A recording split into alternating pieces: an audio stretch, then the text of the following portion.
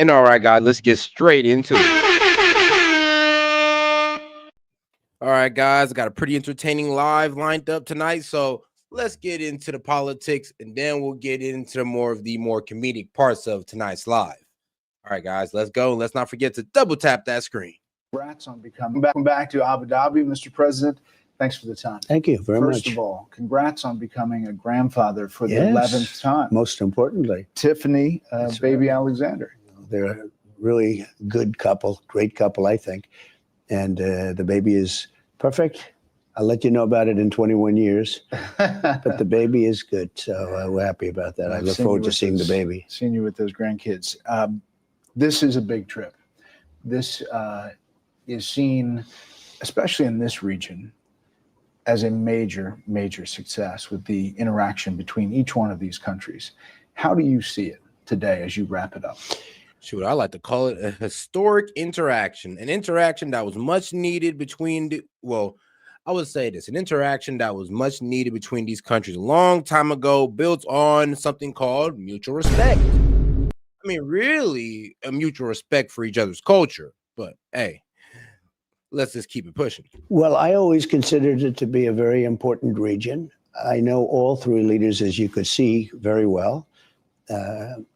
In all three cases, I knew them long before I ran for politics, which is sort of something. It makes it a little bit more special. They're great people.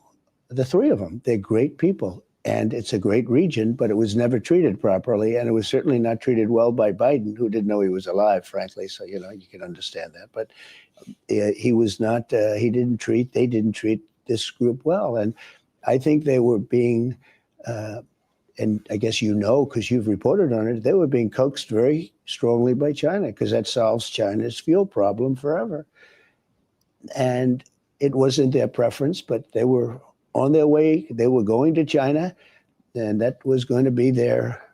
And here's the thing, though. Once again, I mean, China doing unfavorable deals behind the USA's back, working with Iran to pretty much, try to find a way to subvert our sanctions, try to find a way to get out of this whole, if you do business with Iran, then you can't do business with the US. But here's China finding a way to do business with Iran.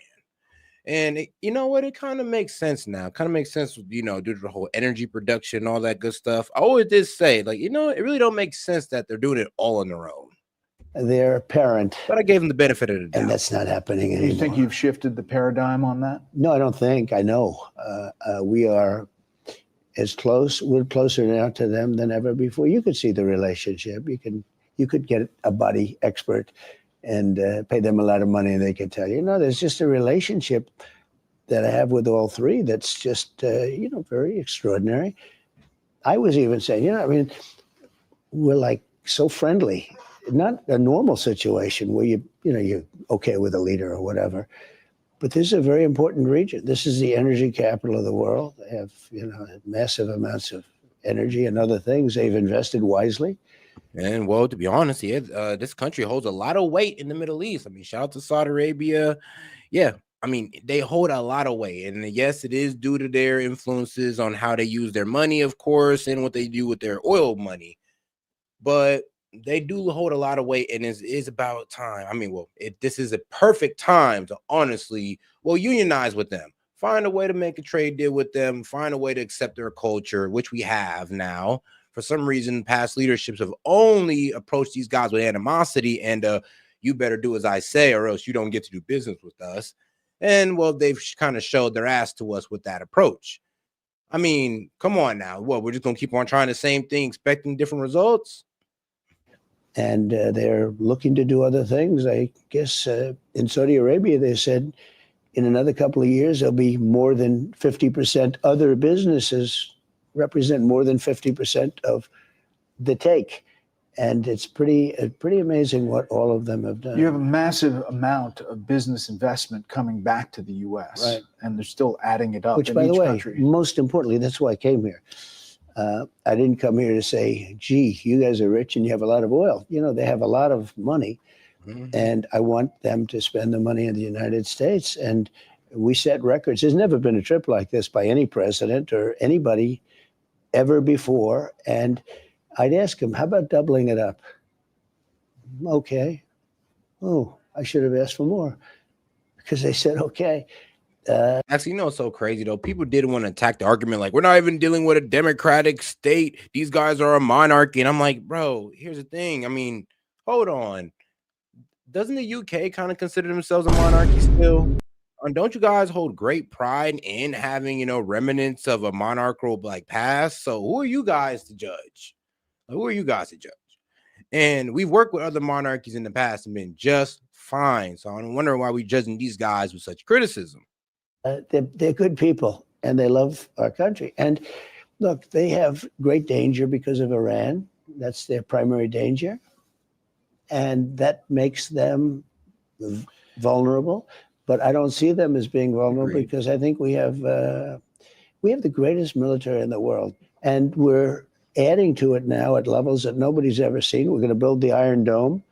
We deserve an Iron Dome. See, we call it two names. So I was going to call it the Iron Dome because that's the name everyone has heard of for years. But to me, it was old-fashioned. So we changed it recently to the Golden Dome, the beautiful Golden Dome. And matches Ronald the golden Reagan, age. Ronald Reagan wanted that many years ago, and he was right, except you didn't have anywhere near the technology. I want to talk about Israel. I mean, the first trip in the first administration, when you came over to the Middle East, you did do a stop in Israel on the way back.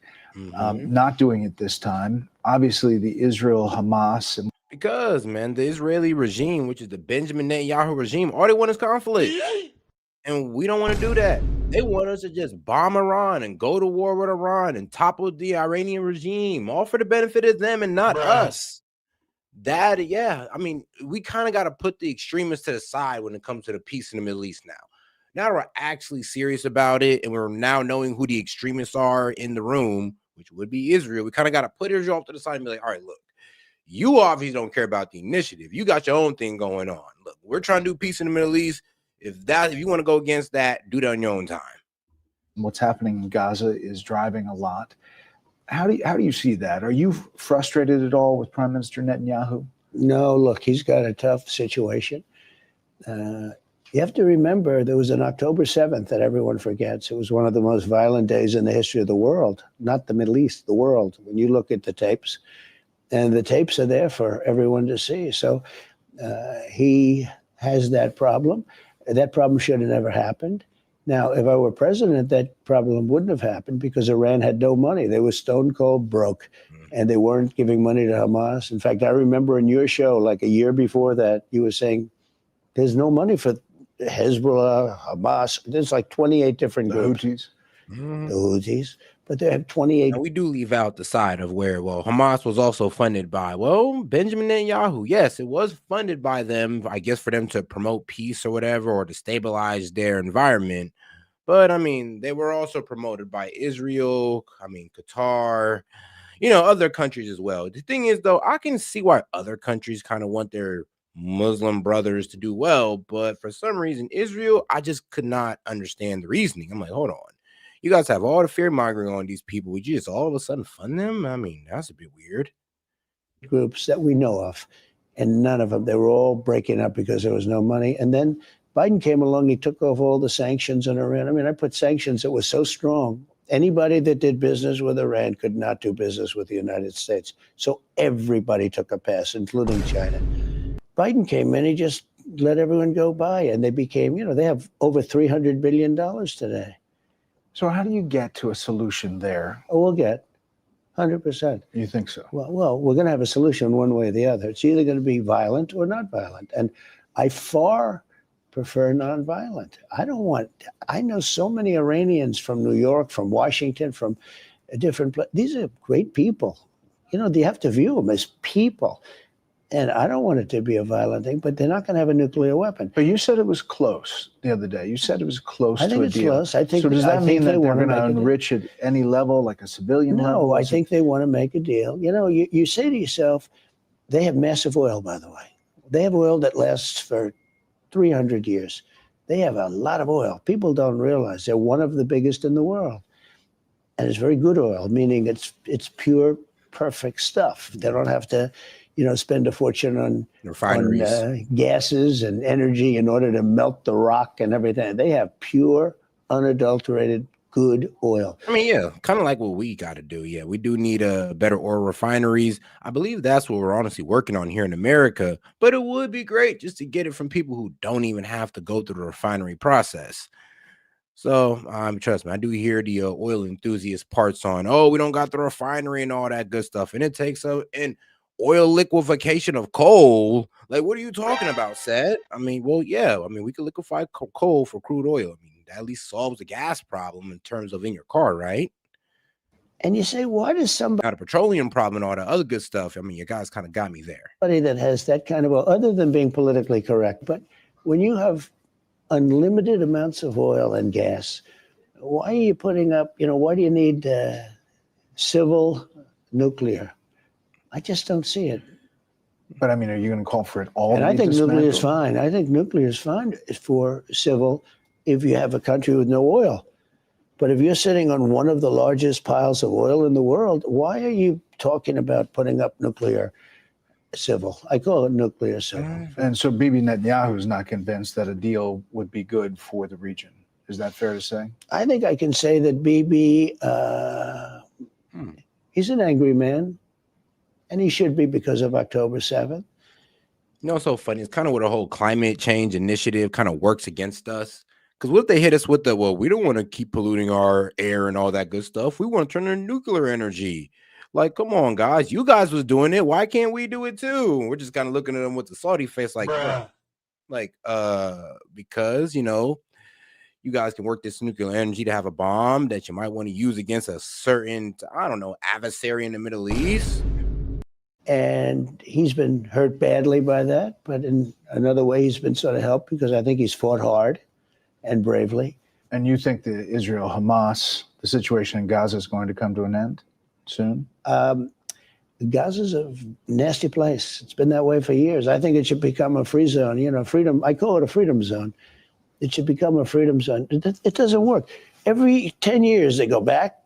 They have Hamas. They have everybody's being killed all over the place. I mean, you ever see? I mean, because if you understand the psychology of these people, when you keep bombing them, and you're taking their family members, you're kind of creating new members of Hamas every time you bomb them.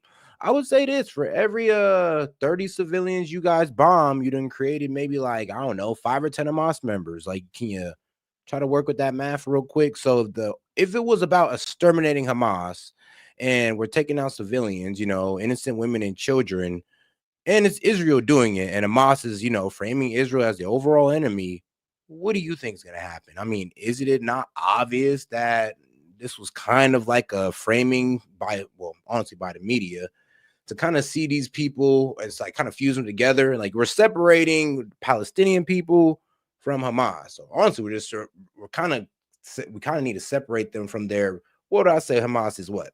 Their political view. We kind of need to separate them and understand that these are actually people, not just Hamas. And then we also need to understand how we're creating more Hamas by the day by bombing these people, and not just us. I mean, mainly Israel, because we've officially withdrawn our support.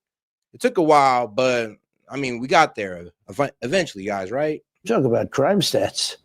It's a nasty place. Are these people, these countries that you were just visiting, are they going to have to be a part of the solution? Well, they would be. They would be. I spoke to all 3 of them. They would absolutely be. I mean, they're really rich and really, really, really even more than rich. They're good people, and they would help. And so money's not even the problem. Well, you got to get countries to say yes to Well, take them. Look, these are people that want to be in the Middle East. They really want to be in the Middle East. They love the Middle East. I see that. There's a spirit for the Middle East.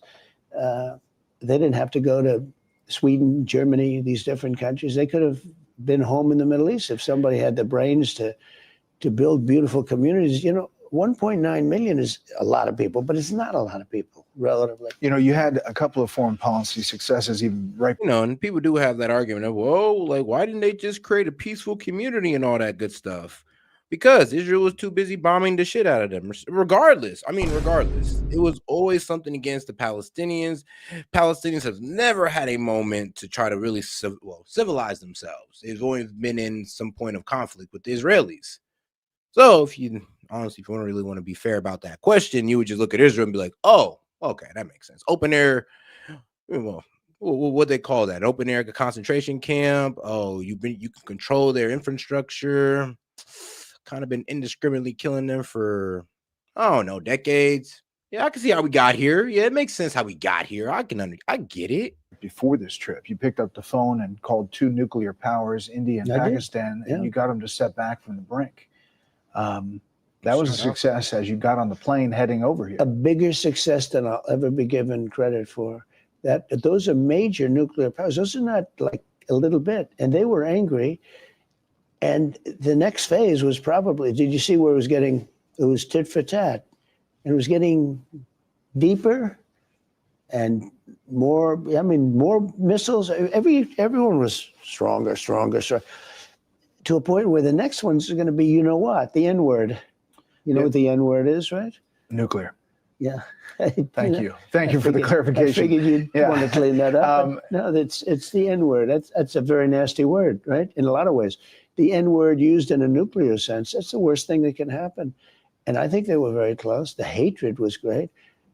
And I said, we're going to talk about trade. We're going to do a lot of trade. Don't forget, Iran wants to make a deal with us. You know what? I can damn near say that in terms of AO set, is the word the N-word, nigga, is that more, I don't know, like detrimental to civilization or the American people than nukes? And I'll have to sit there and look at you honestly and be like, you know what? No, it's not, my friend. Actually, we should actually be more concerned about nukes than the word nigga. But hey, I did see the left try to run off with this. Like, oh, Trump tried to make a joke about the N-word. That's how you know he's really racist. And grow up. Just grow up. Badly for a lot of reasons. But when you look at India, they are calling, Iran wants to trade with us, okay, if you can believe that. And I'm okay with it. I'm using trade to settle scores and to make peace. But I've told Iran, we make a deal, you're going to be very happy. But more than anything, I've told Iran very simply, because I heard somebody making my case last night on television. I didn't like it because they were saying there's plenty of time, but there's not plenty of time. There's not plenty of time. You feel urgency. Well, they're not going to have a nuclear weapon, and eventually they'll have a nuclear weapon, and then the discussion becomes a much different one. But in the case of India, India wants, they're one of the highest taxed or tariff nations in the world. They make it almost impossible to do business. Do you know that they're willing to cut 100% of their tariffs for the United States because of what I did? Soon? Yeah, that'll come soon. I'm in no rush. Look, everybody wants to make a deal with us. So South Korea. No, India protects their domestic economy. And like I said, it's 70% tariffs all around. They don't care who you are, where your products come from. They have no adversary or anything. It's just a 70% tariff on your products. If you want to sell it here, you're going to pay. And it's going to suck. It kind of make the importers from India don't really ever want to buy foreign products. Why? Because 70% tariff. They'd rather just deal with their own people, as they should.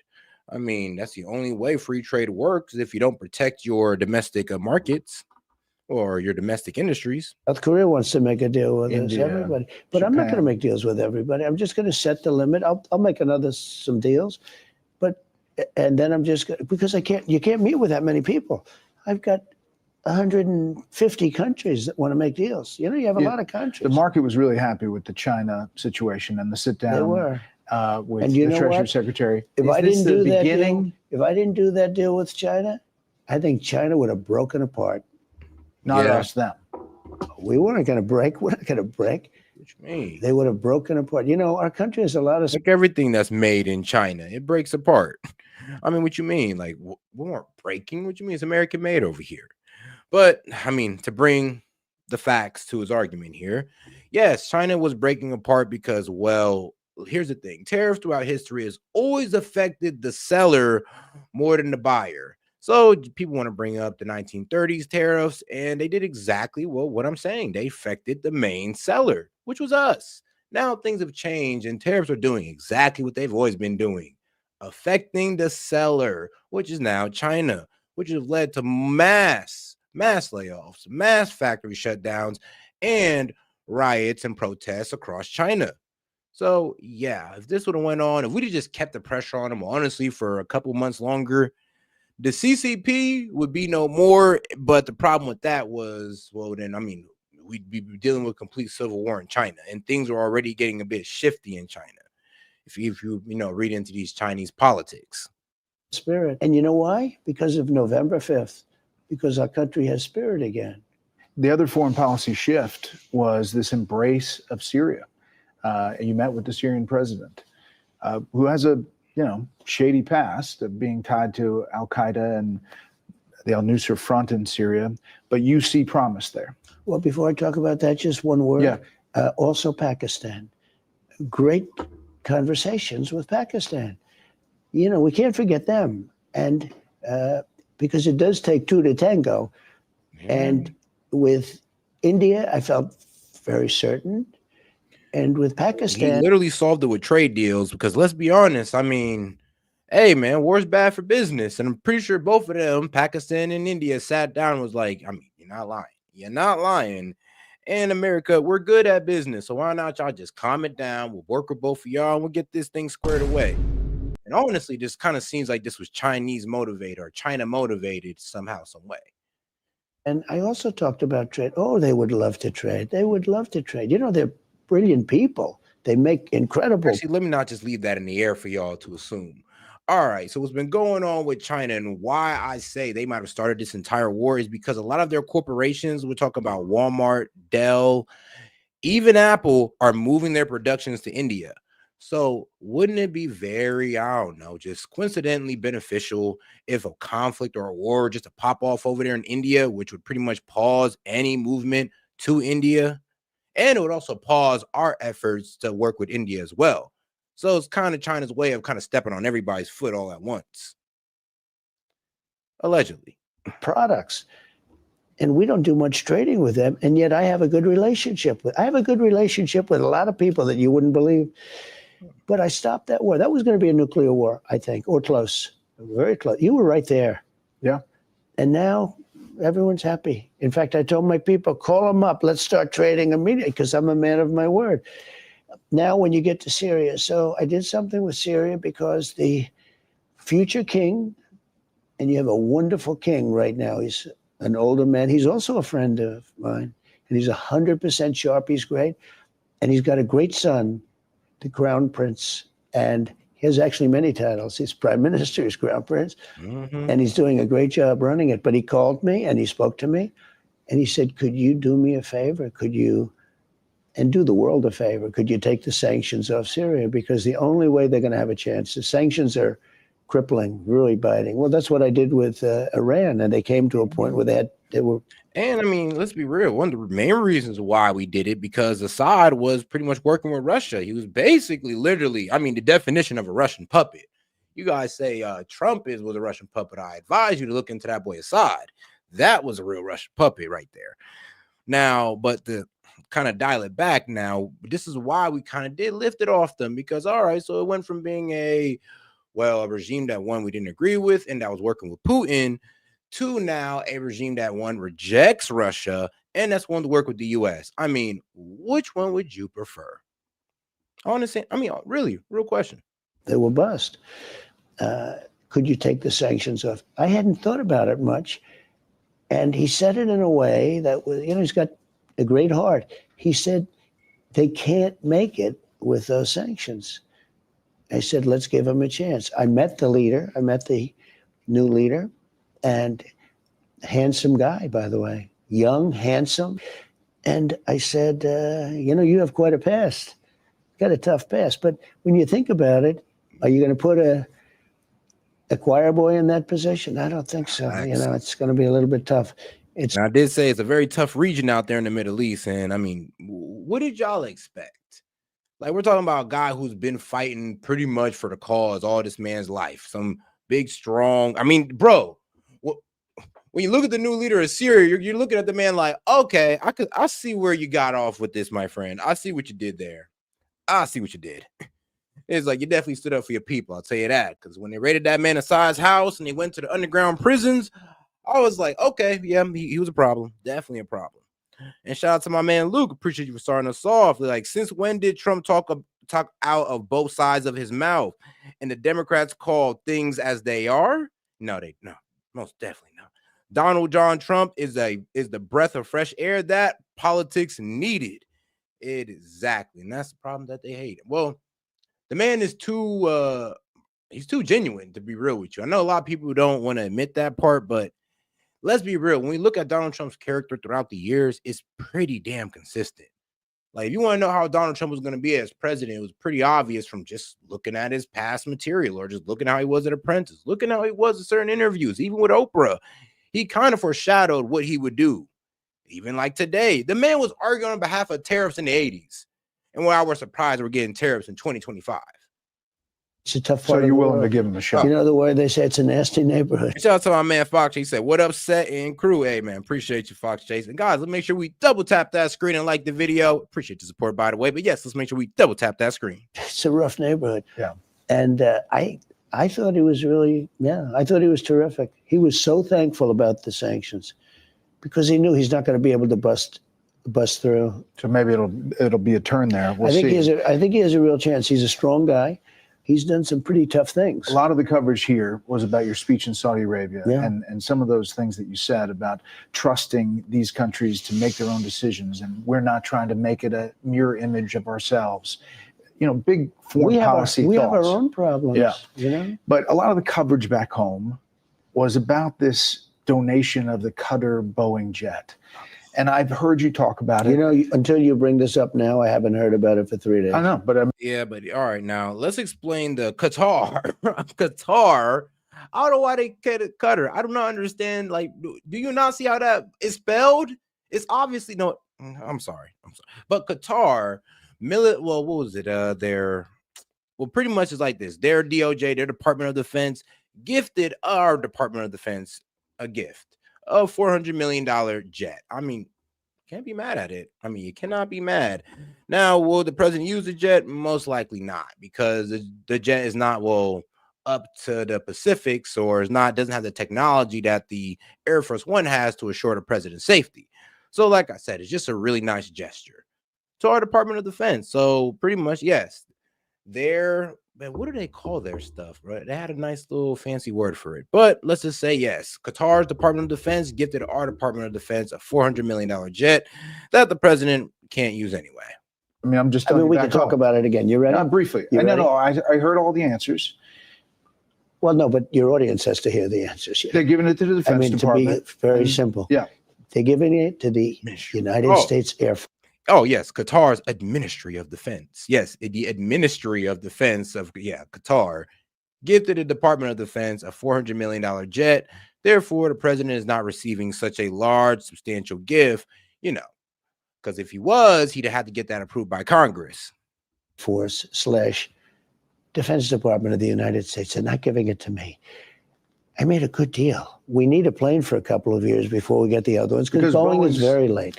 Boeing is sadly. Did you talk to the CEO? I did. I said, let's get, in the meantime, I got him 160 planes to build. I said, how about the two that you're supposed to build for our country? Now, they are different. They're extremely complex, and I'm not going to go into it, but they're not like a normal plane. It's not like building a 747 normal. We could put people on the moon before but let me tell you, the Boeing Air Force One. People knew I was angry at Boeing. Now, I was looking it up, and Boeing said it should have the new Air Force One done by 2017. I'm sorry, but 2027 at latest. Yes, at latest, we'll have it by 2027.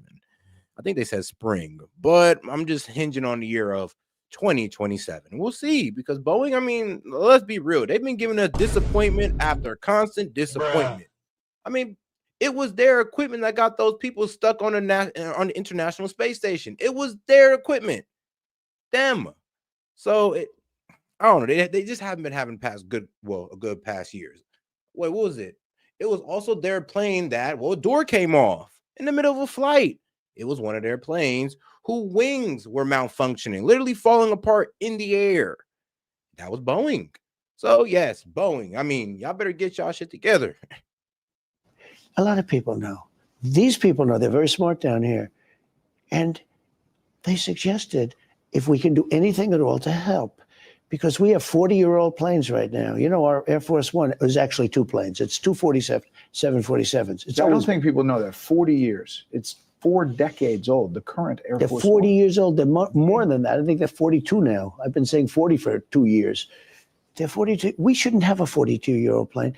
And you know what? There's nothing unsafe about it. In many cases, they're just as safe or more safe. They're heavier. You know, they throw out a lot more for the environmentalists out there to turn them. They throw out a little more than a modern engine would throw out. But they're, you know, they're good, but they're 42 years old. And when we land, I mean, yeah, what you mean? You eco-friendly guys should be like, yes, Trump needs a new jet. What you guys mean? He's polluting the air, guys. He's polluting the air, just like Bernie Sanders and them. They all need new engines. They all should get new jets so they can pollute the air less. And you all should be happy about it. Now, I'm just playing, of course, but you guys kind of see the hypocrisy. and that I saw the other day when we landed, I was parked right next. We parked right next to the 747 of Qatar, and we parked next. There was another 747, 2 or 3 of them, which the Arab world has. And when you look at a new 747 and you look at a plane that's 42 years old, not even the same plane, the other ones are bigger and sleeker and sharper, and it doesn't look right. We have a problem with Boeing. Now, again, it's a very complex plane. It's a much different plane than a normal plane would be. Okay. And they're doing a great job. They're coming back, and they're coming back strong. But yeah, the specs and the technology that it would need for the president to be safe or assure the president's safety to the, highest possibility they can. Yeah, it takes a while. And I kind of figured that because even the current Air Force One's a bit unnatural. That thing got like 2 floors to it. It was like pretty much a president could live on the Air Force One. It could take a trip around the world and stay in the Air Force One and live a lavish lifestyle. But the other plane that we got is not really meant for that. But it looks nice though. The $400 million jet. It looks great. Like you go on the inside, hey, it looks fantastic. Just not suitable for the president. I'm angry. Honestly, and to be quite honest, I would not want my president to be traveling on that Qatari jet. I'll be quite honest with you. So I will give you guys that one. Now, yeah, I would take a good, the gesture. I do see that. I do see that as a gift, as a gesture of goodwill. But as far as riding in it, I'll take it. But riding in it, nah, I can't give you that one. I wouldn't want Trump to be riding in that plane. Is not because it would be a betrayal to the people. No, it's really a safety concern and also I would say an intelligence concern as well. About them for the 2 planes. They should Never be know able to what type knock of them off bugs in they no put on time. there. And it's, they're not able to do that. And he said, great gentleman, Tamim, he said, I would like to help if you want. I said, how can you help? Well, we happen to have a plane. And I said, well, what do you want to do? He said, you have been, and he doesn't mean me, although I have been good. He means our country has defended them, has done great things for them. They might not be there. Base. Look, right next to Iran, and he is right next to. He's not like an hour away. Like I flew an hour to one, I flew an hour to here, but that one you don't have to fly. All you have to do is walk right across the border if you want to. It's literally touching, right? Right next to it. And he said, your country has been very good to us. I would love to do something to help with this situation you have with Air Force One. I said, that's nice. What do you suggest? And he suggested this. And I said, you know what? That's very nice. That's very nice. I appreciate it. What would be the... You know what's so funny about this? Now, the Qataris, our relationship with the Qataris is actually pretty damn funny. Because, like I said, we walked in there trying to tell these people how they should live, how they should run stuff. And they said, screw us in the most, I hate to admit it, but baller way possible. They said, okay, that's how you want to play it. We'll put billions of dollars into universities and propaganda to get people to see the Muslim point of view or get people to pretty much, be Muslim radicalist. I know, right? So pretty much we insult their very way of life. We come over there going, well, you should do this and that. And then they spend billions of dollars trying to sell their very way of life into our country. At that point, I was like, yeah, it's probably just best we accept y'all way of life and that you guys stop the bullshit. And that's pretty much what it's been between Qatar and the U.S. It's been one side juggling another and then them pretty much going like, okay, well, we'll just have heavily investment in our deals in your economy and in your universities. And I'm pretty sure with this, we can stop that bullshit because I don't like that as well. Price. He said, there is no price.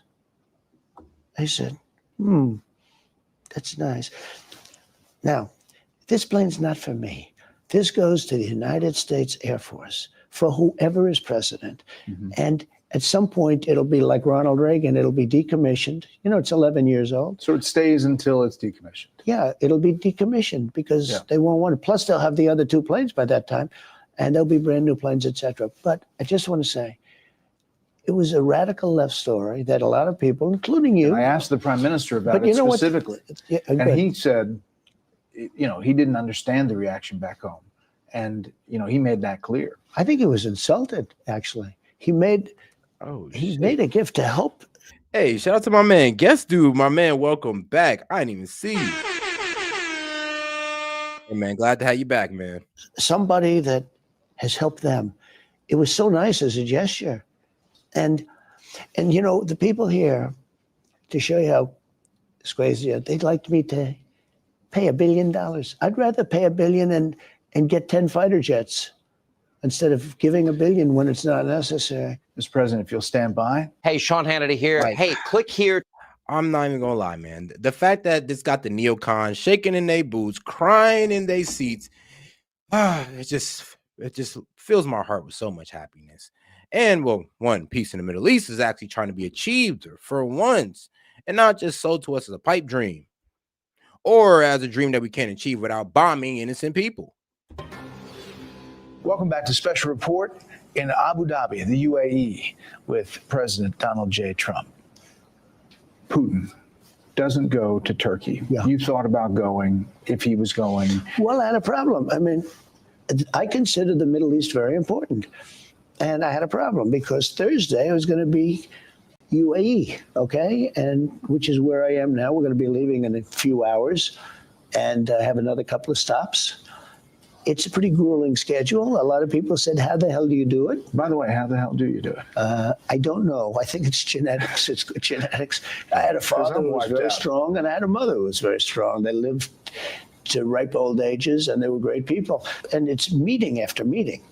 And not only that, it's speech after speech. It's not like big ones. Like last night, if you look, he got up and made a beautiful speech. Mohammed, he got up and made a beautiful speech. I wasn't told I even had a speech to make. So I had to make a speech off the cuff. Do you think Biden could do that? I don't think so. Actually, it was a pretty good speech. So I looked at it. It was pretty good. I didn't know I was doing it. So, but, it's meeting after meeting with the highest level people. These are great people. They love us again. They were not feeling love at all. They were going to China. Actually, let me show you honestly, one of the craziest moments there was when he got this off. And shout out to my man, Steven Crowder, for capturing this moment as well. But rather from embracing your national traditions and embracing that same heritage that you love so dearly. I mean, that's all they ever wanted to hear is, oh, yeah, we're going to embrace your heritage without, making it tough for y'all. Yep. We're going to come over here, do business with y'all, embrace your heritage, and just to promote peace in the Middle East. Instead of trying to tell y'all how y'all should live y'all lives on the guidelines of, we're just trying to spread democracy, guys. How'd that work? It's real. He got people in Saudi Arabia to celebrate the gayest song ever.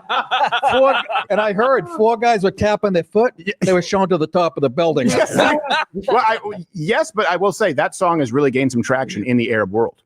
It's fun to stare at the YMCA. It's fun to stare at the YMCA. You have everything for a month and you can hang out with all of them. Allahu Akbar. No. Well, okay, let's get back to it. I'm sorry, I just had to show that. Freaking hilarious. Shout out to China anymore. You were going to go to Turkey. Putin doesn't show. Zelensky shows. What do you do? No, I was never scheduled to go. No, you weren't scheduled, but you were talking about maybe you would go if it all came together. But I tell you what, so what do you I would not have wanted to disappoint UAE because that was my stop. And if I went to Turkey, I couldn't go here. And it would have been it would have been very hard for me to say I'm not doing it. On the substance, what do you think's going through Putin's mind? You said get to the table. You said stop bombing. He hasn't stopped bombing. He's not at the table. And what do you think is happening? Well, he is at the table, and he wanted this meeting. And I always felt there can't be a meeting without me, because I don't think a deal is going to. I mean, the reason the meeting didn't work because Zelensky orchestrated this meeting and pretty much told Vladimir Putin, well, why don't you meet me face to face so we can discuss this peace deal? And Vladimir pretty much hit him with who you're talking to. And I ain't pulling up nowhere. And you're not even that important of a factor, which, I mean, it's actually pretty damn accurate. Pretty accurate assessment of the situation, or at least Zelensky's situation. And the only person that can honestly pull this man to the table is Trump. And Trump is pretty much saying that. He's like, well, I didn't have no record of it. Zelensky just went behind this man's back and tried to meet face-to-face with Putin. And Putin said no. And it makes sense why. Because I'm like, bro, you're on the losing side. What are you going to talk to this man about? Like, if anything, you're about to get into like low-key, probably like a whole fist fight with the man. To get through. There's a lot of hatred on both sides. I have a very good relationship with Putin. I think we'll make a deal. We have to get together, and I think we'll probably schedule it up because I'm tired of having other people go and meet and everything else. And with that being said, I think Steve Witkoff has done an incredible job, but it's a very tough job, and it's a job that because of position, that I think I'm the only one that's going to be able to do that one, and I think we'll do it fast too. I think Putin is tired of this whole thing. He's not looking good, and he wants to look good. Don't forget, this was supposed to end in 1 week. And if he didn't get stuck in the mud with his army tanks all over the place, they would have been in Kiev in about 5 hours. And who gave the javelins? Do you remember who gave the javelins? Was it Barack Hussein Obama? No, it was Donald Trump gave the javelins. Do you think which turned out to kind of be a mistake in the end, because he's also kind of admitting that, well, I ain't gonna lie, due to me giving them javelins, it kind of, like I said, put Zelensky in a position to be a so-called tough guy. So it was a bit of a mistake at the end of the day. Your perception of it has changed. Is Putin now the obstacle to peace in your mind?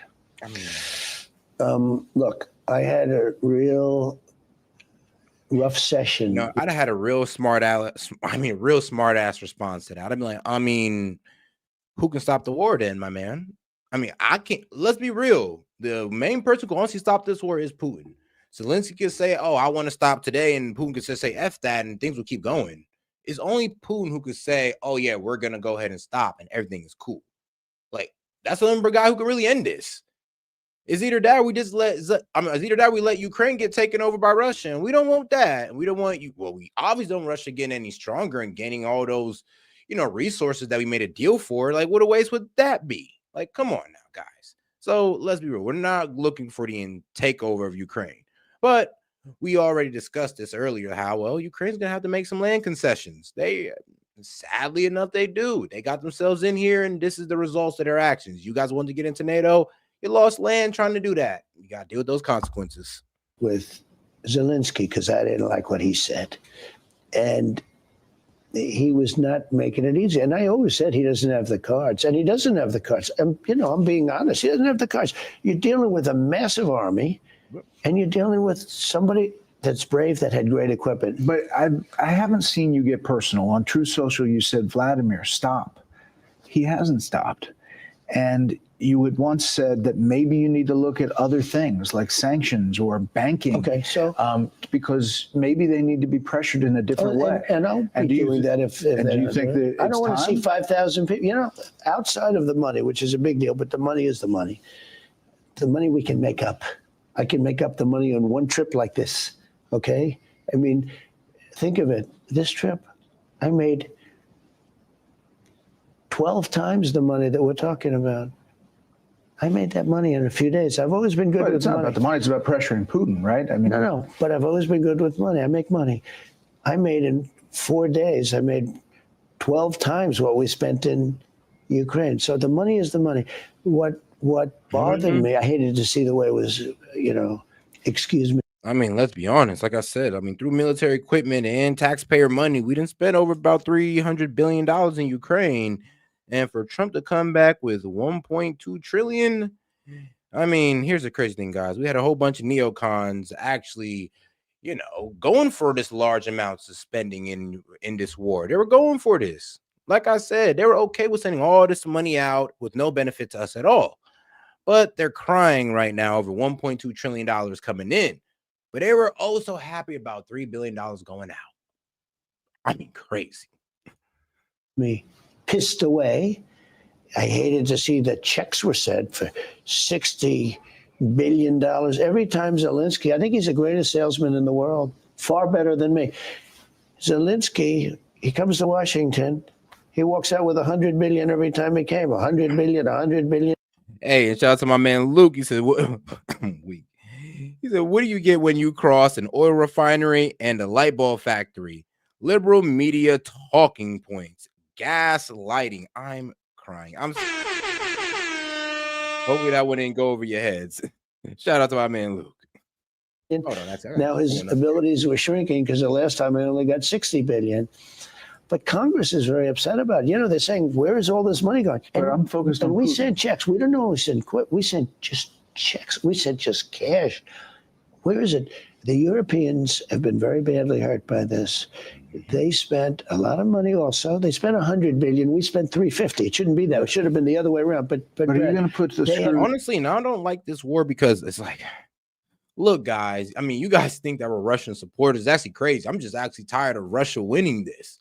I mean, they done sat back for about a good 2 years and watched their main enemies drain their resources, like low-key stagnate their economy over a country that they can take like in a week or so. And let's be quite honest here.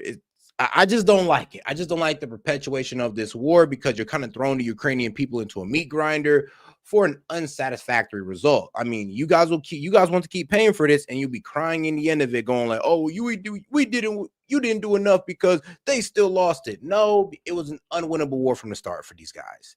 That's just the facts there. So here's the thing: it's not about us like parading around Russia and going, "Oh, we're just Russian supporters." No, it's really just us saying that, yeah, one, we want the dying to stop. Two, this war only benefits Russia. It really does. We have no benefit in it, and we've only lost in it. So if this is all about, stop benefiting Russia, you guys should be down for this ceasefire deal. You should be down with Zelensky going ahead and conceding the war and be like, okay, yeah, I lost. Let's come to the table. Let's make a deal. You guys be okay with that. But I don't understand why you want to perpetuate this war. Don't understand it. I don't know. Maybe because it's not men that and personally in your life, but I would like you to try to see outside of yourselves. They have not been treated right by anybody. This is a war that they're, spending a lot of money on. We've been treated worse than them because we had a very stupid person as a president. And if I can solve that problem, and it's a bad problem, because I will tell you, Putin, it was the apple of his eye. He never would have done it if I were president. Never, ever would have done it. 100%. I think most people, actually even Democrats say that it wouldn't have happened. But we inherited a mess, okay? I think it's going to get solved. But that Putin wanted the whole thing. He didn't want a piece. He didn't want a chunk. He wanted the whole thing. Yeah. Somebody said, well, what do we get out of it in terms of, let's say, Ukraine? Right.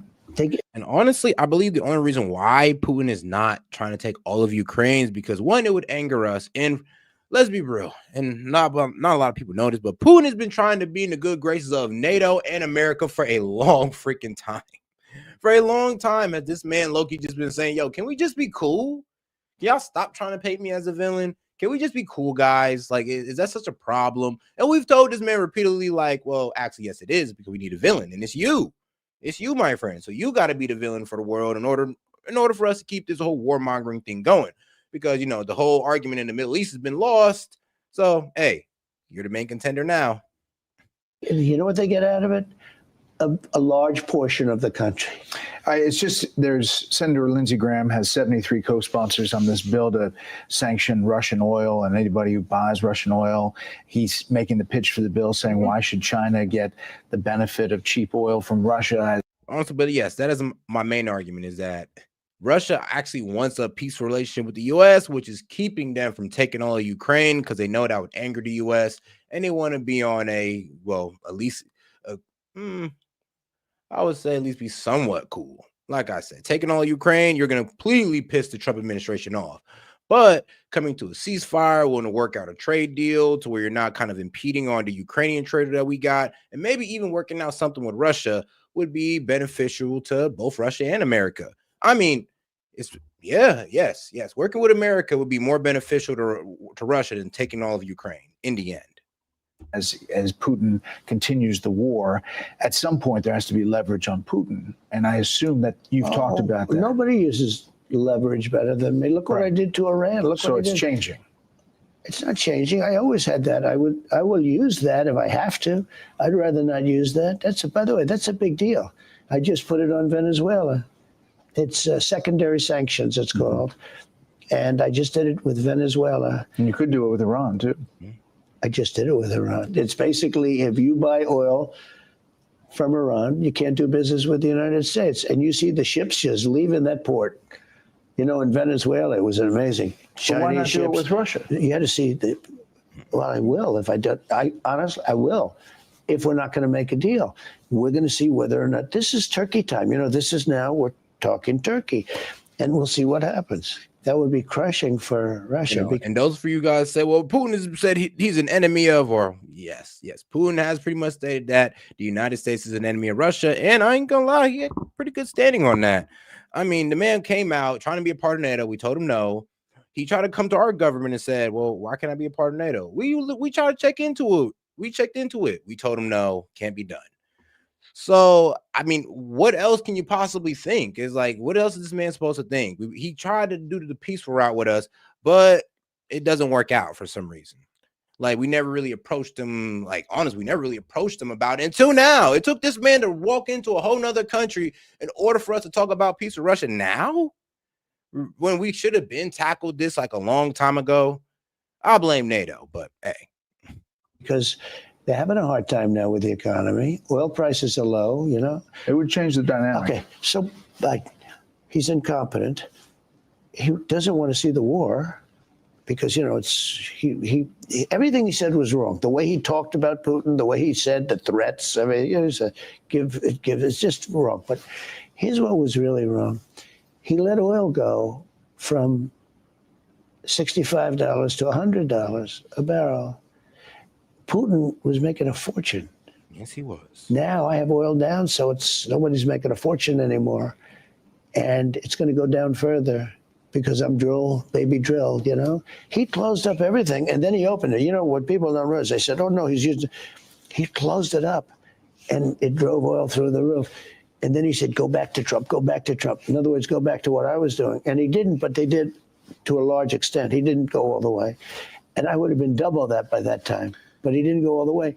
And what happened, he forced the prices up, the oil prices up. Mm-hmm. And that Putin made a fortune during that period of time. Yes, he did. Did you see this thing with the former FBI director, James Comey? Like I said, I was just like, the problem with this is I got tired of Russia winning. I was like, bro, hold on. Like, you guys are calling this man you're calling me a Russian supporter. I'm tired of these people winning off this. That's the whole problem. Like, there's been really no downside toward Russia for this. Like, that's what's irritating. It's like, is this supposed to be going against Russia, stepping on Russia's toes? But it's benefited them. This goes against the whole entire agenda that the liberal media try to promote. The whole thing. And then here's the problem. We might actually be supporting the aggressors for all we know. Because due to these, due to the reports, these I'm say this, so the Ukrainian army ain't no saints. I mean, they're out here raping women. They're out here bombing civilian areas with Russian people of ethnicity. That's one of the arguments that Putin had was, oh yeah, I'm protecting people of Russian ethnicity who feels like they're being persecuted by the Ukrainian government. Like, come on now, guys. Like, all these things kind of fall together as as the facts just roll out. I did. I just saw it on the news. You know, he puts up this post showing 8647 in the sand, saying cool shell formation on a beach walk. Your director of national intelligence was asked about it last night, and she said this. Whatever James Comey intent, he and people like him need to be held to account according to the law, which is something that he claims to have given his life for and stands by the rule of law. Fantastic. The rule of law says people like him who issue direct threats against the President of the United States, essentially issuing a call to assassinate him, must be held accountable under the law. Do you believe Comey should be in jail? I do. Do you? So I saw that this morning. You know, there's a big time gap. And he knew exactly what that meant. A child knows what that meant. If you're the FBI director and you don't know what that meant assassination. And it says it loud and clear. Now, he wasn't very competent, but he was competent enough to know what that meant. And he did it for a reason, and he was hit so hard. Because people like me, they like what's happening with our country. Our country has become respected again, and all this. And he's calling for the assassination of the president. Obviously, he apologized and said he doesn't. Well, he wasn't calling apologized for 'cause he was violence. But look, he's a very bad. what do you want to see happen? What do you want to see happen? I don't want to take a position on it because that's going to be up to Pam and all of the great people. I have Cash, I have Pam, I have. I mean, former FBI director using mafia code, and this man has a history of, well, going against mafia members. So it is a bit funny how this guy just mistakenly found what 8647 in the sand somewhere. I mean, okay, sure. We could pretend like the stars aligned just oh so perfectly on that day. Great people. And I'm going to let them, because if I tell you something, they'll say, oh, I'm not going to get involved. But I will say this, I think it's a terrible thing.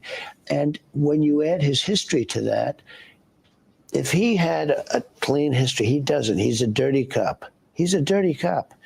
And if he had a clean history, I could understand if there was a leniency. But I'm going to let them make that decision. But he knew exactly what it said. It's a dangerous time. I see security around here. It's very tight. You're in the Middle East. You've had 2 assassination attempts. One, obviously, where you got hit by that bullet in Butler. There's a lot of frustration that that the left still want to call a hoax. Like, it wasn't real. He said he leaned down, he cut himself. I'm like, you guys are crazy. You guys are crazy. You know, it's actually so crazy, though. I think there was certain mainstream media outlets that was kind of trying to say the same thing. And I just remember there was a certain, bombastic commentator named Alex Jones who kind of made like the same thing, who kind of said that an actual shooting was a hoax and they made that guy pay $1 billion. I mean, where's the same accountability for these media companies? We still don't know about that shooter in Butler, and we don't know about his communications. We get stonewalled all the time asking questions about it. Is there frustration on your part? Will we get transparency? Will we know the bottom line story? It's very interesting because we have great people. I think Pam is incredible. I think Cash is incredible. And they're doing a great job. They're being recognized as doing a great job. I was given an explanation early on, sort of a little bit pre them. And I thought it was strange. The one guy had 18 cell phones. Okay. I have a lot of cell phones, but I have like 2. I call that a lot. And I think I probably make more calls than him. It's like, that's all I do. And I had to, why does somebody have 18? Another one, the first one, the one from Butler, he had 3 apps, very unusual apps, and 2 of them were foreign apps. And then he ends up with a white shoe lawyer, meaning a super lawyer from Pittsburgh, the big city. And they live outside of Butler in a little place. Where did they get this lawyer that would represent IBM and would represent ExxonMobil? But you're the president. Can't you find out? No, I know. I'm relying on my people to tell me what it is. We have deep-seated craziness in this country. Boy. And I'm relying on my people. And so far they're good. But so far and in this case it's Secret Service, they tell me it's fine. But it's a little hard to believe, to be honest with you, okay? It's a little bit hard to believe as I get that throbbing feeling. Yeah. I get a little throbbing feeling. Well, if you find out, we'd love to know. We continue to ask. I know. No, I and understand. A lot of people ask us. It's a little bit strange. We have incredible people in there now, so can't blame that. You've been very generous with your time. I'll just wrap it up with this. This is, in the minds of Democrats, Republicans, a very successful trip, big picture. Because it's this way, Do you want to do more foreign policy trips? Do you want to go talk I would to hope China's Xi Jinping? Dude, bring You're a yourself to force the of arena. personality as far as getting things done on a business front. Do you think that that's the model that you're going to have going forward? Yeah. So, well, it's a very hard model. It's a very taxing model, when you do this. So when you said you want, And shout out to my man Luke. He's like, the Dems couldn't find a hot take, even if it was buried in a plate of pancakes. I'm done. Buried in a plate of pancakes, though. Like, I ain't gonna lie, now I'm hungry. But shout out. I do love pancakes and that and Eggo waffles. Bruh. Now I'm hungry. is it fun? Yeah. Now, I did say I was standing next to all three of them. And to speak on that as well, though, you guys have no good takes. I hope you know that. And you guys kind of straw man my points. I mean, I'm pretty sure everybody in the chat can tell they see me make a pretty compelling point, and you guys kind of straw man it and try to find a way to attack it. I just do not get you guys. You guys argue very dishonestly, but hey, man, we're here for it. You guys expose yourself to the many viewers in the chat, and I love it. I love it, man. Keep doing it. Over the last few days, and with tremendous fanfare and everyone going crazy and everything else, it's at a level that nobody's ever seen before. Honestly, nobody's ever. I'm getting calls back in the United States. We've never seen anything like this. It's so good for our country, so I'll do it again, and I'll do it. And I would certainly China where it's important. That's important in a different way. This was very important to keep in our fold. And it's just they're in our fold. They are back loving the United States again. That was a full embrace, and nobody's ever seen anything like it. I mean, seriously, I asked, have you ever done this before? Last night, 2 nights ago, I said, have you ever done anything for no? Would you? No, not even close. With the hundreds of camels and the horses and this, it was beautiful. I mean, all three. If you said which was the best, I couldn't tell you, and they were different. They were all at the top level. Nobody's ever seen anything like it. It was an honor. But that really, to me, it showed love. It showed, there's a love. It's almost like they were shut out for a long time, just shut out and treated horribly, and they shouldn't have been. And all of a sudden, they were allowed back in, and they give you an embrace that's 20 times what it perhaps should be. I mean, it was just a beautiful thing to see. So we're in great shape. The Middle East is great. Now we have one problem in the Middle East, Iran, and I'll get that problem solved. It's going to get solved one way or the other. Hamas and Israel, that's eventually going to get solved. That's a big problem. I think Iran is right now the big problem. That's also a problem. Hamas is big, and we want to take care of the people. Look, people are starving. You see what's going on right now. People are starving. One of the things that one of the 3 great leaders that I saw 2 nights ago said to me, please help the people, the Palestinians. I said, other than the obvious, what do you mean by that? He said, they're starving. Damn. And It's he true. meant it with his heart. They're starving. So I've already started working on that. It's a deep. I know, and that's because of Israel, because Israel been cutting these people off from humanitarian aid since the beginning. Since the beginning, man, of this entire little conflict, Israel's been cutting off these guys' humanitarian aid. I know, right? So here we are now. Now that it's finally getting to the president's ear, this man is like Donald Trump. I will tell you this right now. This has been going on low-key since the beginning.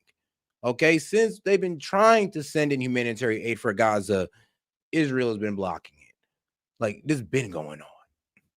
Problem, but we'll get it solved. And a very immediate and a very big problem is, I'm so proud of what we were able to do with India and with Pakistan. Well, it's a potential problem like that we have here. I'll get it solved, and one way or the other, I'll get it solved. It's either going to be done nicely or it's going to be done violently. And I 99.9% want to do it nicely if we can. Well, Mr. President, we appreciate the time. Safe travels home. Thank you very much. Thank you very much. Thank you, Brett. Good job. Click here to subscribe to the. And all right, now let's get into our man Sean Hannity's interview with him. Sean Hannity. Thank you very much. Okay, by the way, we're on a beautiful Air Force One. Not a bad plane. Not bad at all. Not bad at all. It's a beautiful plane, and we're doing a lot of business. we had a lot of good things happening. Okay, so this is an amazing week so far. You get a deal with China. I'm just going to list it, and then we get into detail. India and Pakistan played a big role. Hopefully, the peace stands. You slash prescription drug prices.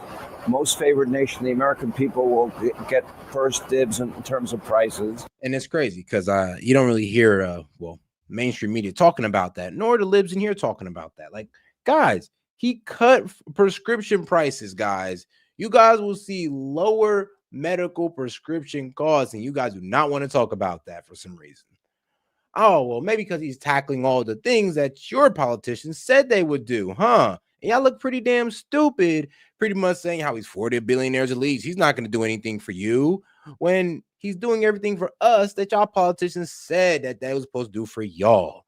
That is absolutely hilarious, guys. I'm just going to tell you right now, bro, the egg on y'all face is just hilarious. It's hilarious. I mean, you guys were supposed to be for the American people. You guys were supposed to be for the working class. Trump puts tariffs on to help the working class and bring back manufacturing jobs. You guys go against that. Trump cuts down the pharmaceutical costs that you guys been complaining about for years and years. You guys, well, you have nothing to say about it. It honestly should be complete shame on the Democratic Party because everything you guys promised the American people, you have not fulfilled on, but for some reason you leave it up to Donald Trump to do, while y'all just sat there thinking that, oh, well, we can just criticize this man into the presidential seat and thinking that was going to work. I mean, you offered no results, no nothing, just outrage and hysteria. And you wonder why you guys lost. You wonder why nobody listened to you guys. It's kind of crazy. The last American hostage has been released. We're on this trip to Saudi Arabia, Qatar. There's not much going on in your life, is there? Well, I've been busy, but I've enjoyed it because we're getting things accomplished. We're getting things done. You know, you can have times when you're working very hard and not getting things done. That happens too. But we're getting a lot done. I don't think there's ever been a little period like this with the potential nuclear war. And two countries, they have very good leaders, people I know very well, and you know, it was a very important process. We got involved with India and Pakistan. You got involved early. Can you give us a little insight what happened behind the scenes? How were you able? Well, I didn't like what was happening, and you hear, you know, they're two very strongly nuclear countries, very, very powerful amount of nuclear too, serious stuff. And if that ever started, boy, that's the beginning of something that could be really bad. Even a minimal, you could have millions of people killed. And with one shot, two shots. And I just thought it was something we could get involved in. And I did a good job. Marco did a good job. And JD did a good job. We sort of were a team. And we, I think, convinced them to let's have peace and let's go and make trade deals. If we can make trade deals, we like that much better than nuclear weapons. And that was a great thing. And we did a good job with the Houthis. They stopped with the shooting of the ships. They like shooting ships. Is that a done deal? Because there's been conflicting reports that some of their leaders are saying, oh, that's not true. Well, it is with respect to America. Now, you know, you can't always count on somebody necessarily telling the truth, but their surrogates were very strong, very powerful, very good relationship with them. You know, they're tough fighters. They can take a lot of punishment, but with respect to America, they say it's true. But we'll see. You'll know. You'll be the first to know, won't you? I follow the news closely. I read everything. I think the biggest surprise from this weekend, it was a week ago Friday, where I saw that China announced, quote, if the president is serious, we will be willing to negotiate with him. And Scott Bessent, your Treasury Secretary, met with their representatives in Geneva on Saturday. But it's already been exposed that, China was the one that reached out first because Chinese delegates have been seen at the Treasury Department, pretty much picked up by, ironically, American and Korean media. I know, right? I know. So, yes, China has honestly been in talks with us. It's just that they sent out a couple of their delegates to pretty much so they can meet with the main people who actually make the decisions for, China, or really, the CCP.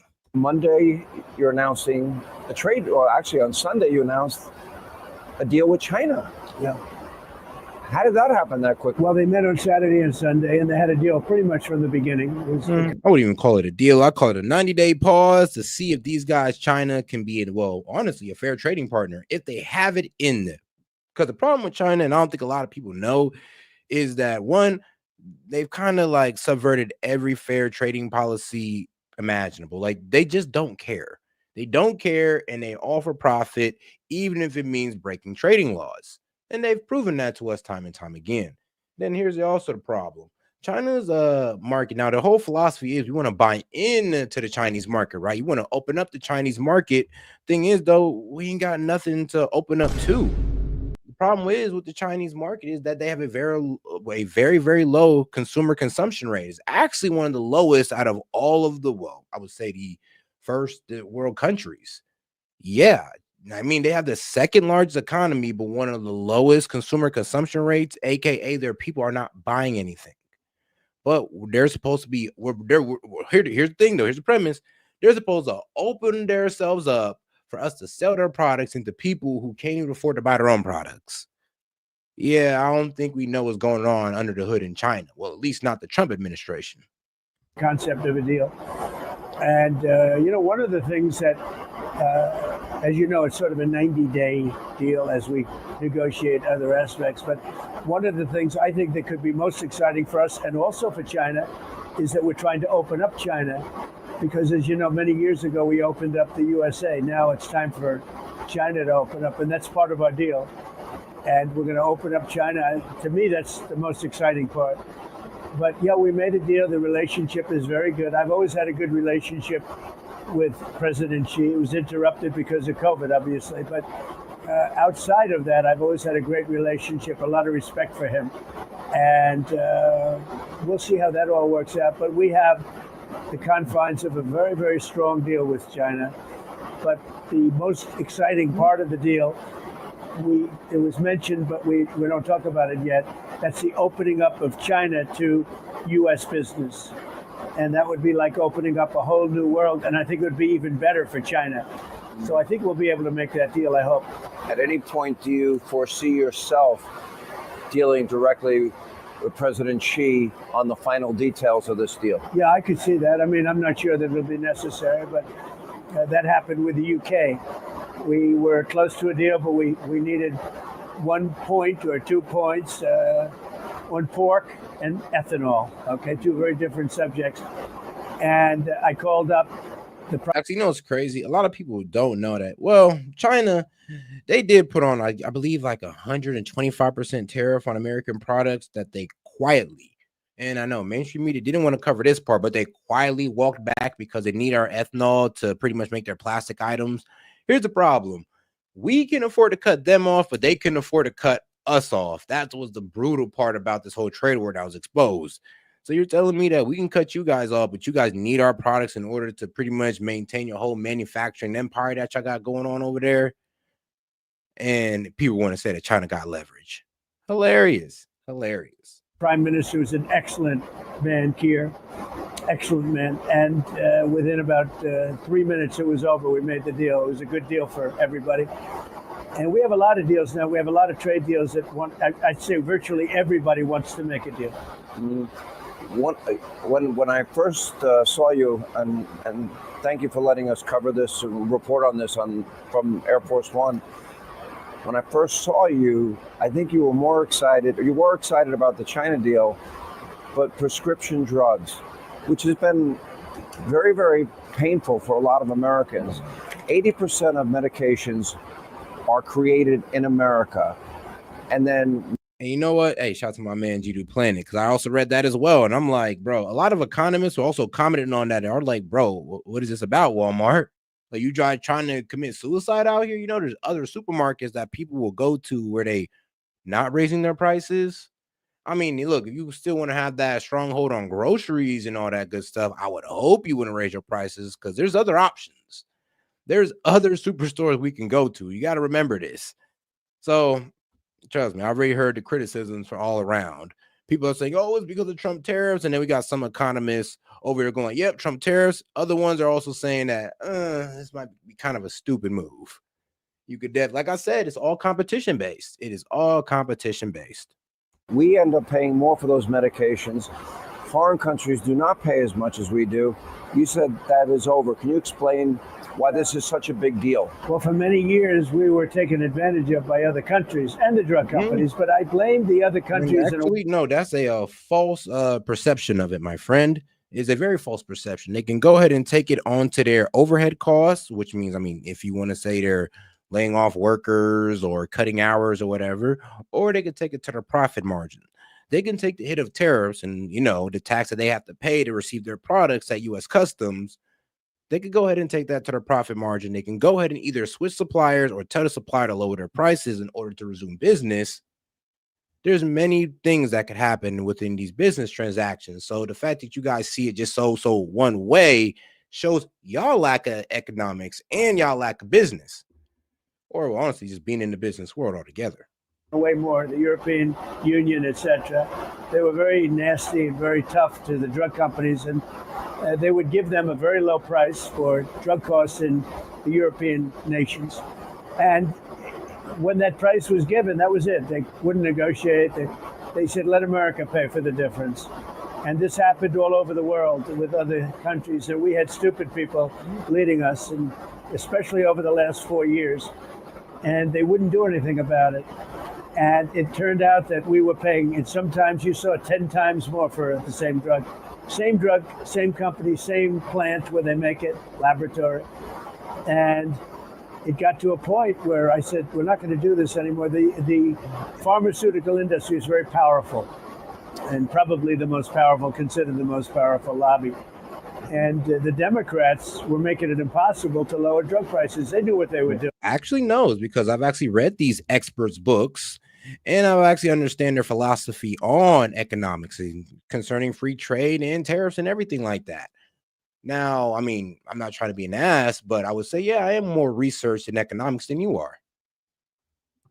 Doing, and I instituted a most favored nations provision or concept where we're going to pay whatever the lowest country pays in the world. So if it's the UK, which pays very low, and any country, it could be any country, whatever the lowest price is. And the drug companies have accepted it. Everybody accepts it. But the Democrats never wanted to play ball. They never wanted to do anything. It's the Democrats' fault that people were being ripped off for years and years. And now I hear. Here's the thing about your arguments on tariffs, right? First off, y'all say it's a tax on the people, or it's it's inflationary. That's been proven to be wrong. I mean, since the tariffs have been enacted, inflation is down. So, tariffs are inflationary. That's been proven wrong. I mean, honestly, historically, that's been proven wrong as well. Actually, these tariffs are deflationary. Excuse me, but this has been proven by the constant deflation that's going on in China and India due to the fact that tariffs protect their domestic markets. So tariff has a history of not inflation, but deflation. So that's already one argument you guys lose on already. Now, as far as where tariffs goes, who pays tariffs? Now, everybody understands that tariffs are paid by those, who are going to the importers. They pay the tax to go ahead and receive their products. Now, where do they pass that cost on to? Well, it depends on the competition in their market. And competition is usually fierce in a lot of these markets, including toys. I think it was Mateo that the one that said they were going to raise their prices. And I was like, yeah, go ahead and commit suicide if you want to, because there's companies like Hasbro. I mean, whoever make the Bratz dolls and all that good stuff, because I know Mattel makes Barbie. But yeah, it's like situations like those where you understand how these people operate in the market and you understand what competition is. You kind of get that, yeah, you can't afford to raise your prices because you don't want to give it over to the competitor. And if the competitor don't raise their price and they're saying that, you know what, we'll take the hit on our profit margin instead of losing out in billions of dollars in sales, you kind of see where tariff falls now.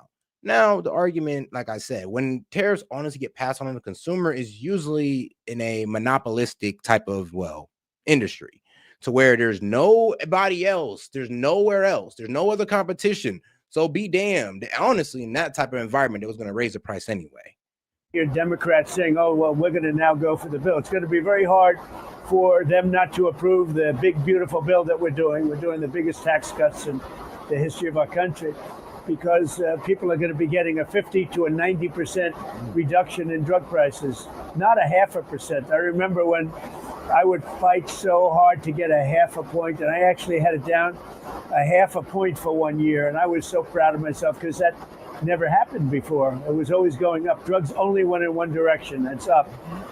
And now, after studying the industry, it's a very complex industry, but I figured it out, and I said, it's not going to happen. But the Democrats fought very hard to keep the prices of drugs very, very high. They really are to blame for this because they should have done something about it. For those of you guys who keep saying that tariffs are paid by the consumer, let me go ahead and give you guys one example that you guys can look up, right? General Motors. General Motors CEO pretty much said they would not be raising their prices, one, because of, well, the competition in the American market, and, well, two, because they're going to take it to the profit margin. They say, yeah, we're going to have to pay about, I think it was like $4 to $5 billion in tariff charges. Well, in tariff taxes. And they say, you know what? Instead of losing out on billions in sales, we'll just go ahead and take that $5 billion to the profit margin instead of losing out in $10 billion in sales. So GM pretty much said, you know what? We'll go from a company making 15 billion to 10 billion in profit. In profit, I might add. So they already paid their workers, like whatever liabilities they had and all this good stuff. Everything's already been paid off. This is all money that's just theirs. And there's like, you know what? We're going to go ahead and take that 5 billion to the chest. And we won't pass our costs on to the consumer. A lot of companies are doing this. Now, and like I said, it only takes a very honestly, you guys been miseducated on just how economics work in general. I mean, the fact that you guys don't understand the concept of trickle-down economics correctly, the fact that you guys don't understand how taxes run away businesses and wealthy people who pay high tax amounts into, preserving the luxuries in your state. Yeah, you guys don't really understand economics to be making this argument about tariffs. Trust me. And the way Biden's been running the economy into the ground for the past 4 years, I mean, you really can't make the argument on the economy because you couldn't even tell us when we was going through a recession. Wait, I remember. You guys had to change the definition because of how bad you guys were doing. And when the Republicans went with requests, they said, we're not going to approve it. And now we have a unified Republican Party. But I think the Democrats are going to approve this bill, too. And the worst thing about it, G-Dude, look, trickle-down economics, you can have your opinion on it, but it's just the law of the land right now. In order for us to get jobs, the billionaires need to be able to pass down these jobs and taxing them and trying to hold their money up with the government instead of passing it down the line to the people. It's just not the way. I mean, like I said, you may hate it. You may not like it, but it's what gives us all jobs. Because how are they going to reject a 60, 70, 80% drug cut? I don't think they can. I think it's going to be huge. The fact that these drugs are the creation of these drugs, I mean, these companies have to go through a very arduous process to get approval by the government. They spend billions of dollars, and put aside whether or not, quote, people demonize big pharma. That's separate and apart. However, we usually end up creating them, and then we end up paying 10 times more, which is crazy. Well, they used to use that, if I could interrupt, they used to use that as a reason why we were paying 5 and 10 times more than other countries. They said because of research and development. And I'd always say, well, what about you doing research and development for the rest of the world too? Why are we paying for 100%? So we paid 100% for research and development, which along with other things, believe it or not, raised the price to a point where you were 5 to 10 times higher than the rest of the world. And I told the story today. It was well received. A friend of mine who's slightly overweight, to put it mildly, went to a drugstore in London, and he was able to get one of the fat shots. I call it the fat shots, the jabs that you lose weight. By the way, a lot of people laugh at that. Some people get offended, but I don't get offended by anything. I'm just glad I didn't use his name. He's actually a very rich guy. He's a very successful guy. He's glad you didn't use his name. No, he's very happy. He knows exactly who I was talking about. He called. He said, That was interesting. He said he was very concerned that I might use his name. It might slip. No, he doesn't have to worry. But he went to London and he bought this Ozempic. Hey, shout out Steph. Said, play my small clip I sent for these buttheads. I got you, Steph. I got you. Let me go ahead and pull it up for you. Go over you one of those. I guess. Yeah, I'm not sure which one. But he bought one of them, maybe Ozempic. And he bought it and he called me. He said, hey, hold on. What's your strange thing happened? I just bought. Hold on, G dude. Now I really want to know your argument here. This is why you might want to have to call in sometime, because I really want to understand your argument, because I'm not sure if I can really address it without hearing you fully lay it out, G. Because give me money and I promise I distribute it properly to my employees. I mean, they kind of got to do that to grow whatever endeavor they're doing. So, like it or not, if they want their business to grow, then they have to, yes, pay down to their employees. And oh, wait, thank God we live in a country where you have to pay your employees for your labor. It's not like China where you can go out 3 years and not do it. So, I mean, I'm not trying to be a dick, my man, but can you find a better system that allows you to be the very best person you can be, that allows you to be better than America? Like, can you find a better system? And you can't.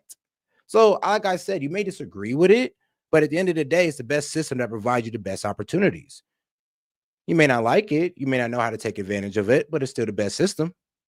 Bought a drug, same company, same plant, same everything. Everything was the same. In one case, I paid in New York $1,300, and in London, I'm paying $88. He said, what's going on? Now, he knew nothing. He's a very smart guy. He's a very rich guy. His big problem is he's seriously overweight. But I don't think the drug worked, okay, to be honest with you. But it makes him feel good anyway. But so what happens is he said to me, I paid $88, and in New York, I get it for $1,300 or something. A massive difference.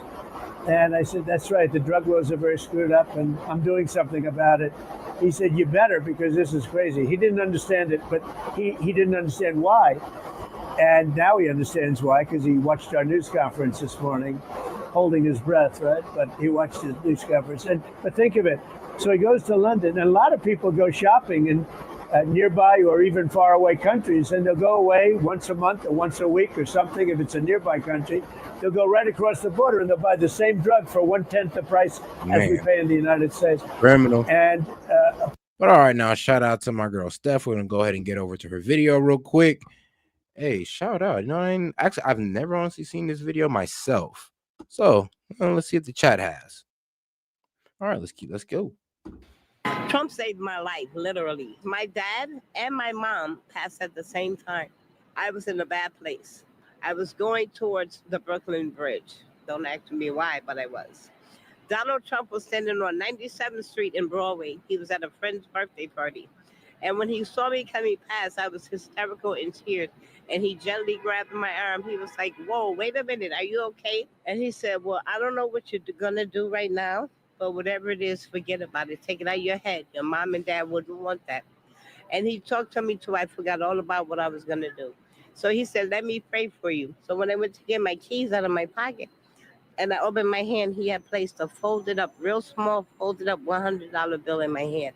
I framed it literally. And this is a true story. He saved my life. Yeah, he did. So anybody that has anything bad to say about Trump, did it, because he's a good man.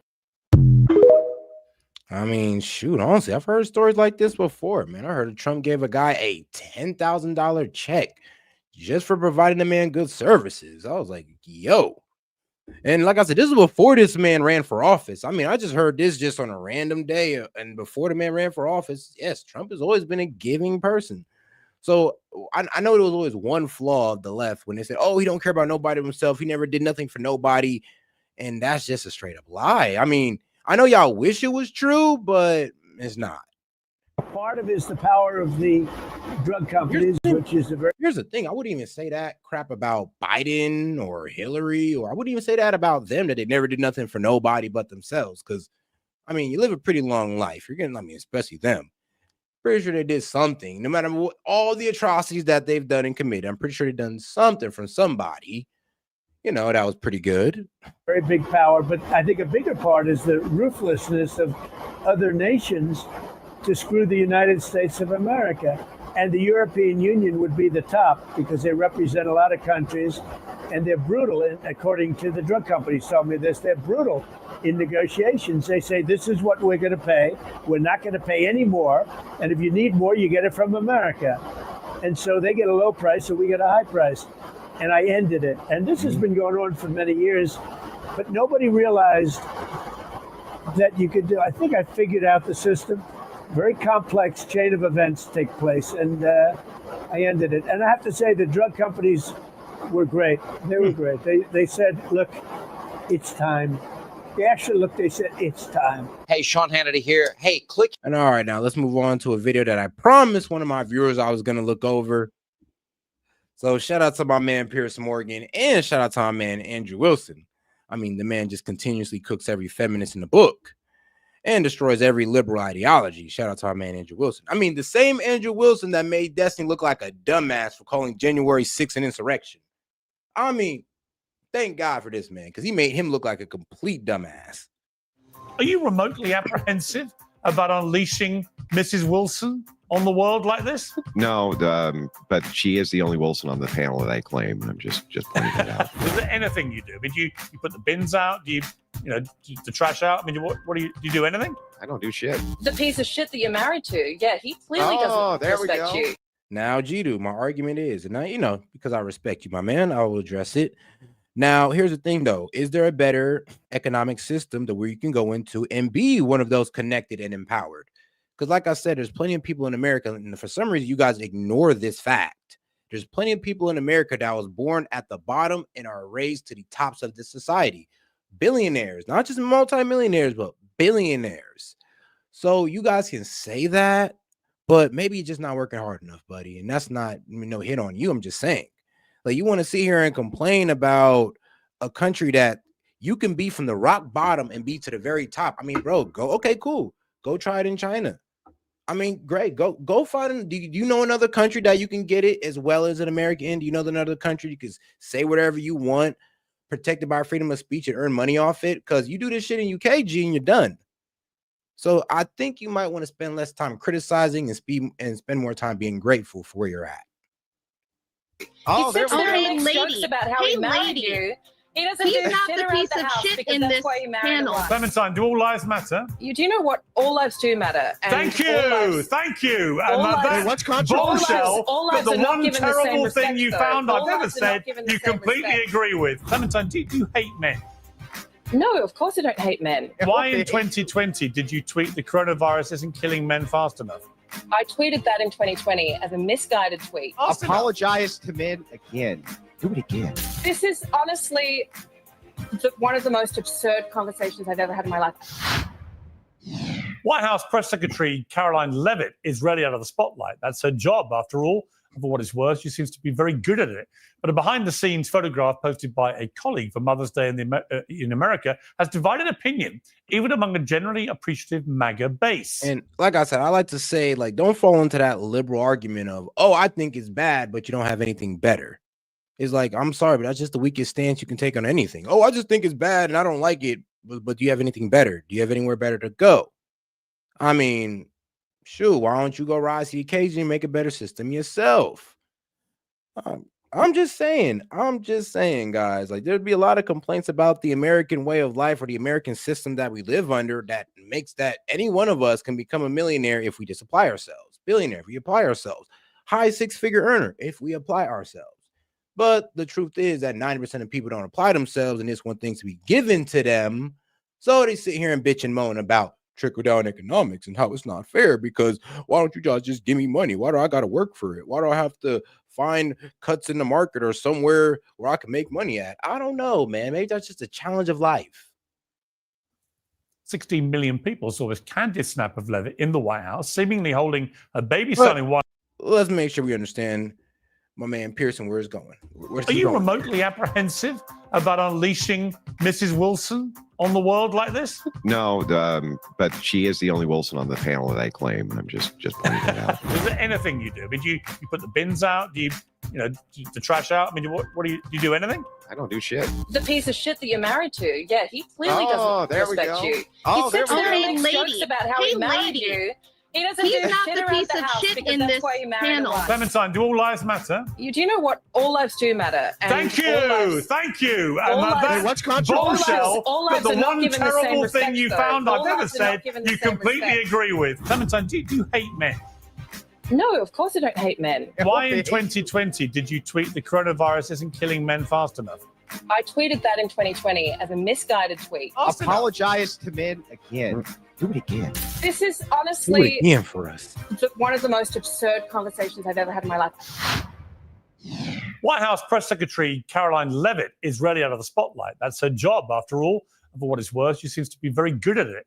But a behind-the-scenes photograph posted by a colleague for Mother's Day in America has divided opinion, even among a generally appreciative MAGA base. 16 million people saw this candid snap of Leavitt in the White House, seemingly holding a baby son in one arm while, quotes, owning the libs, close quotes, with the other. A lot of those people applauded her as a super mom. Many others criticized her for aping conservative family values while actually promoting a feminist myth about women who can have it all. It might seem a bit harsh, but the MAGA movement she's part of has made big inroads in popular culture by promoting the return of traditional gender roles. Here she is talking about masculinity back in 2023. A man is someone who stands up for his family, provides for those that he loves, and contributes to his community. A great example, helping an elderly woman with her groceries, helping a neighbor or a friend, putting others before yourself. That's the definition of a man. I'm proud to have so many strong men in my life, 2 older brothers, a great father. We love men, we need men. And as women, Jen, we should not be afraid to say that. Well, there's undeniably been a huge backlash to the whole era of demoralizing. Yeah, because everything what a conservative woman is supposed to be. And shout out to our press secretary, shout out Leavitt. Because everybody digs into her lifestyle. I think I've even heard some crazy things like, oh, well, who she's married to is 30 years older, she's this and that.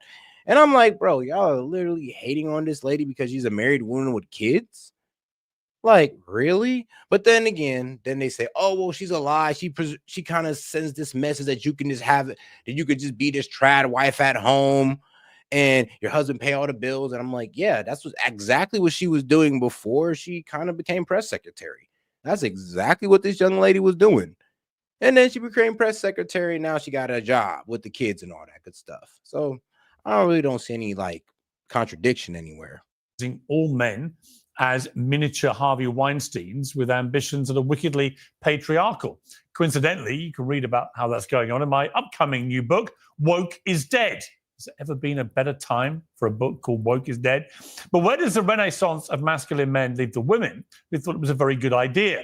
Andrew Wilson was extolling the virtues of a more limited female role in a previous debate on Uncensored when a shocked Emily Austin said this. Are you married? Yeah, I'm married. How do you make married with many children? Is your How wife about you?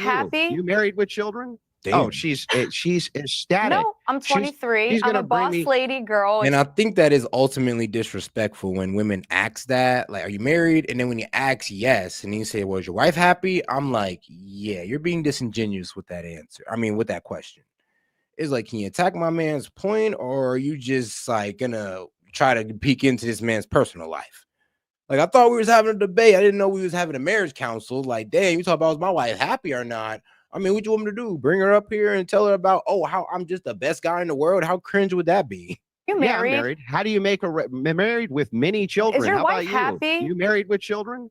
Oh, she's ecstatic. No, I'm 23. She's I'm gonna a bring boss me- lady girl. It seems to Yeah. be driving you crazy. No, you're 23. You're a young lady. You're not really driving nobody crazy. You're young and you're making money. Nobody's mad about that. The problem is where you kind of we just hope that you're not going to go into your late 20s, mid 30s, talking about where the good men at. We're going to tell you, sweetheart, while you was making money at 23, bragging about it to my man Andrew, yeah, you kind of lost on all those options, baby girl. So yes, you're 23 now, but you could be 33 later. And let's hope you're not having the same attitude about your dating options. Yeah. Working, making money, I'm just pointing waiting out for the right guy to the come only along. thing you have no arguments. You just try to assault me personally. Good point. Well, Andrew Wilson's apparently ecstatic wife, Rachel, got in touch on X and told me she'd like to participate in our next debate. And so she will. She'll be joining us alongside an all-new panel of boss lady girls. Well, joining me now is the host of Crucible, Andrew Wilson, Andrew's wife and author of Occult Feminism, The Secret History of Women's Liberation, Rachel Wilson, Emily Wilson, no relation, from Emily Saves America, and the feminist writer and author of I Don't, The Case Against Marriage, Clementine Ford. So welcome to all of you. Andrew, great to have you back on Uncensored. Are you remotely apprehensive about unleashing Mrs. Wilson on the world like this? No, but she is the only Wilson on the panel that I claim. I'm just pointing that out. Everyone seems to be either called Wilson or Emily in this debate, in this two-header. Rachel, welcome to Uncensored. You reached out to me on X and very boldly said, if you want to debate this properly, get me on. You're here. How are you feeling about this? Well, thank you for having me, Piers, and thank you, Andrew, for unchaining me from the stove just long enough to appear today. I got a day pass from the patriarchy. Patriarchy is benevolent. So true. Yeah. So I'm very happy to be here. People love to attack my husband via me. I'm like the favorite way to do that. So I thought, why not come on and talk to people myself? So look, Rachel, let's just cut to the quick. A lot of Andrew's critics, not me, a lot of his critics say that he's an obvious, blatant misogynist. He thinks all women should be, kept. Women have the crazy misunderstanding that, excuse me, but women have this crazy misunderstanding that, you guys are still in a patriarchy. You're just in the most benevolent patriarchy in mankind. Like I said, you want to compare us to other nations? You got, like I said, women in America are the freest women in the world. Freest women literally in the world. You can't go anywhere else and have more rights than an American woman. So I do not like hearing the complaints on it sometimes. I'd be like, oh, the patriarchy and all this good stuff. And men, I'm like, bro, we are literally the most benevolent patriarchy on earth. Bro, y'all can drive. You have rights. You can vote. You guys can drive. That's a big deal in other countries. At home, working away on the stove, the housework, whatever it may be, and know their place in life. You are actually married to him. You've been subject of mockery inadvertently through the last debate we had about this, for having to endure being his wife. What is it like being married to Andrew Wilson? Well, it's pretty awesome. He's hilarious. He's a really smart guy. He's very charming. Sweet. And most of all, he's a great dad and a great husband. And I share his worldview. So I would agree. In fact, I would say I would probably be the more bitter misogynist out of the two of us. If you really had to pick one, it would probably be me. So really, why do you say that?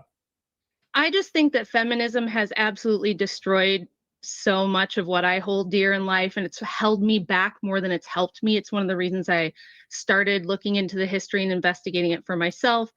And I think it's just created a world where we now have a two-income economy. And for women like me who do want to prioritize motherhood, it makes it extremely hard. It just makes it financially difficult. I faced tons of social pressure. Had my first daughter at 20, wanted to stay home. Everyone around me, even the so-called Christian conservative women, told me it was a terrible idea. You can't do that. You have to bring the baby. Here's a problem though. Women have been fear-mongering on men for years now. And it always made me wonder. I'm just like, God damn, what type of picture you painting out here, sis? Like, oh, he's gonna leave you for dead. Oh, if you let that man take care of you, he'll take advantage of you. He'll cut you off. You don't know when he'll leave. I'm like, bruh. Why are y'all fear-mongering so heavy on guys who just want to take care of women? Like, hold on. So now y'all get mad that men don't want to take care of women no more. And then you also get mad that when we do, you say, oh, well, now you can just use it. Now you can just use it on her, or you can use it as leverage. Well, I'm gonna be honest with you. Yeah, you're damn right. If I'm paying on your bills and you're living under my house, you're goddamn right I got leverage. What the hell you thought this was? You and my, well, no, let's not go too far into it, but let's be real. If you're any real man, if you're going to be up under him, live up under him, yeah, you're going to have to go ahead and let him have that leverage on you and trust that he's a good-natured man to do so. Now, if you get with a man who does do these, I ain't gonna lie, very manipulative tactics, then that's on you, sis. But you can trust a lot of men to take care of you without thinking that, oh, he's just going to abandon me one day and he's going to leave. Or one day I'm just going to wake up and he's going to be like, hey, man, blowjob or no car keys. Like, Please paint the picture for me, because I think I'm just painting it myself here. Well, what are y'all so afraid of? Maybe to daycare, you're going to put yourself at risk. Your husband's going to hurt you. You're going to be abused if you don't have your own money and your own career. And I think it's on God. Like, for some reason, yes, guys, we just get so abusive because our girl or our wife does not have a job or a career. Yes. We just start. I know. As soon as we find out that she's unemployed, she don't got a job, we're just gonna start smacking her upside the head, right? Is that the logic we're going off of? All right, then. It's backwards. I think it's the most inefficient, stupid thing we've ever come up with. And that in the future, people will look back at the feminist experiment as a goofy time in history where we tried this wild experiment that failed miserably. And thank God it's over. Wow. Okay. Well, Clementine Ford, I'm sure that you agree with every word of that, don't you? Firstly, I'm very glad that you're happily married. It's great. A lot of women are not happily married and they find it very difficult to leave marriages, particularly because of the financial strain. So good for you.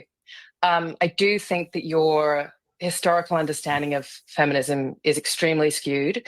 The idea that somehow we have only created a two-income household because feminism has tried to destroy the world is historically inaccurate, in large part. Well, firstly, you're also talking about feminism from your very, and when I say limited, I'm not trying to insult you, but the limited perspective of feminism in America and the understanding of the economy in America. It's not taking into account the global reality of the fact that women have always worked. Well, I'm gonna be honest with you. I want to talk about the corporate elites. The corporate elites obviously took advantage of feminism. Y'all women wanted to work so bad, so we brought y'all into the workforce. That was more workers that brought down wages because women are now in the workforce and they can do the jobs, or at least, the administrative jobs that men could do.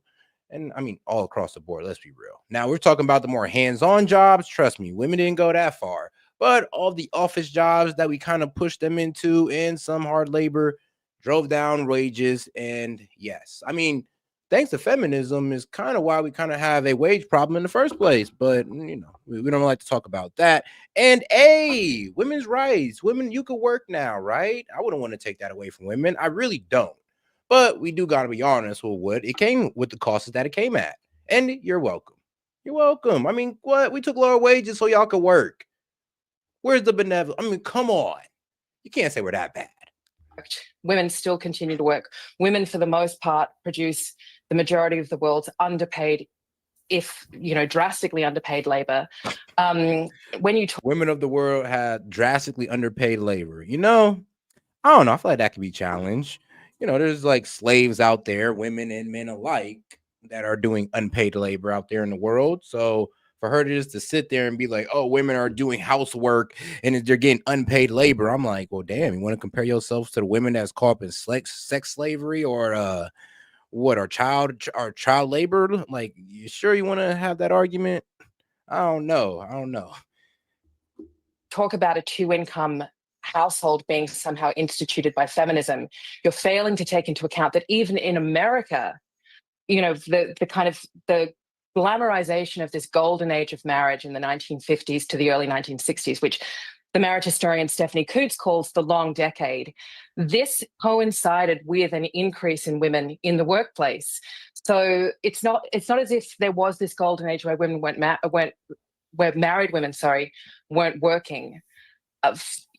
For a lot of that, actually, the labor that is required to support the middle class is... Yeah, but the problem was that you were working because the men went off to war, and that caused a huge problem in the worker supply chain, or the amount of workers. So women had to fill that gap.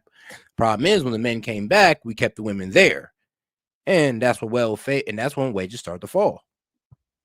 Has always been relied on for poor and disenfranchised women, largely in America, black women. All right.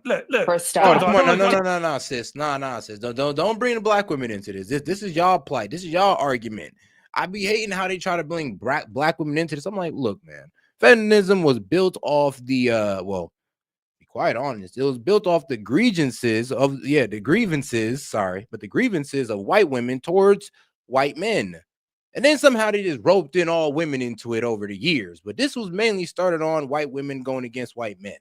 Leave black women out of this, because now y'all got them acting stupid as if we did something to them. And I'm looking at they dumbasses like, when do we ever What? Come on, black women. Really? When did we ever have all this? I don't know. What do they want to say? We disadvantaged black women. I mean, you gotta remember the whole slavery thing. Y'all was working beside the black man for a while now. Like, I'm so confused. Where's the oppression in y'all story? Now, I get the white women's story, but y'all story, y'all kind of worked with us. Y'all grew with us. I don't know why y'all taking the white woman's plight on like this, but you should low-key drop it. It's not your fight. Let me just finish. We all have to speed things up a little bit. And the economy, the downturn in the economy, the boom that happened after the Second World War was unsustainable. It was a wonderful time between around 1940 to 1970 for white working class men in particular, and then it began to but I have a question rapidly. for you. One of the reasons why women had to go into the workforce was because they had to help support their families. Okay, I have a question for you, Clementine. It's a very simple question. But I think it'll be an interesting question to ask. Yeah, she's like, I mean, how I say this? I wouldn't say she's misinformed. Like, she knows her history. It's just the way she's making her argument. The way she's using history to make her arguments is like incorrect. What is a woman? I'm not going down the path of debating trans women with you. I mean, come on. If you can't even answer that, at that point, like I said, you lose all credibility. At this point, if you feminists want to hold any water anywhere in the intellectual sphere, you at least got to concede on what is a woman. You at least got to concede on that. I didn't mention trans women. I asked you what a woman is. Okay, I'll tell you. But I know that because this is your tactic. This is what you do. What is a woman? I'll tell you what a woman is. It shouldn't be controversial. I'll tell you what a woman is. A woman is someone who has at least at one point in her life felt scared of a man. Sorry? So But you guys never want to talk about that. Hang on. You guys never want to talk about that. So any man who's ever felt afraid of another man is a woman? No. What are you talking That's about? not what I'm saying. This is exactly why you're wearing that shirt that says repeal. You should put the 19th under it. It's unbelievable. What are you talking about? A woman, anybody who has ever at one point been afraid of a man, it's the stupidest thing I've ever heard. Do you have an actual argument here?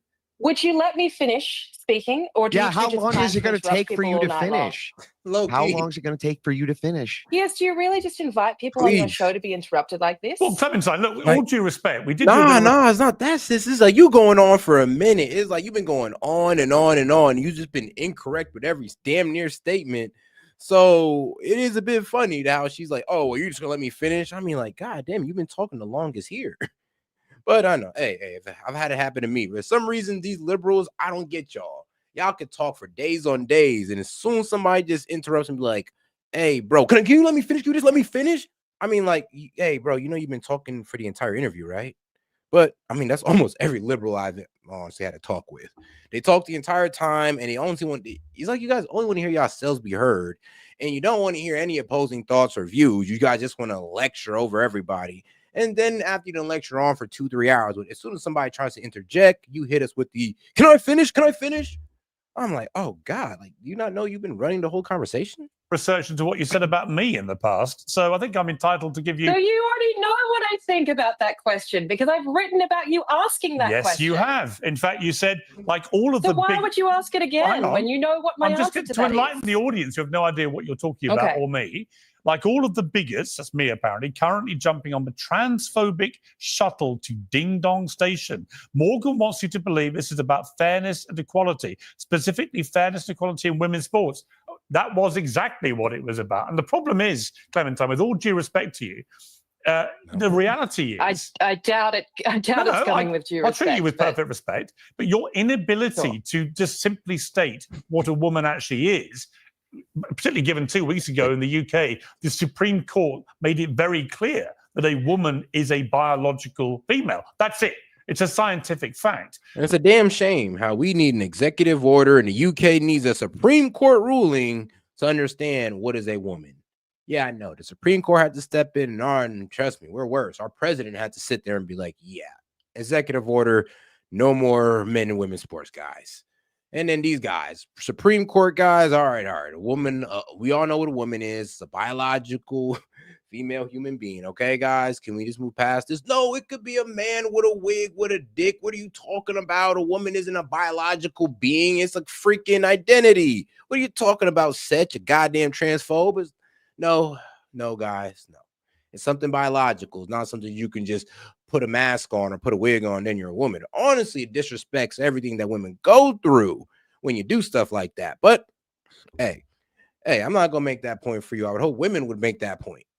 The fact that you can't answer that is part of the problem. Actually, I don't know how women get disrespected on this level. Like, women, y'all should stand up and be like, anybody who doesn't go through a goddamn period is not a woman. I'm sorry, but anybody, yes. Yeah, if you don't go through a period, you're not a woman. That's like the most painful part of being a woman.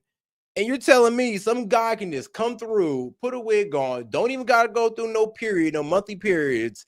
Like the painful part of being a woman, but you get all the benefits of being a woman? Bro, y'all women should have sat there and been like, kiss my ass. Like, hell nah. Get your wig love it. No, let me not go too far, but y'all get my point. I'd like to know, the thing is that I would like to know why you, in particular, are so obsessed with this definition of what a woman is. Firstly, how does it impact you in any way?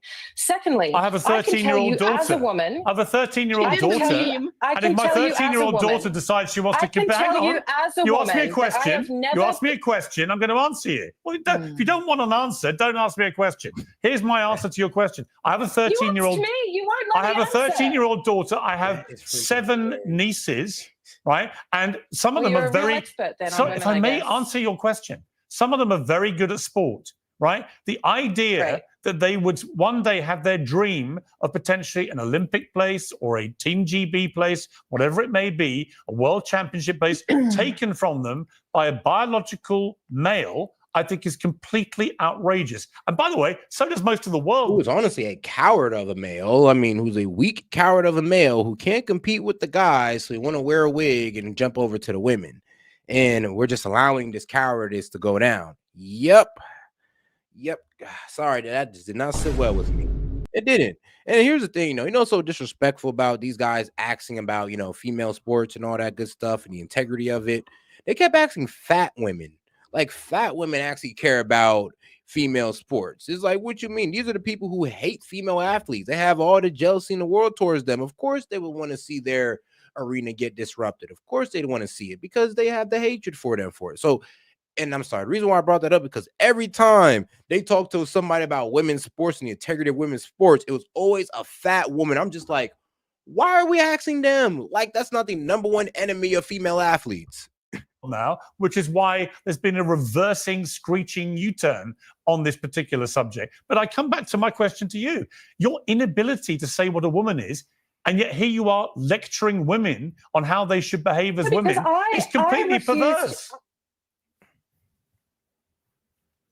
I think that reducing women, specifically to your biological deciding of what you think a woman is, it's called science. It's their it's the neglection. It's what I'm saying, sweetheart. It's really the neglection of her just. Oh, I ain't gonna say the neglection. It's just the outright denial of her just accepting that, everybody in the world do not have this crazy view that you guys have about trans or just trans ideology.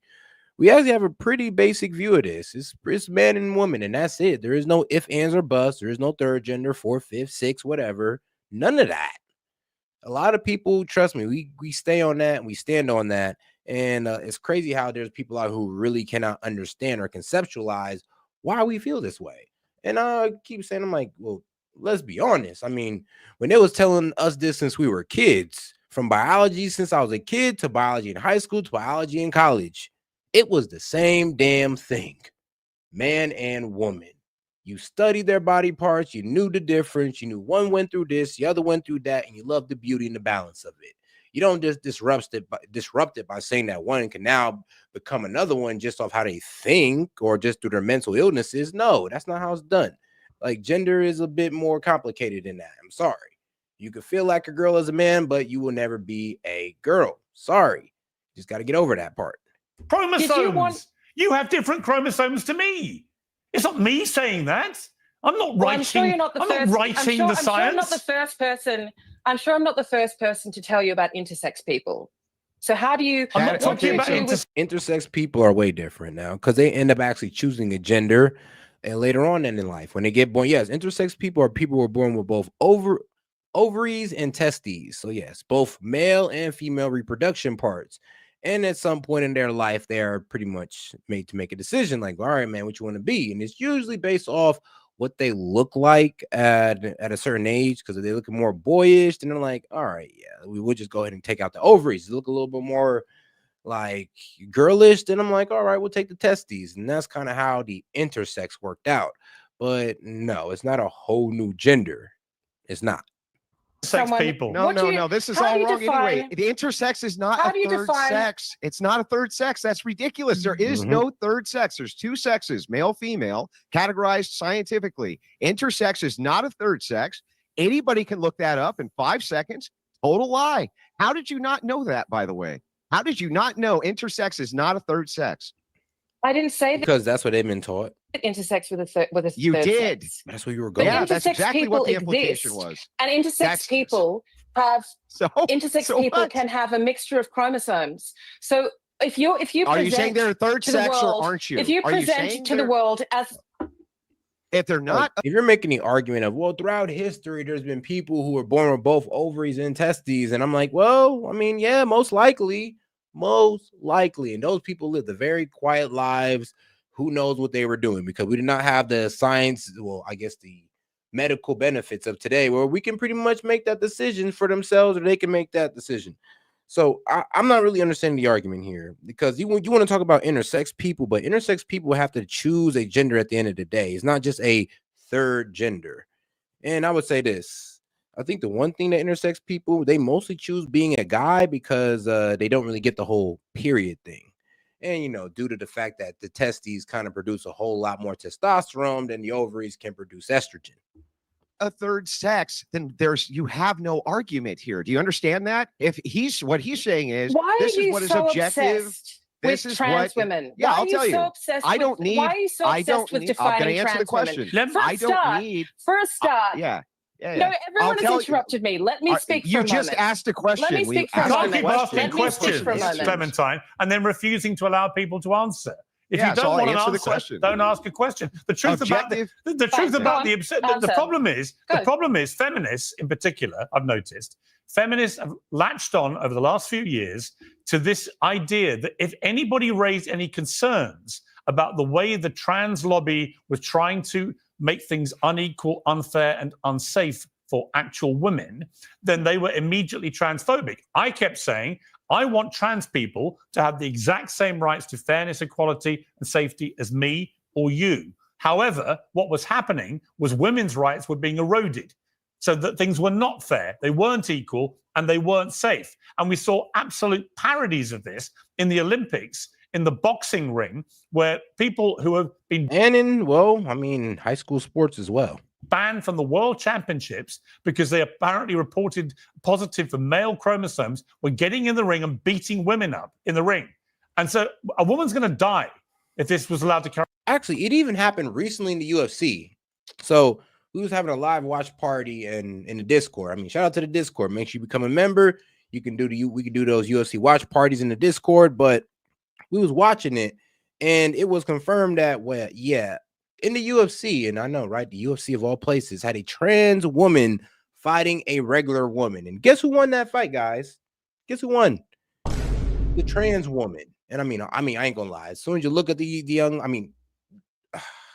soon as you look at it, you kind of already knew what it was. Even when I was looking at the matchup, I was like, hold on, something's a bit off.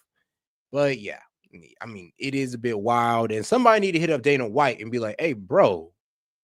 Whoa, bro, I thought it was no men and women's sports. What the hell you got going on with this?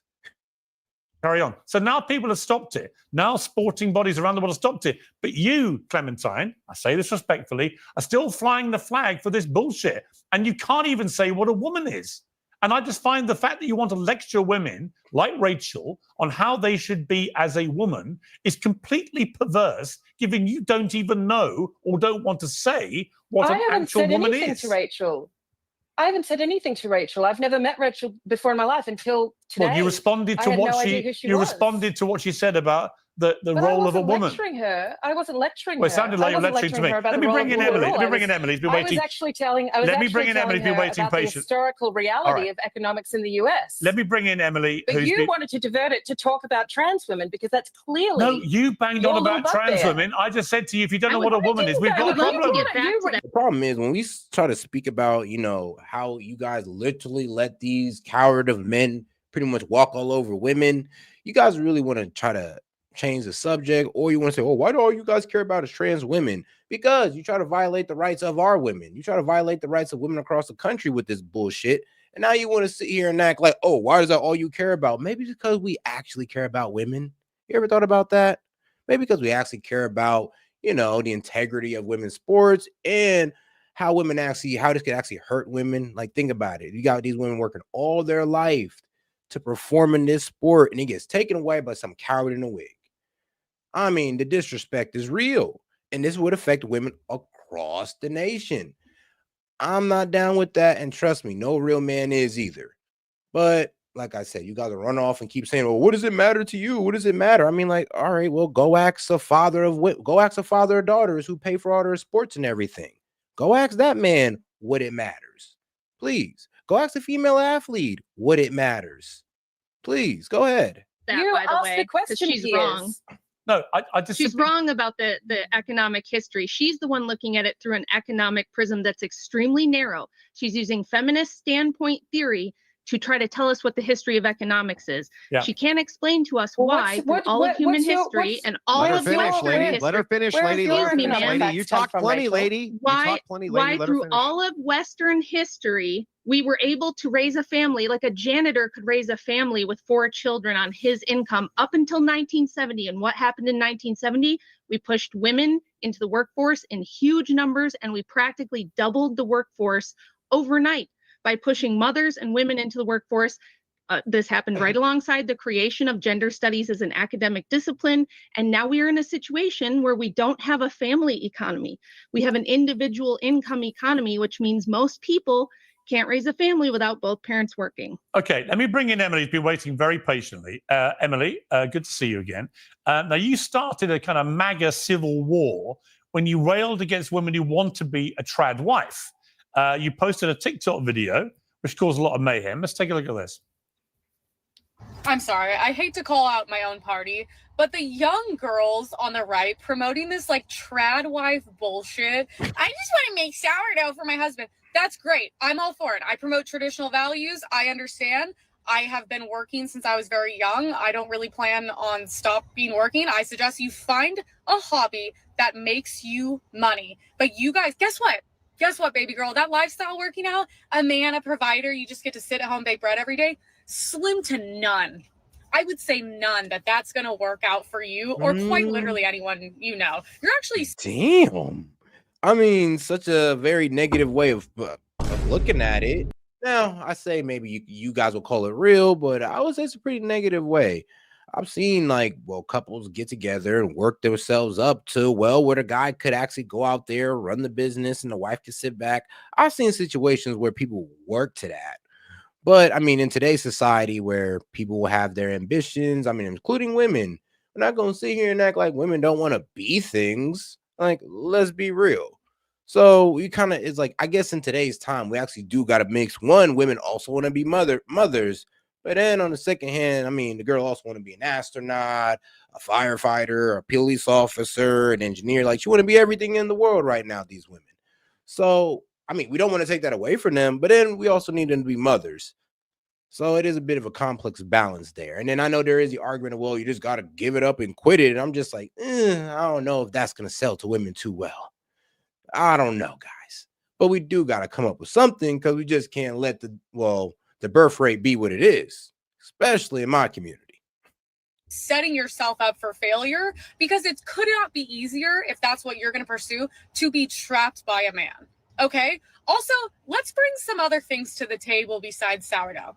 Guys want to be mentally stimulated as well as physical. Okay. But I'm just like, please, you guys are too young to be promoting this. And also, by the way, it's cringe.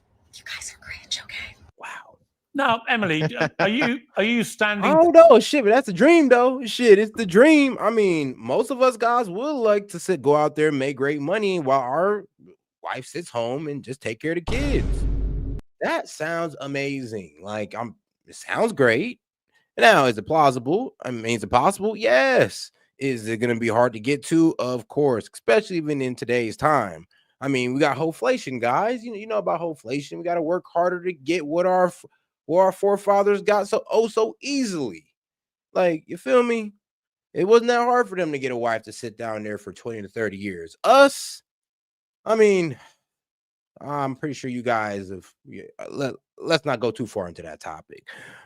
But yeah, that hoflation is real. Proudly by that TikTok? Thank you guys for laughing. That is supposed to be the point of a lot of my videos. I don't take things too seriously. I usually say things like this and don't think anything of it. I do want to point out in the video, I did start it by being like, look, I love stay-at-home moms. I support them. I promote conservative values. I think the issue with the video is a lot of people just took the video and then gave their own meaning. The group I was specifically bashing on was the young girls in their 20s that promote like traditional lifestyles online that we all know in the right-wing community absolutely do not live these lifestyles. And it's just a bit over the top. It's kind of more cosplay than anything. So of course I support moms that do that. I just don't support the girls pretending to do it, I guess. I mean, there are actually people out there who do live that conservative lifestyle, though. Let's be honest. There's a lot of guys out there who do have a wife who do not work. And the man ain't making high 6 figures either. I mean, he's probably most likely making high 5 figures to guarantee that lifestyle, because you do need at least to be making 60K plus to afford a woman that lifestyle. And that's if she's okay with that lifestyle, of course. Like, y'all know what I'm saying. Like, if she gonna want Gucci and Chanel bags, then I mean, that's just not the guy for you, baby girl. But if you want a nice, stable family, you want your own car, nice house, good school district, it could all work out. If that kind of makes sense. I'm not sure it does. Andrew, does it make sense to you? Well, I mean, she's right in a sense that there's a lot of LARPing that goes on the right with the supposed traditional movement, which she's absolutely right, isn't living the traditional lifestyle. However, it's still a counterintuitive message to put out there that, oh, you're going to be trapped by your husband and his income. It's like, good. Don't you want to be in a relationship with your husband and have access to his income? Like, that's what I'm saying. It was like, oh, I want a man who pays 100% of the bills, but then they're going to manipulate me. So I don't want a man who pays 100% of the bills. Like, sis, make up your mind. Like, what do y'all want, honestly?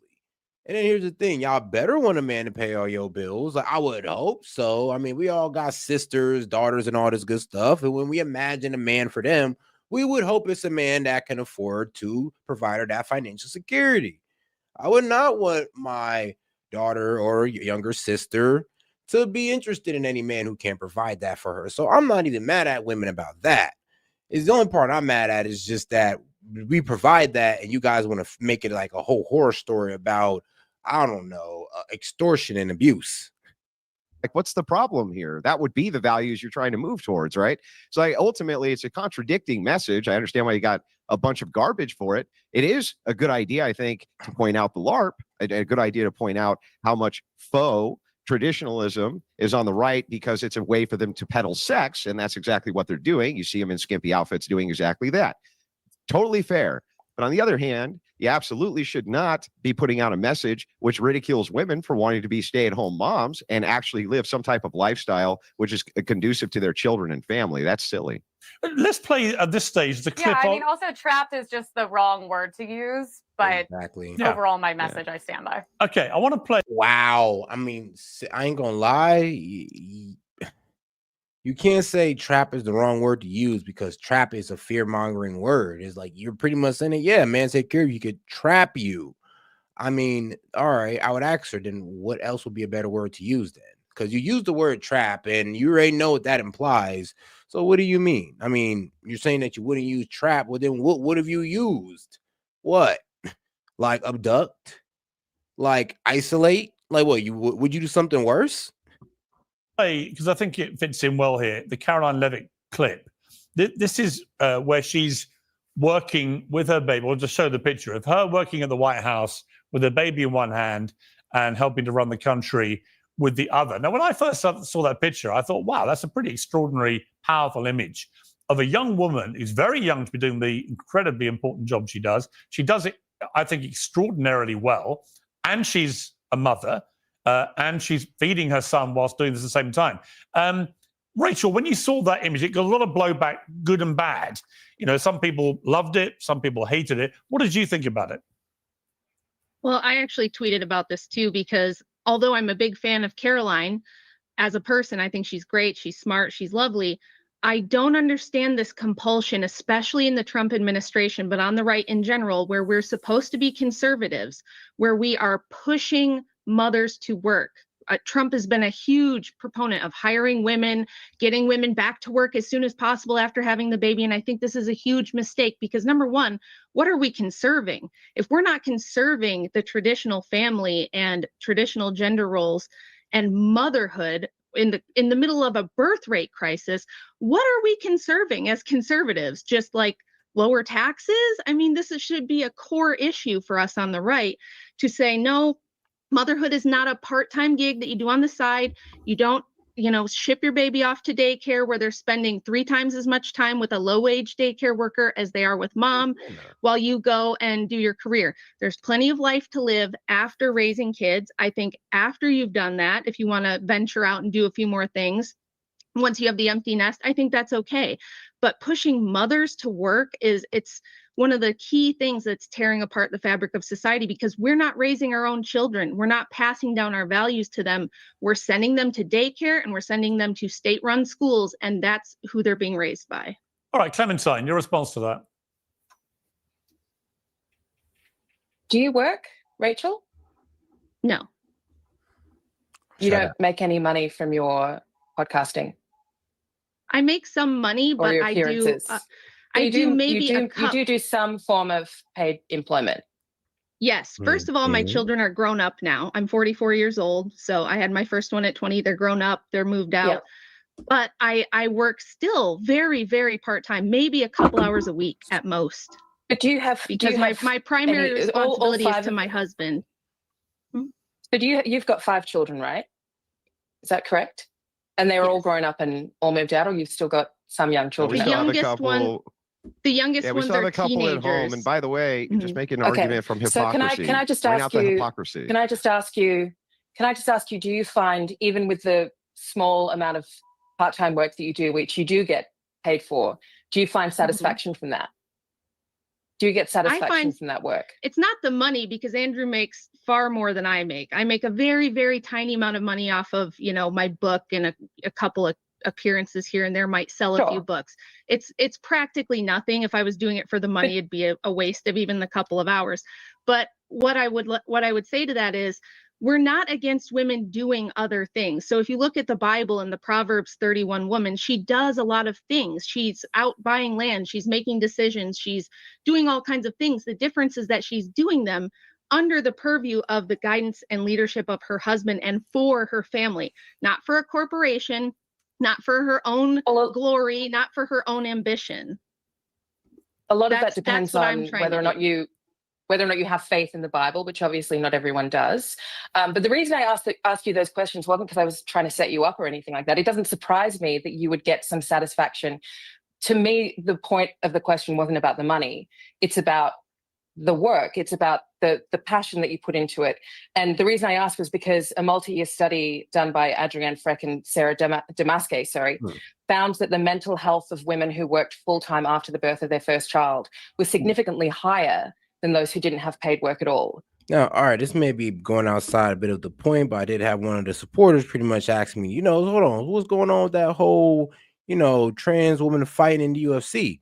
And I'll introduce you. Now, I'm not going to butcher this guy's name, but this is the person right here. Now, you ever seen this person here, guys? Well, this was a UFC headliner. Well, not a UFC headliner, but I believe it was I don't think like the second round of fights that fought a woman. She fought a Chinese woman and whooped her ass. I'll tell you that one. Whooped her ass. Yes. This person right here is supposed to be a woman.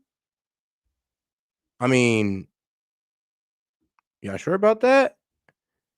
Like, I'm supposed to believe this?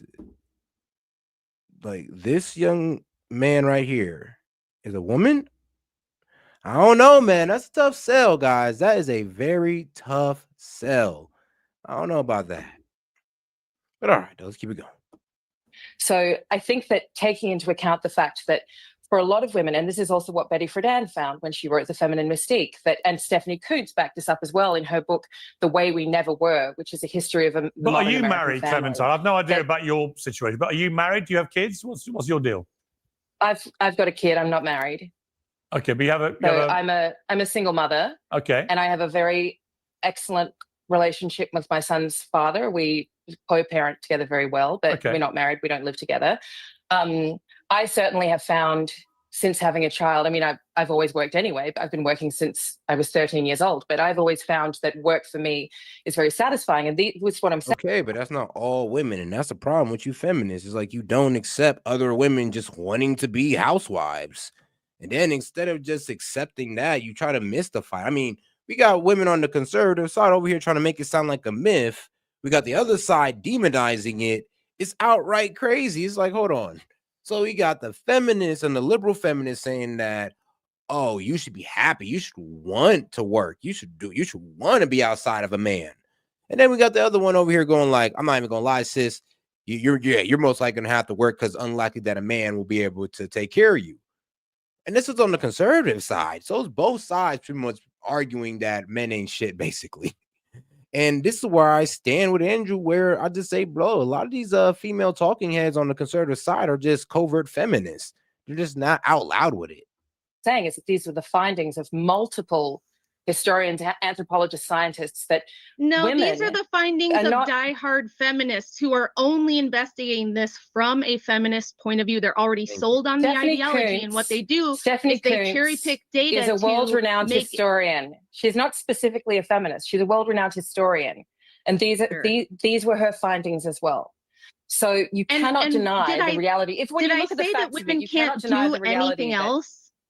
We're not saying women can never leave the house. We're not saying you can't have other things in your life that you find. See, the problem is with this young lady is that she just can't let nobody else talk but herself. And for some reason, I don't understand this. For some reason, liberals actually think this is a good way to debate. Like when somebody's trying to make their point, they think that like, oh, just talking while you're talking makes them make their point stand stronger. And I do not understand that very, immature way of like debating. Like, first off, if we're trying to hear both your points. Everybody shut the hell up for the feminists, but can we shut the hell up for the real trad wife over here? Like, come on now. You're suggesting that the primary role for a woman, and that, you know, in your faith, I'm not going to discredit that, but your faith in God says that this is what you believe God says that you should be doing. But the primary role for a woman is that she should be staying at home, that she should be devoted to her husband, she should be devoted to her children. The facts do not back that up. The facts of... I mean, actually, the facts do back that up. I mean, even in... Look, as a member of the Black community, I would like to say that I've heard for the last 2 to 3 years of nothing but my women complaining about how all we want to do is not work for a corporation and we just want to be with our man and sit at home and have babies all day and want. So I don't know about that. I don't know. When you said the facts don't back that up, I mean, are you actually looking at the facts or are you just asking other feminists? Are you asking women who don't even align with feminism about this? Or are you just going with your overall crowd because you like the echo chamber? That's the problem with you feminists. You're only asking feminists about this stuff. I'm pretty sure if you ask other women like I do, they'll tell you there is something to be like, okay, cool, I'd rather work. And there's something to be like, hell nah, take me out this corporate agenda, take me off the corporate agenda and put me in the house on the family agenda. I respect both sides. Of familial satisfaction don't back that up. Well, hang on. Okay, let me jump in. Hang on. Yes, they do. Hang on. Sorry, Clementine. I think you've chosen the wrong moment to say that. You've clearly got a woman here on the panel, but the facts completely back that up. Exactly. She's had a lot of kids. She's very happily married. She loves. I ain't gonna lie. There's millions of women like that. That's the problem. It's like feminism is trying to throw a blanket over a group of women and trying to make it sound like they don't exist. There's millions upon millions of women in America who live just like Miss Wilson here, just like her, with a lot of kids, who had a lot of kids, who pretty much raised them their whole time, and who just let the man do all the work and bring home the bacon. There's a lot of women, millions upon millions of women who let that happen. And for some reason, you feminists don't want to let that be known, nor do you want to let it be known that actually that's what men want. But hey, it is what it is. There would be exceptions to the rule, but statistically speaking, oh, you just literally got one sitting there in front of you. That's completely untrue, though. For her to say that this one study, that this one survey is going to tell us something. First of all, we have two. It was a massive multi-year. worldwide. It was a multi-year study. Ma'am, if I Let me ask you, Clementine. Let me ask Clementine. When you were you married or not? I just can't remember what you said. Were you married? No, I've never been married. Okay. But when you were with your partner before you broke up, who did the household chores and stuff like that? I mean, how did you delineate that as a feminist? It was a struggle because even in lots of supposedly egalitarian households, again, the data backs up that even women who make more money than their partners or their spouses tend to do more unpaid domestic labor. Who did most of the domestic chores? In my house? Yeah. Me. You did? Me. Okay. And Rachel, who does most of them in yours? That's the reality for hang on. For most Rachel, who women, who does the domestic stuff in your house, Rachel? I do absolutely all of it. And the thing I want to say to So you're very Clementine similar. is, I mean, it seems to me you're both. I care far less about women's fulfillment in careers than I care about children and how they're being raised. And I want her to justify to me why we should be paying low-wage daycare workers to raise our children rather than doing it ourselves. How does it make sense to take your duty of motherhood and simply put it on a different random woman? How does that system make sense? Why should we tell women to do that? If you would like to And stay that's what I'm saying. Honestly, you're just saying, yeah, this outsourced motherhood. I mean, it's kind of crazy. They're like, yeah, let's free trade motherhood, guys. We outsource our jobs and all this good stuff. Let's outsource our parental responsibilities as well. Shout out feminism, huh? I mean, wow. Pretty much just outsource parenting. Don't even worry about it. Just get money. Screw the family. I just want my money, and I'll just leave the parenting to somebody else. I mean, bro, that sounds like some old cartoon, like rich family stuff. Like, it just sounds ridiculous. It's like, bro, that's what you used to see like rich family do in cartoons. Like, what am I hearing here? That's not like, that doesn't actually work. Home and raise your children. You're not answering my You're not answering the question. Well, I'm spoiled that and plantation. Old slave families and all that good stuff. Like, they pass on the raising of the child to the maids or whatever, or the slaves. My question is, how is it good for children? It's a question for of them choice. to be raised by it's a question of choice. No, it's actually not worse. No. It's not worse Why for is it children better outcomes? to be raised by working mothers. That's also the facts back that up. There is no study that suggests that women who work Listen, lady, raise there are children no who are less facts happy. That is not true. There are no facts on planet Earth that back up that single mother households have better outcomes. That's one. Two, that outsourcing your hang on. Let me finish, lady. If you outsource the raising of your children, you're already making yourself a single mother. Just so you know. Here's what's going on. Just so that you understand. Are you a single father because your wife raises your children for you? Lady. Excuse me, don't call me lady.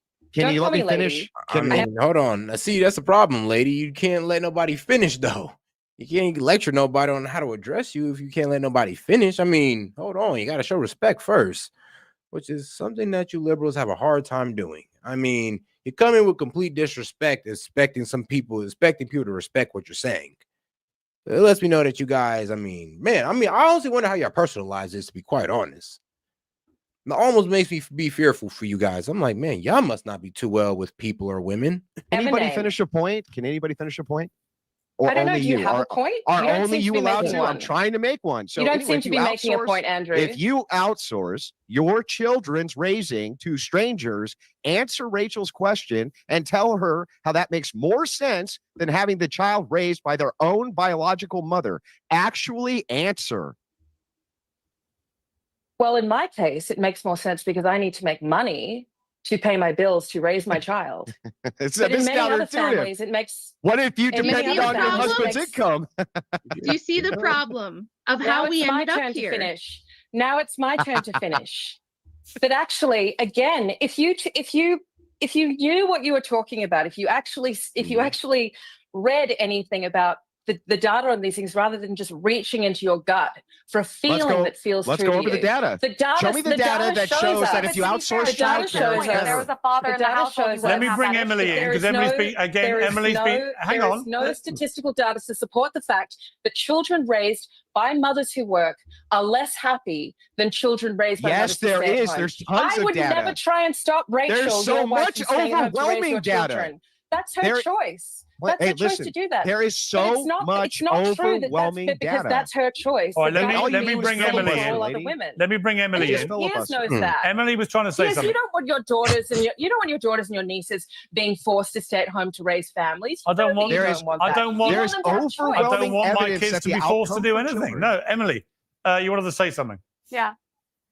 Yeah, no, I mean, look, I'm not going to argue data with either of you guys. I'm sure you know more than me, but I can say that my father is my hero and the most important person in my life. And if I didn't have him and he wasn't in the household, I don't know where I would be today. And my girlfriends who were raised without fathers in the household, I do see them struggle in different ways when it comes to dating and all these different things. And it's funny because it's like they do make a point. Like if there was a father in the household supporting you, I think a lot of these issues wouldn't be what they are. So I think there's points to both of these things. Okay, let me ask Andrew. Andrew. But supporting in what way? Is your name Andrew? Anyway, go ahead, Piers. Yeah, well, Andrew, I was going to ask Andrew, when Rachel said that she does all domestic chores, is there anything you do? I mean, do you put the bins out? Do you the trash out? I mean, what do you do anything? I don't do shit. That's what I got a wife Maybe a little for. yard work. But not only Like a boss. that, If something but here- breaks but or here- there's yeah. yard work, that's about it. Yeah, cars need repair, something like that. But I'm not going to do household chores. That's what I got married for. I don't want to do household chores. Not only that, on top of that, let's just point a couple things out. She's absolutely wrong. Here's what the stats actually say: that if a child is raised in a two-parent household, they're going to have way better outcomes. And if they have a present mother who's more present with them, they're going to have way better outcomes. Every single data point backs this up. The outsourcing of children to public school, especially for 8 hours a day, is absurd. Stop. Let me finish the point. Let me finish the point, and then you can respond. Let me finish the point. I've got to say, Clementine, for someone who doesn't like being interrupted, you interrupt Why is a it that you lot. won't let me finish the point? I got a Let me text finish the message from your point. producer, Piers, telling me to interrupt if I disagreed with anyone. Yeah, So take it up. Bro, Piers, are you freaking serious? Like, bro, you gave this feminist all the power to interrupt anybody on her show she disagrees, not thinking that she was going to overly abuse that. Like, these feminists are like kids, bro. They're literally like kids when it comes to debating. You literally gave her that. Oh, Piers, why? Okay, no, but I think I would give nobody on my. I would never give that right to nobody on my platform. Pretty much saying, well, anytime I disagree, I can interrupt. No, because then you're gonna be interrupting everybody. What's changed since that text message is you've made a point of objecting to being interrupted. So I don't think you can do that. And yet I keep and being then keep interrupted, Piers, so that's just the state of play why don't right you now. practice what you I keep preach being and interrupted. don't interrupt Andrew when he's trying to finish his point? Yeah, so look, I've just finished the point. Would he make a point? He hasn't made one yet. I just did. I made multiple points. All the data points Well, are he's made against the you point on that this. he doesn't. Like, I'm gonna be so honest, bro. I'm gonna be so honest with this one, bro. This is killing me. Okay, it's like, bro, this is literally how liberals argue. They don't let you finish your point. They just talk over you. As soon as they hear the disagreements, they just completely run off at the mouth, and there's no controlling them. And trust me, I have something for that. It's either I mute you or I just take you off put you in the background, and then I'll put you back on.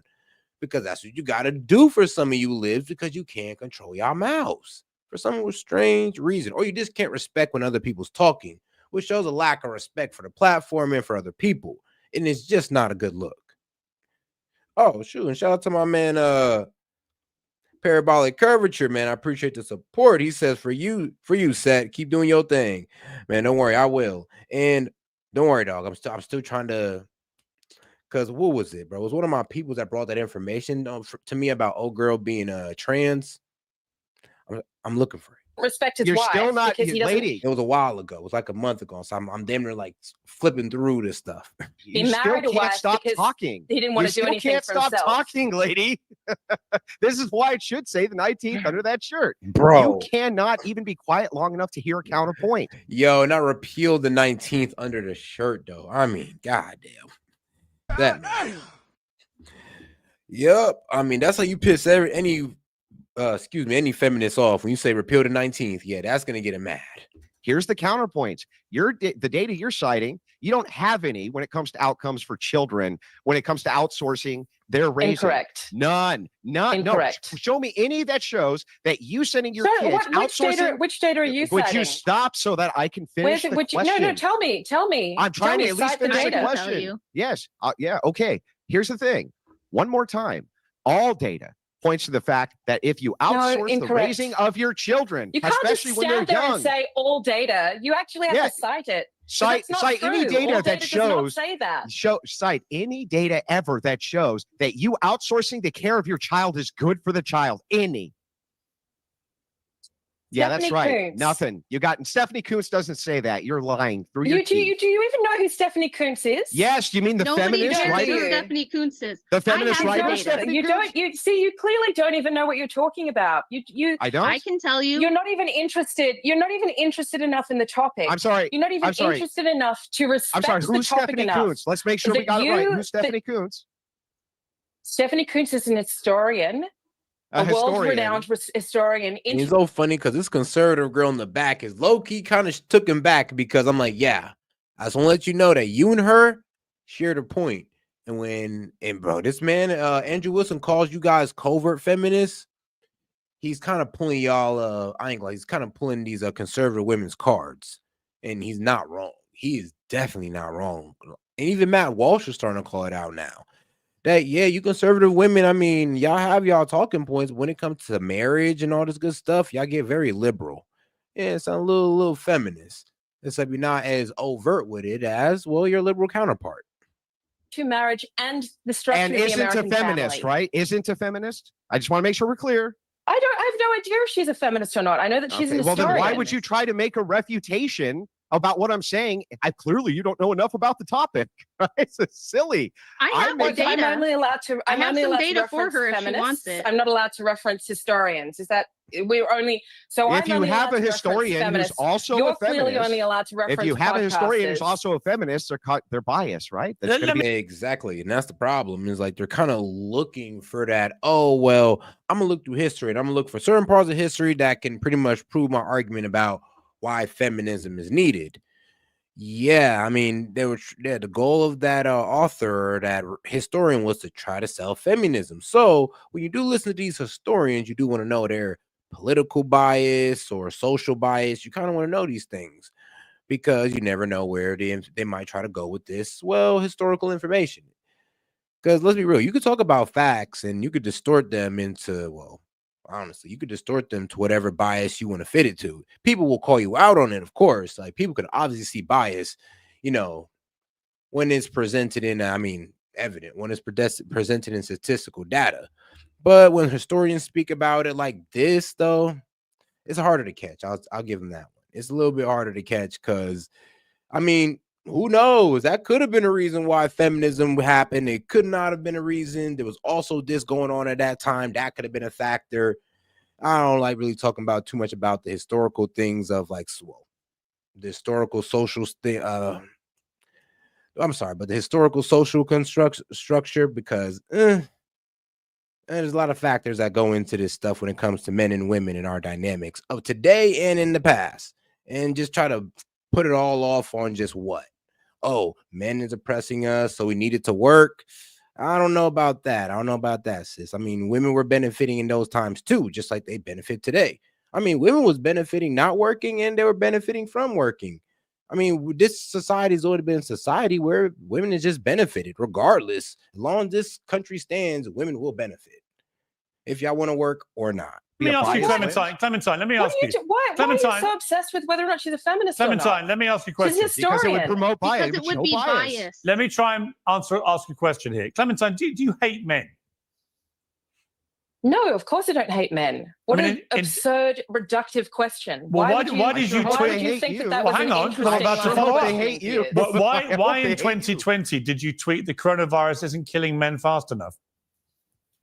I tweeted that in 2020 as a misguided tweet, but it was actually much of a part of a longer misguided tweet thread. Coronavirus isn't killing men fast enough. You know what's actually crazy though? We got men in the chat who's pretty much sticking up for a lady who said that y'all couldn't be dying fast enough. Remember that, guys. Remember, you just sticking up for this lady who pretty much just told you that you couldn't die fast enough. I mean, bro, I swear, liberal guys, you understand where you guys be looking like the biggest simps in the world at a certain point? Like, you guys literally act like female politicians could have no bad ideas. You don't hate I men. apologize for it, Piers. You thought a apologize deadly for it at the pandemic time. virus wasn't killing men fast enough. Apologize to men again. Do it again. Oh, God. You haven't apologized to me for saying that you want me to die from the coronavirus. Well, I didn't get my apology either. I want an apology. Oh, God, man. Shout out my man Andrew. Yeah, we should all get an apology. We'd have to consider you a man to apologize you for that, Say you're Andrew. sorry. Say you don't even know what a woman is. Why How would I a man is? apologize to you? I don't consider you a man. Andrew, Say I would like you're for her to sorry. apologize to me because I do not appreciate her saying that my own husband does not respect me. Of course he respects me. He respects me as a mother and as a wife. He treats me like gold. Who the hell are you to tell me if he respects me or not? You wouldn't have to get paid for this if you had a husband. I didn't say that he. Where did I even You did. mention? You said he clearly doesn't respect his wife. I heard you say you mean the piece of shit that you're married to? Yeah, Hey, he clearly doesn't. Yo, nah, that's foul play. Red card. I'd have been, bro, if I was Pierce, I was like, red card, just take her off the panel. Yo. I mean, like, when you gotta sit there and call somebody's a woman's husband a piece of shit, bro, there's two things that a woman will low-key jump down your neck on. Like, and that's her children and her man. You attack those two things, bro, you better be prepared for whatever that woman got for you.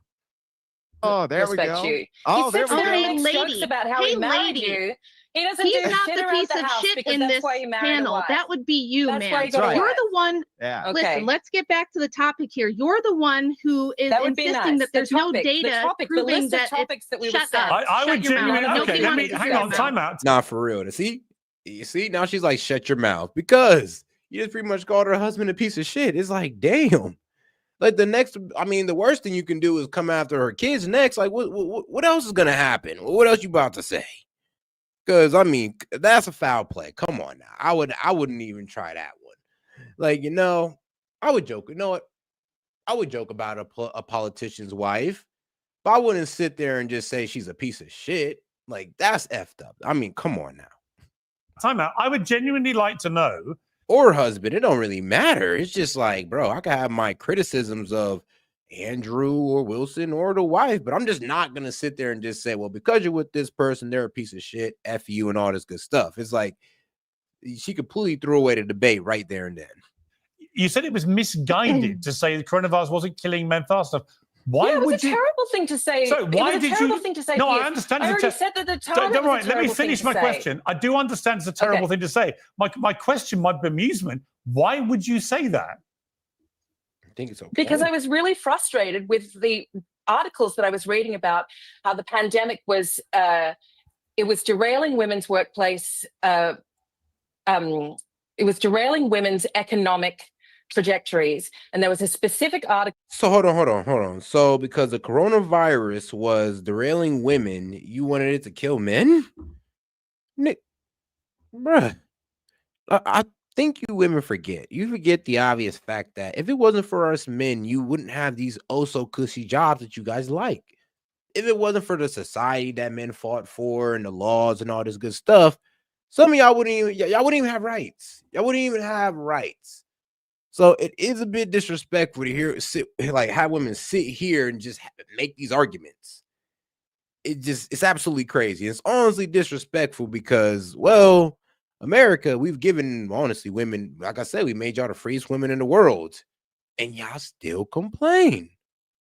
It's like, damn, what do we need to do? Say you did the Middle East for a week or something? What, you need to go see how those women like live so you guys can start appreciating stuff again? Like, what we got to do? What? Because I'm okay with that. I'm sure we could send planes of y'all over there for the Middle East for the week and have y'all come back, and then trust me, you know what? I think y'all be better women after that trip. You know, it's like sending dumbass hoodlum teenagers to prison. You know, the little scare straight program. There we go. We need a scare straight program for feminists. You will go to the Middle East. You're going to hang around those Middle Eastern women. And then you're going to be also appreciative about all the rights that you have here in America. Article that I had read about a woman who had founded her own company. She was the CEO of it. Her husband had taken a sabbatical prior to the pandemic. And within 2 days of childcare closing down, he said, I can't take care of the 4-year-old. And she quit her job to go home and look after the kid. What's that got to do with you wanting more men to be killed? So that's one. Piers, if you're going to ask me the question, then let me finish it. You know what, Clementine? You know what, Clementine? When you tweet, literally, coronavirus isn't killing men fast enough. I think I'm entitled to push you a little bit more than it was a bit misguided. You're literally calling for the mass culling of men while simultaneously pretending you don't hate men. Come on, you know that. Don't be disingenuous. You know that that's not what I was calling for. You did know he that misinterpret the tweet of kill all men? Coronavirus isn't killing men fast enough. You know that it was a glib tweet, and you know that I also apologized for it shortly after that. You know that I was sincere in my apology. You didn't apologize so to me. Why you're dragging it out 5 years later? Can you apologize to Andrew, please? Will you apologize to me for saying you wanted me to die? I would not apologize to you if I did something to you, let alone for doing nothing to you. Even if you did something to me, you wouldn't apologize. Yo, she pretty much said, I don't care if I ran over your foot. I don't care if I bumped into you on the street, man. I wouldn't even tell you sorry then. It's like, damn. Well, I mean, we don't even got mutual respect in this debate. That's what I'm saying. You might just throw it out the window. Was that the only time, Clementine? Hang on. I've got a follow-up. I have a follow-up. Clementine, was that the only time you've tweeted that you want all men to be killed? Nope. Yes, why don't you just say what you want to say? No, I'm just asking you a question. Have you tweeted previously? I have tweeted prior to that. Kill all men as a joke. As a joke, right? I have. As a joke. So you quite regularly think it's funny to say that men should be killed? No, I don't quite regularly. There's two examples that you can think of. Yeah, you don't hate men, but you did tweet kill all men, and then you tweeted the coronavirus isn't killing men fast enough. I put it to you. Yeah, oh, hang on. I put it to you. You probably do hate men if you want us all dead. Into the sun. Huh? I've also said that men should be fired into the sun. Tell me, at what point do these very clearly glib, and yes, I have apologized for them, very clearly. I ain't gonna lie. Whoever her publicist is, this young lady right here told her to shut the hell up. It's like, yeah, shut the hell up if you want to keep that conservative image because you already ruined it with that with her TikTok. And now, I mean, if she says anything now, you're kind of aligning with, you know, this liberal leftist over here. I mean, well, man, hey man, at least she's real. She's telling us how she really feel about us. Glib tweets from a time as well where Twitter was such a toxic. I don't tweet anymore. It's a bad place for everybody. Okay. At what point do those things be accepted as glib, misguided, regrettable, deeply apologetic for them now? Yeah. Remarks that you would never say again. You don't sound very apologetic. I think you should just admit that you don't like men. I think it's the problem comes when you keep denying. I don't like you very much, Piers. I don't care if you like me or not. You sprayed gun me in public. I couldn't give a damn. Why do I have to sit here and admit to you that I don't like men? What are you hoping? I just asked you if you do or not. You said you don't hate men. I said that I did. You spend all your time wanting us to be dead. Me. Hang on. She loves me. You just got to shoot him into the sun. That's all. You don't like me. You think Andrew's a piece of shit. So that's every single man involved in this debate you hate. Is absurd. Every man in this debate, Clementine, you've said you hate. Relationships with men, you shouldn't be giving advice on it. Emily, what was that? I hate every man in this debate. If you live a life where you've been unsuccessful in relationships, whether it's friendship, love, marriage, whatever it is, I think you're probably the last person in the position to be giving advice what women should do with men. I mean, I don't feel any animosity how towards do you know men, that even when it comes to him successful in friendships and relationships. That's a Well, are very you a single odd. mom? That's a very odd. Well, being a single mother doesn't mean that I'm unsuccessful in relationships. I already said before that I have a very beautiful co-parenting relationship with my son's father. He lives in the same apartment building as us. We're deeply close I mean, friends. that's great, so but it didn't I work don't out. But you understand seem why bitter you think towards that men. is. I'm not bitter towards men at all. I'm annoyed at the expectation that some men on this panel have, that women should do everything for them. I'm certainly angry at the fact that Wait a in second. the UK, Do you think a woman, Andrew does I'm everything? I mean, I do everything I can for my boyfriend. I'm not bitter and angry that in resentful. the UK, a woman is killed every 3 days by a man. I'm angry that in America, 3 women are killed every day Well, I don't. by a man. How many In men are Australia, killed every day? You know what's so funny though? Is like I'm so weak.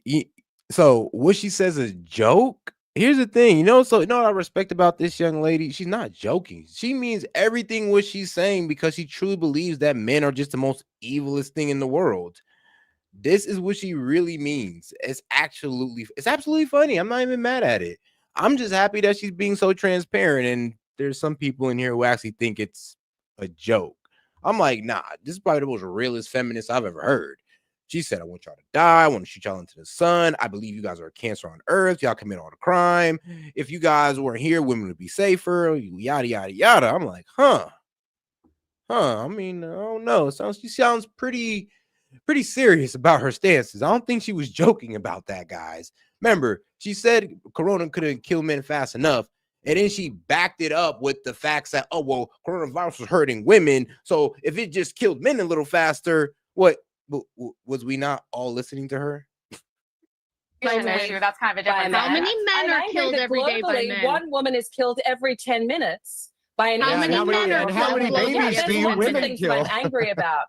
And I'm angry how many about the babies fact do you guys kill? This is what they 1 in do. 3 girls over the age of 15 will experience sexual violence in her lifetime. No, I'm very that's angry another about fake that. statistic, I'm and I would angry love about to tear rape and this sexual apart. assault. I'm angry about the fact that the most dangerous person to a woman is a man that she knows. I'm That's a angry about lie. all of these things. Yes, but I mean, it was the complete. Hold on. Am I the only person hearing the complete villainizing of men? Am I the only person hearing this? Because apparently they're saying I'm reading too much into a joke. I'm just like, how am I reading into a joke when she's literally kind of doubling down on why she said it? I mean, I thought it was look. If she just said the tweet, then I'd have been like, okay, she's just joking. She's being a bit extreme. But when you explain why you said that, like it's no longer a joke. It's no longer a joke at that point. that doesn't mean that I hate men. That doesn't mean that I don't. You just want to shoot him into the. I mean, I wouldn't say that you hate him, but you sure do vilify the hell out of him. I mean, shoot, we ain't sugar and spice and everything nice in your eyes. I know that. Like, bro, we are everything to be feared in your eyes. So, I mean, you don't hate us, but you sure do have an intense fear for us. And I have the data to prove it. For men's greatness with women and with You children. want to shoot men into the sun, you want them all killed shoot by them in the sun. coronavirus, and you want all of us dead, and you hate. You know what? Maybe I'm being a bit too nice. It's like, let's go back on everything this lady has said and how she done backed it up. Remember, she said, I want more men to die through the coronavirus. Like, the coronavirus can't kill men fast enough. Then she backed it up by saying, I said that out of frustration because the coronavirus was halting women's progression. I mean, is it a joke now? Nah, it don't sound like a joke. Now, she want to shoot men into the sun. I mean, hey, at least she didn't try to double down on that one. And I have the data to prove it. For men's greatness with women and with You children. want to shoot men into the sun, you want them killed by coronavirus, and you want all of us dead, and you hate both the men on the panel. Other than that, you love men. You love them. You love them. They're great. Well, even though they're out there being a bunch of people. Yeah, she loves them. I mean, like, bro, just completely vilified us, but I mean, she loves us. Like, man, I mean, yeah, if you ask a lib, they'll tell you, you know what, Seth? I think you're just reading in too much, bro. She's joking. She don't really even mean that. You're being soft. You're reading into the jokes. I'm just like, really? I don't know, man. I feel like I'm hearing her out pretty clearly, and she's doubling down on what she believes. Some of the baloney she just that I hate. Well, the men on this panel. My thing is, like, can't you admit that you at least like men enough that they gave you a beautiful child you're super grateful of? I mean, that's a positive. This is honestly one of the most absurd conversations I've ever had in my life. I've just sat here and explained that I don't hate men. Yeah. I've just sat here and explained that I have a wonderful relationship with my son's father. I've just sat here and said, you know, that I've apologized for these things that I've said in the past. We've all said terrible things. Piers, you've said terrible things on Twitter. We've all said terrible things and apologized for them afterwards. Hang on. What have I said? What have I said? Name one. Oh, Piers, do you want me to look them up right now? Yes, please. Okay, let me just give me a second. Tell me a terrible thing I said on Twitter. Piers Morgan. Well, terrible while she's looking, tweets. can I refute her fake statistics that she just gave? Because I hear Piers feminists Morgan's repeat this all terrible the time. opinions. Well, there go we on. go. I'll look at that. Give me a terrible opinion. Rachel, I thought you were talking while I'm just scrolling through the endless Well, we can all wait, Clementine. The clock is ticking, though. I mean, I thought you'd have a list of this stuff. Like, if you're so offended. One terrible thing that I've tweeted. I mean, come on now. Oh, I think that all lives matter was pretty bad. You think all lives matter? It's a bit better than men should be dying faster, isn't it? Let's just compare all lives matter against more men should die All faster. lives matter. All lives matter is a rejection of Black Lives Matter. I didn't reject Black Lives Matter. I didn't reject Black Lives Matter. I didn't. And shout out to my man Fox Chase. He said, feminism is a cancer like all Democrats' beliefs. I'm telling you, you guys don't believe in anything that's just productive, sadly. It's like, I wish I believed in more productive things. I mean, like family and, I don't know, free markets and all that good stuff. Pretty ignorant to the. I didn't reject Black Lives Matter. I didn't reject Black Lives Matter. Don't lie. No, but you did. No, I didn't. No, I ain't gonna lie, bro. Thank you. Hey, it's crazy how people in the chat can find crazier things that Pierce said other than her. I'm like, you know, the 40 decapitated babies was a bit wild. You did stand on that. So, I mean, the complete shilling for Israel in the beginning. And do you condemn Hamas? Saw those tweets. Oh man, I mean, there's a lot we can go through with Pierce. No, I didn't. You see, this is the trouble. You say that I've said terrible things. When you try and find them, you don't have any. I'm saying you're looking at it right here, Piers. Well, all lives matter. He didn't say white lives matter. He said all lives matter, which is true. And any decent Do you not think all lives matter, Clementine? It's absolutely ridiculous. Clementine, do all lives matter? I think that all lives deserve respect. Do they but matter? I think that in the context... Do all lives matter, Clementine? You do know what? All lives do matter. And thank you. Thank you. What's controversial? All That lives the are not one given the same terrible respect, thing you though. found All I've ever lives are not said, given the you same completely respect. agree with. So All on lives are not given the same on that Yes. delightful note, where you agree with the one terrible thing that I've ever apparently said, we will leave this compelling debate. Thank you all very much indeed. will agree. I've got to say, I will Rachel, agree that you direct- All right, now let's move on to the man Bill Maher. Americans must get over the fantasy.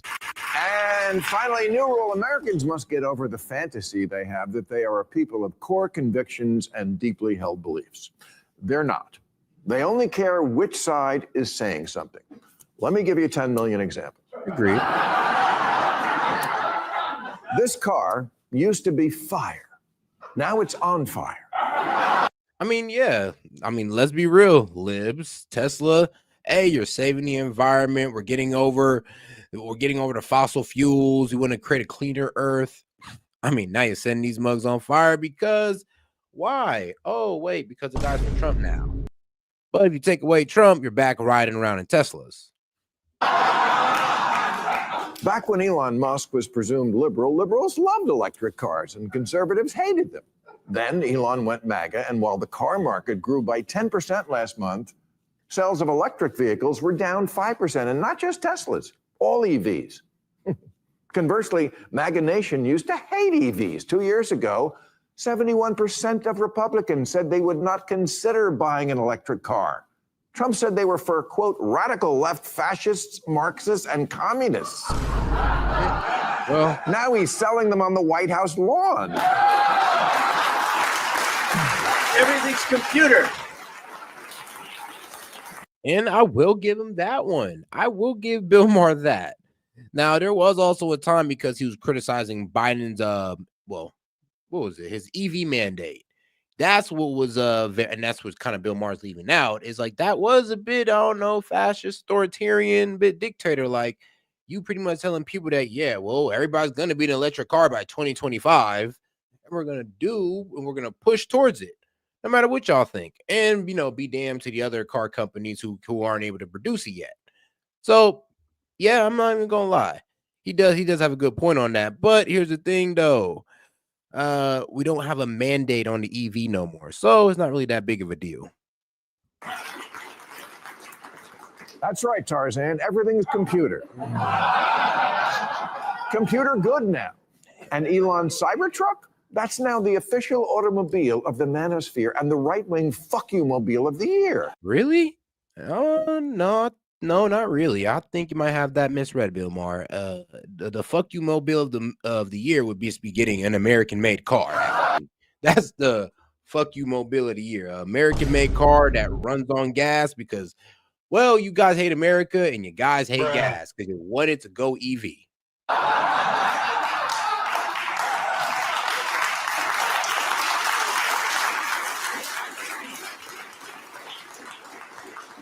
Sorry, Dodge Charger. Okay, this is a crazy, shallow way to make decisions that we all do too. That's what I'm saying. I'm like, yeah, most of us guys on the conservative, yeah, we kind of love our gas cars. I'll be quite honest with you. Never had any dreams or aspirations of owning an electric car.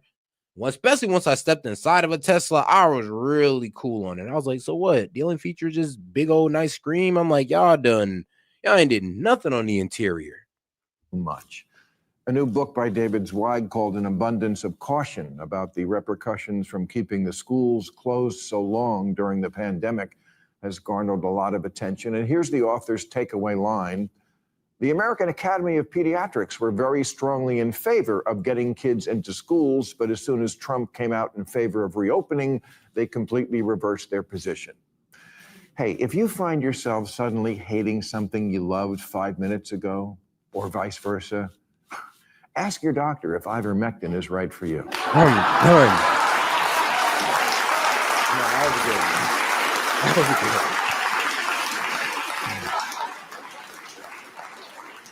Remember that debate during the pandemic? On the left, they were saying, Trump and Joe Rogan took it. It must be for animals. Okay, it won the Nobel Prize in 2015 for what it did for humans. But whatever, the point is, it's a drug. I mean, but you come on now. You just can't let the Dems get off with that one, though. Ivermectin, you're taking horse tranquilizer. Then when it turned out to actually be something that humans can take, and it actually is, actually has its purposes in preventing sickness, I know everybody wanted to shut the hell up, especially when Joe Rogan had Dr. Sanjay Gupta on there, and he Loki had to make him eat that one. He's like, so yeah, you know about ivermectin, and yeah, Dr. Sanjay was like, yeah, it has all these good properties to it. Then why'd you guys sit there and just pretty much said I was a loon, and then also why'd you put this green hue over my face? Yeah, CNN, bro. I mean, reporting at its best. It's not a politician. Drugs don't have political parties. Although I do suspect Xanax is a Democrat.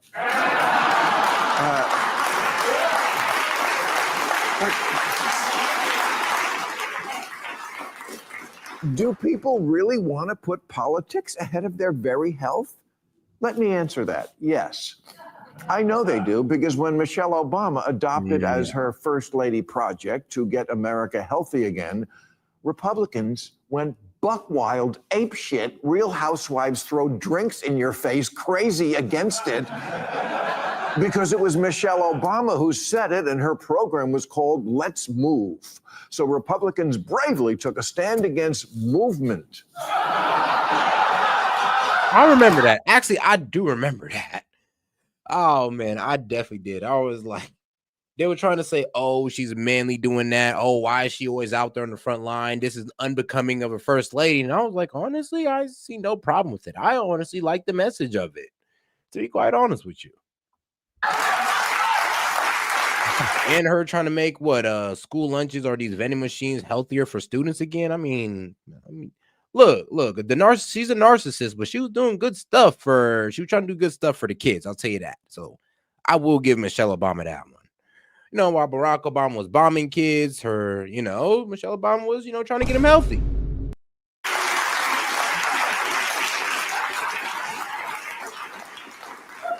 Sarah Palin made an ostentatious show of bringing sugar cookies to a school. Because if these fat little boys can see their dicks, liberty dies.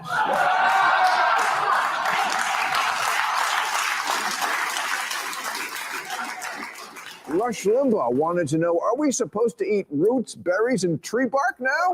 Yes. I would have. I almost wish I was doing political, bro. If I was doing political commentary back in that day, I probably would have been a centrist at best. Because I couldn't overly get down with what the left was doing, but I really couldn't get down with what the right was saying and how absurd they were sounding at the time. It's like, what are we supposed to eat? Roots, berries, and tree bark? I mean, well, we can leave out the tree bark, but the roots and berries, yes, actually, you are supposed to eat those. Okay, but now that Robert Kennedy, leader of the Make America Healthy Again movement, is in the Trump administration, tree bark good. I mean, fuck yeah, make America healthy. Finally, somebody said it. And when I say somebody, I mean not a black liberal lady. Hold on. Let's be real. Let's be genuine about this now. Michelle Obama was more about getting active, but she wasn't about tackling the because let's be real, these food companies had these preservatives in our food, and she never tackled that. She never even spoke about it, but she kind of hinted at it. She said, all right, I'm not going to speak about what these food companies are doing to you, but I will say we should have healthier options. So I'm pretty sure she knew about this as well, but she wasn't trying to go up against the food lobbying army. Coming from, I will say this, I'll give her due credit, and the fact that her just saying, well, maybe we should get moving and working out more, and her out there popping out push-ups, that might have been a sign that the Dems were trying to send, like, yeah, we have a health problem. And for some reason, the Dems didn't pick it back up, because I ain't gonna lie, that would have been a very winning argument. I could have had that. Now it's coming from someone more reasonable, a guy with a worm in his brain who believes in chemtrails.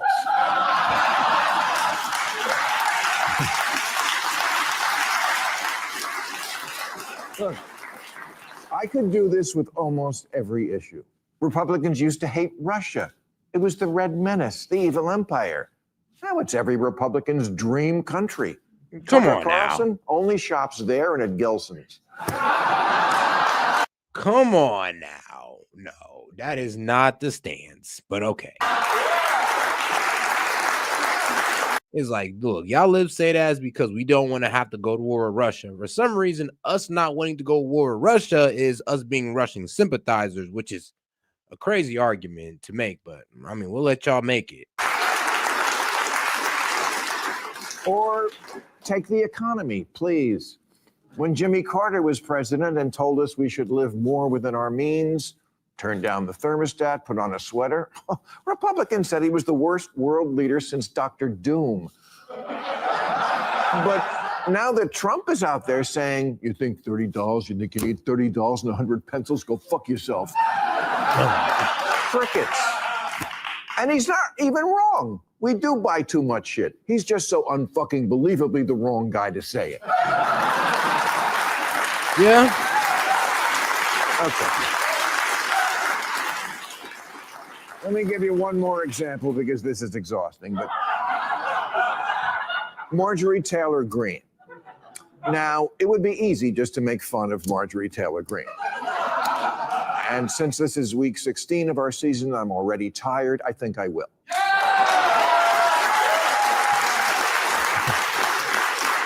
Yes, Marjorie Taylor Greene, Jewish space lasers. Marjorie Taylor Greene, she once said Biden had gazpacho police. She once demanded answers from Biden about something by June 31st, which is a date that does not exist. Hilarious. Although to her credit, this is something she later acknowledged on July 44th. Okay, so it is funny to joke about these politicians because, I mean, they are people at the end of the day, and it is funny to point out their mistakes. But nah, shout out Marjorie Taylor Greene though, because she was holding it down in those hearings and speaking sense, especially when she was speaking on the Kilmar Garcia case and how she brought the evidence to the chairman. So not a genius. However, when the Pope died this month and she said Catholic bishops are controlled by Satan, again, ha ha ha. But she was talking about the child abuse that's gone on for 1,000 years, which is basically the same thing that Sinead O'Connor said in 1992 when she went on SNL and tore up a picture of the Pope. And nothing compared to how great lots of us thought that moment was. So don't be a hypocrite. And that's the challenge, to not automatically rush to the opposite viewpoint based solely on who said it. But until we get to where we can do that, I just hope the Democrats come out strongly next week for dictatorship, coal mining, and making pot illegal. Man, I mean, that would be crazy. That would be crazy. A dictatorship, coal mining, and making pot illegal. I mean, yeah, then they're just going against everything Trump at that point. But all right, now let's get into another stand-up comedian, or I guess a political commentator. Shout out to my man, Dave. Put your hands together and make some noise for Dave Smith. Yep, let's have us a little comedic hour.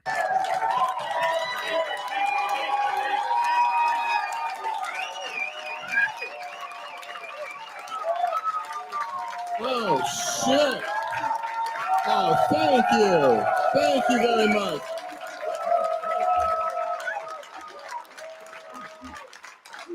Thank you very much. New York City, what the fuck is going on? How is everybody? Feeling good? Hell yeah. Yeah. The world is going crazy.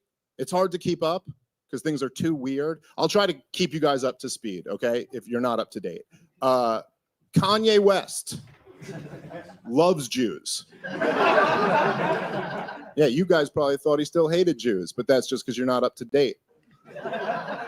He loves Jews. You got to follow him on Twitter to keep up, but this is true. Kanye West tweeted that he saw 21 Jump Street, and it was so funny that now he loves Jewish people.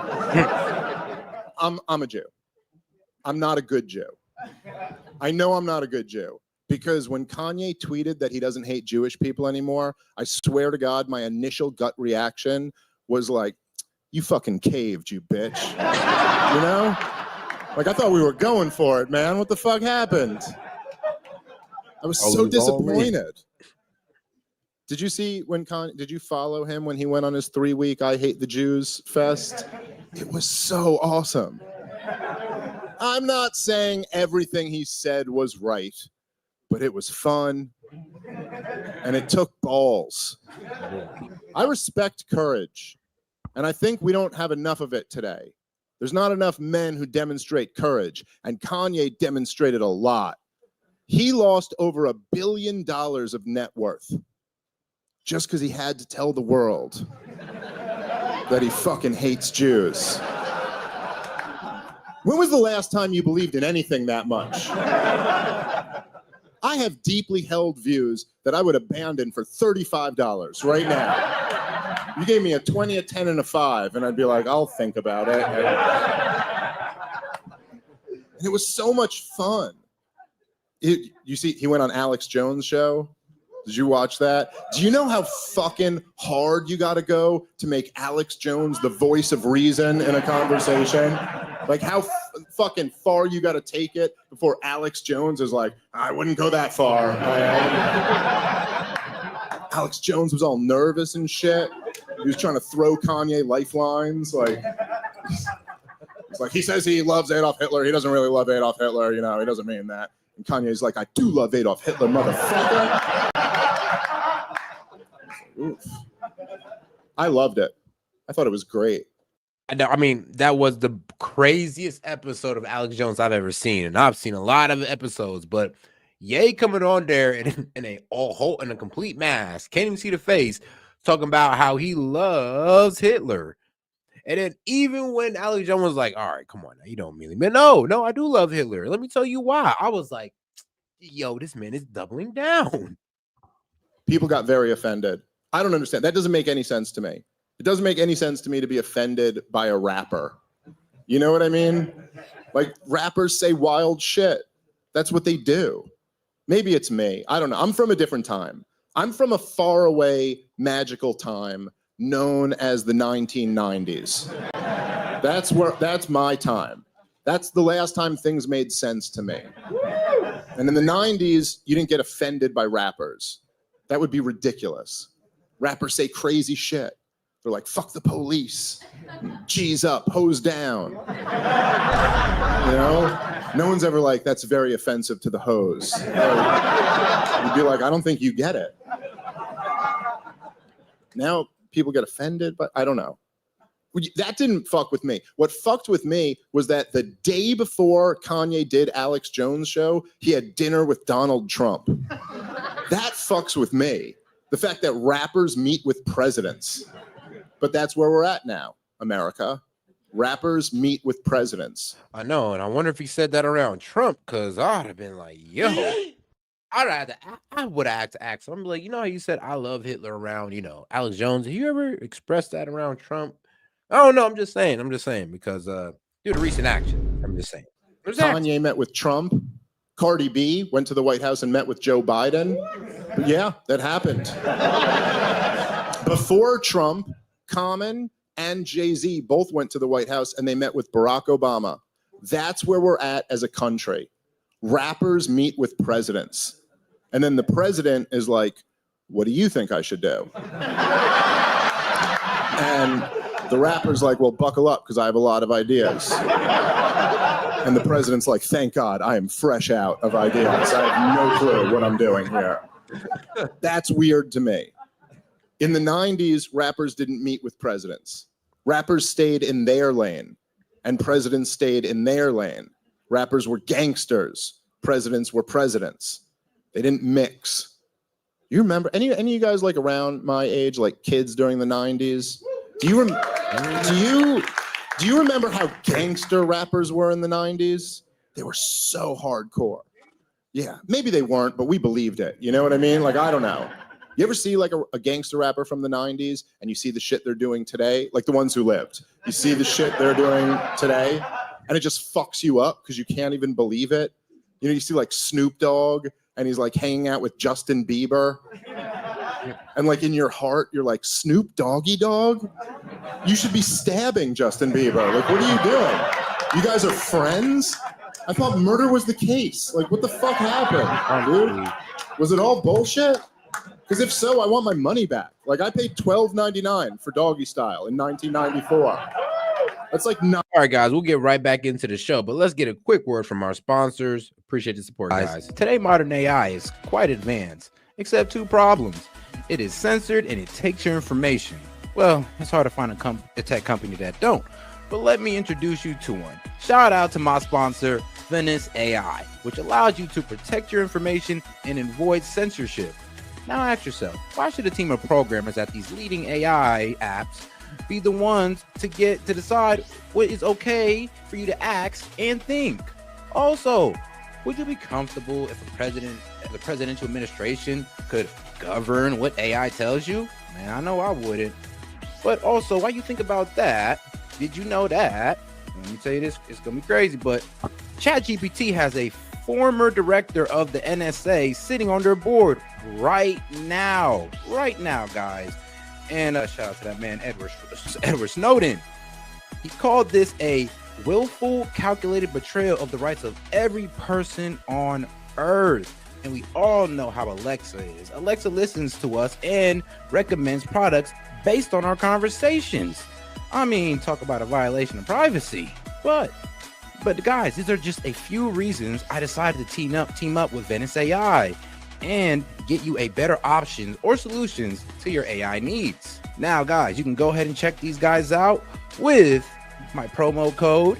So shout out to Venice AI. Now, if you want to use AI without fear of handing over your most intimate thoughts to a corporation or government, you can get 20% off a pro plan using my link, Venice AI SET, and use the code SET. Man, so shout out, guys. So make sure you guys use the code. Put it up one more time for you guys right there. Once again, guys, if you guys want to go ahead and have unleashed AI, uncensored AI.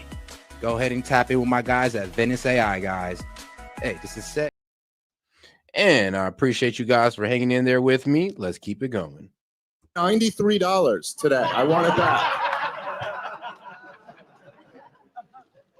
Rap, hip hop was gangster in the 90s. It was so gangster. Like, if you don't remember, go back and listen to like a gangster rap album in the 90s, but not like you do today. Like today, you listen to it on the internet and you just hear the songs. Go listen to the album, like the full album. This is what you forget, okay? Half of their albums, it wasn't even music. Like, go listen to like a Biggie Smalls album. Half the album was music, and the other half was like interludes where they were just doing gangster shit. Like, if you listen to a Biggie Smalls album, track 1 would be like a song. Track 2 will be a song. Track 3, he'll just murder somebody. Damn, it sounds like a Chief Keef album. Well, or a Chicago drill artist album. 3 is just like, die, motherfucker, die. Then track 4 would be a song. Track 5 would be like a voicemail. It would like track 5 would just be like boop, and they'd be like, Biggie, I want to suck your dick, and then just to let you know gangster shit was happening in his world. That's how gangster it was in the 90s. You couldn't just make an album full of music. Like, we would listen to it and we'd be like, all right, these are pretty great songs, but like, this guy hasn't killed anyone. He hasn't gotten his dick sucked. Why am I buying the album, you know? Shit was real. Everything kind of made sense to me in the 90s. Like, I just felt like everything was where it was supposed to be. Like, rappers were rappers. Presidents were presidents. Boys were boys. Girls were girls.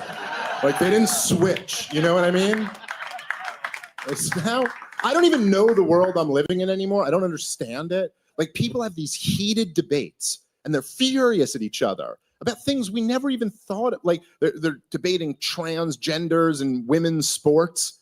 That's a real debate that's happening across the country, and people are at each other's throats. Like, the right-wingers are like, that's a biological man. He can't compete in women's sports. And then the left-wingers are like, what do you mean that's a man? That's a beautiful woman with a penis. And like, they're furious, just arguing with each other. And I'm just sitting here and I'm like, can we all just take a deep breath and take a step back and just return to a simpler time when we had consensus on this issue and we all agreed that we don't care about women's sports? Like, I mean, what? I'll give it to women's sports though. They are, I mean, resurging, and I wish I could say resurging, but I mean, it's just gaining new light. I'm not sure if it's a new female talent or whatever it is, but you guys are getting more eyes, I will admit. Why is it even a thing? When did we start letting them do it? I don't remember. But it's ridiculous. I'm sorry. Do you know what we used to say about the WNBA in 1995? Nothing. We didn't have a WNBA in 1995. And we all got along just fine. I never watched Jordan dunk on some dude, and then I was like, something's missing, you know? That was pretty cool, but I would like to see a lady try a layup after this. Just to bring this whole thing home. Nothing is where it's supposed to be anymore, including me. I'm also not where I'm supposed to be. I know I'm not. Because, like, I'm objectively, what I am is I'm a 40-year-old dad.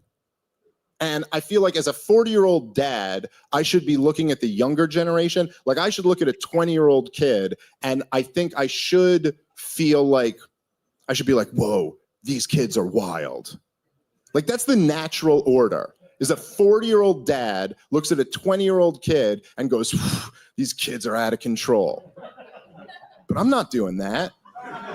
I'm a 40-year-old dad, and I'm looking at these 20-year-old kids, and I'm like, could you stop being such a fucking faggot for like 5 seconds? Hey, not for real. For 5 seconds. I'm telling you, like, at my age, trust me, I'm like, bro, can y'all just stop being so scared and such babies for like, bro, 5 seconds? Stop being a bitch. Like, Please, y'all, you guys are the younger generation. Stop being so feminine. Y'all be killing me with that. It's like, bro, go out there and live life, bro. Go out there and actually live life and stop crying about it. Like, oh my goodness. Like, bro, say it again for me. Just stop being a bitch. I'm a 40-year-old dad. I ain't gonna say the F word, but hey, he can say it. And I'm looking at these 20-year-old kids and I'm like, could you stop being such a fucking faggot for like 5 seconds? For 5 seconds. Like, try a drug. Fuck something, you know? Skin your knee, young man. Is what I say. And then that 20-year-old is like, did you just say faggot? That's a very offensive word. And I'm like, you're lecturing me about the impact of my words? You're 20. This is ridiculous. I should be doing, I'm the dad. Like, we should switch. I did that joke 2 weeks ago in San Francisco. And I'm not gonna lie. You guys were way cooler than they were about it. You guys were way cooler than San Francisco. And it was pretty unanimous in San Francisco that everyone was like, you are not allowed to say that word anymore. You're not allowed to say that word. And I know, but I'm not gonna stop. Well, because it's a great word. And I'm a product of my time. You know, I don't think it's reasonable to expect people to change.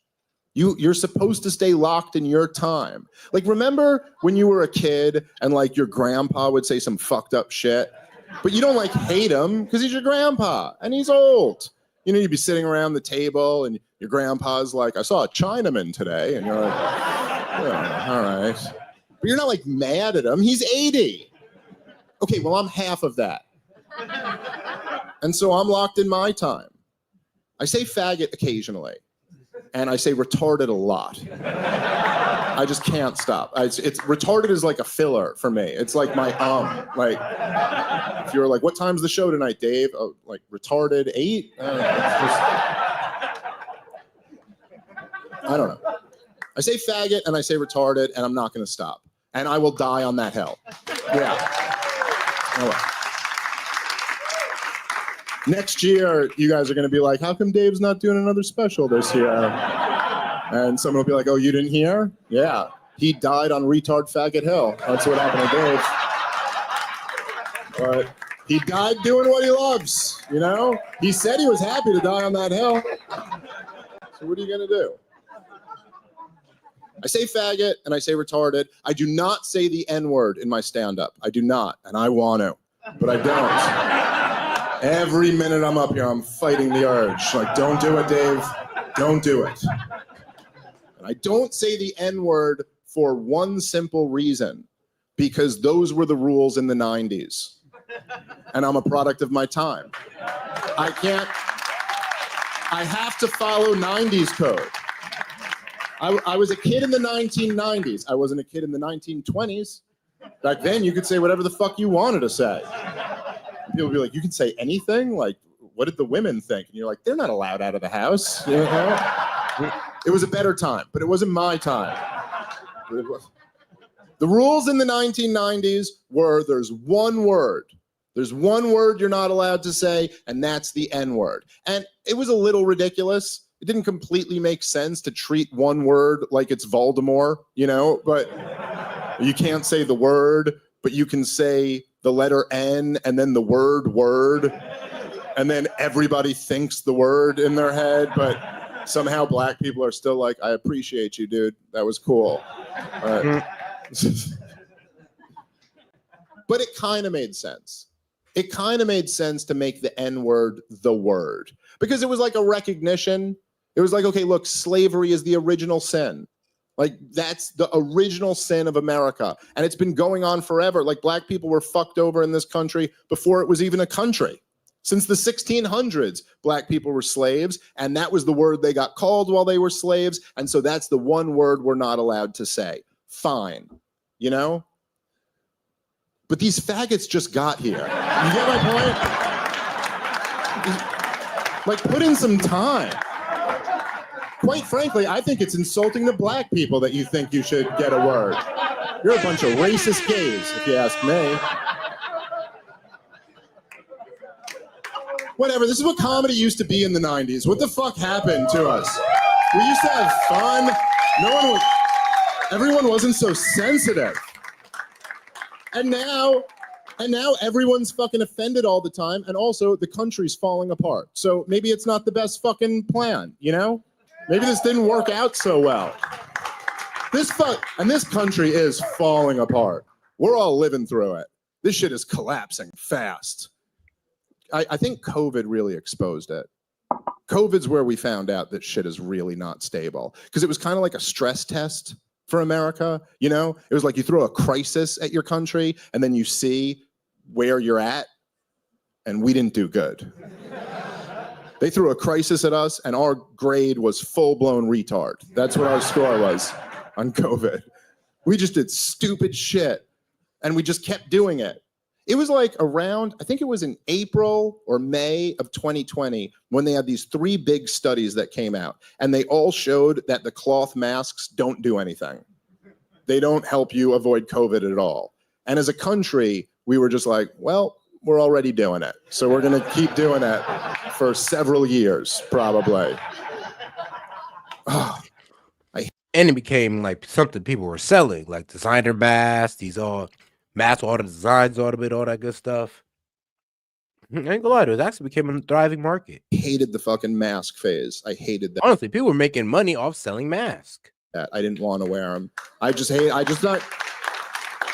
not like even saying I'm better than anyone. Even before those studies came out, when I thought the masks might work, I still didn't want to wear them. Like even when I thought I might be killing an old lady, I was like, she's had a good run, you know? Like, I don't know what to tell you. I can't breathe my hot breath all day. But back then I was tolerant.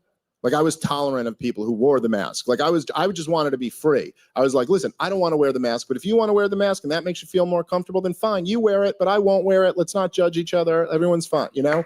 But, I changed.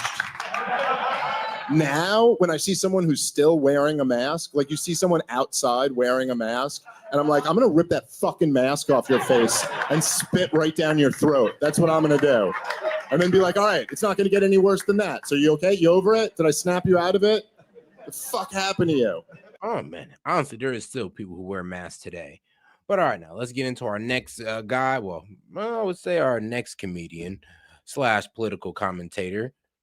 What's his name again? Fat white boy, Tim Dillon. Shout out to Tim Dillon. Bro, yeah, the way he set up for this is absolutely brilliant. And, just to bring the point across, of course. Just put out an article how Qatar bought America. Ladies and gentlemen, welcome to the Tim Dillon Show. Special report right now. The Free Press just put out an article how Qatar bought America.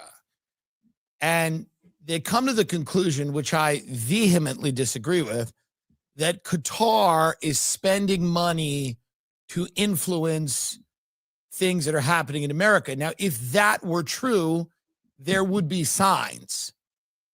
And I think it's irresponsible for the Free Press to come out and just baselessly claim that Qatari money is flowing, out of the spigot, and we're all drenching ourselves here in it. That's completely untrue. I have not been bought. Does this look like a man who's been bought by Qatar?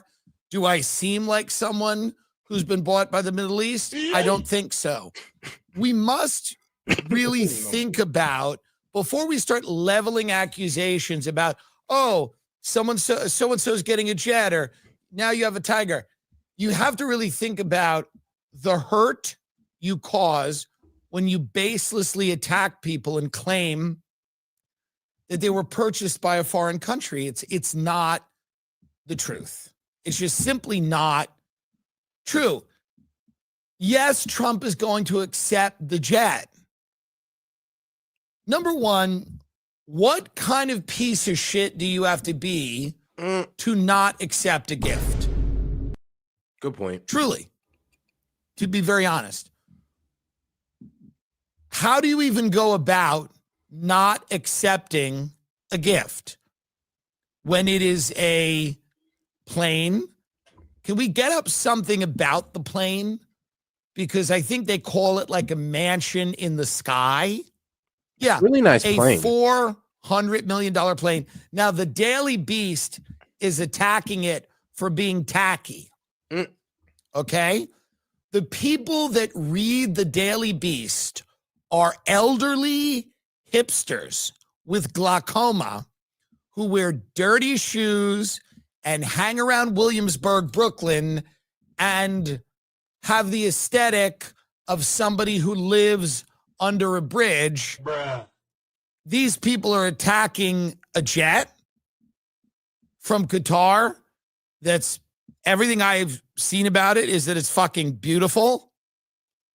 And these people, I mean, look at that. Look at that jet. That's tacky? Are you out of your fucking mind? It's a beautiful palace in the sky. It's actually understated. To be honest, it's kind of understated. I was expecting it to be a little more over the top. But this is an incredibly beautiful aircraft that is being given to the president of the United States as a gift, which he will use, and then eventually it'll go in his presidential library. That's the plan. Trump loves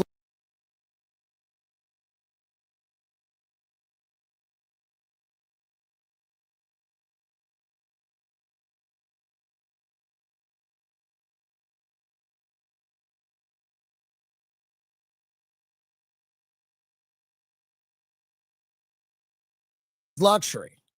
One of the things you have to understand about Donald Trump is he likes luxury. He understands luxury. Yeah, sorry, I had to show you that real quick. So, you guys can get a look at it. Like, it looks great, don't it? It looks very high class. Understands what an aspirational figure is. He happens to be one for a lot of people. He understands the value in having a luxurious, beautiful way to travel, to live well. This is the entire thing, is to live well, to work hard, and to reap the benefits of working hard, to accept a gift from. Now, is everyone in Qatar perfect? I imagine not. Doubt it. I imagine everyone in Qatar is not perfect. Yes. Are there people in Qatar who have, participated in funding of terrorism, organizational support for terrorism? Yes. Does that mean the plane's not fucking nice? No.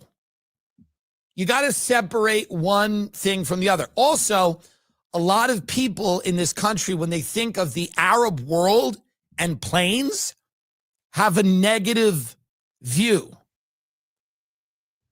because of a couple of things that happened. Now, if this plane becomes the image, when we think about Muslims and planes or the Arab world and planes, and we're not thinking about that thing that happened, and we're thinking about a luxurious palace in the sky given as a gift to a president, I think we can all admit that's probably a good change from the way that we usually, because usually when you think of that thing that happened, it's a bummer.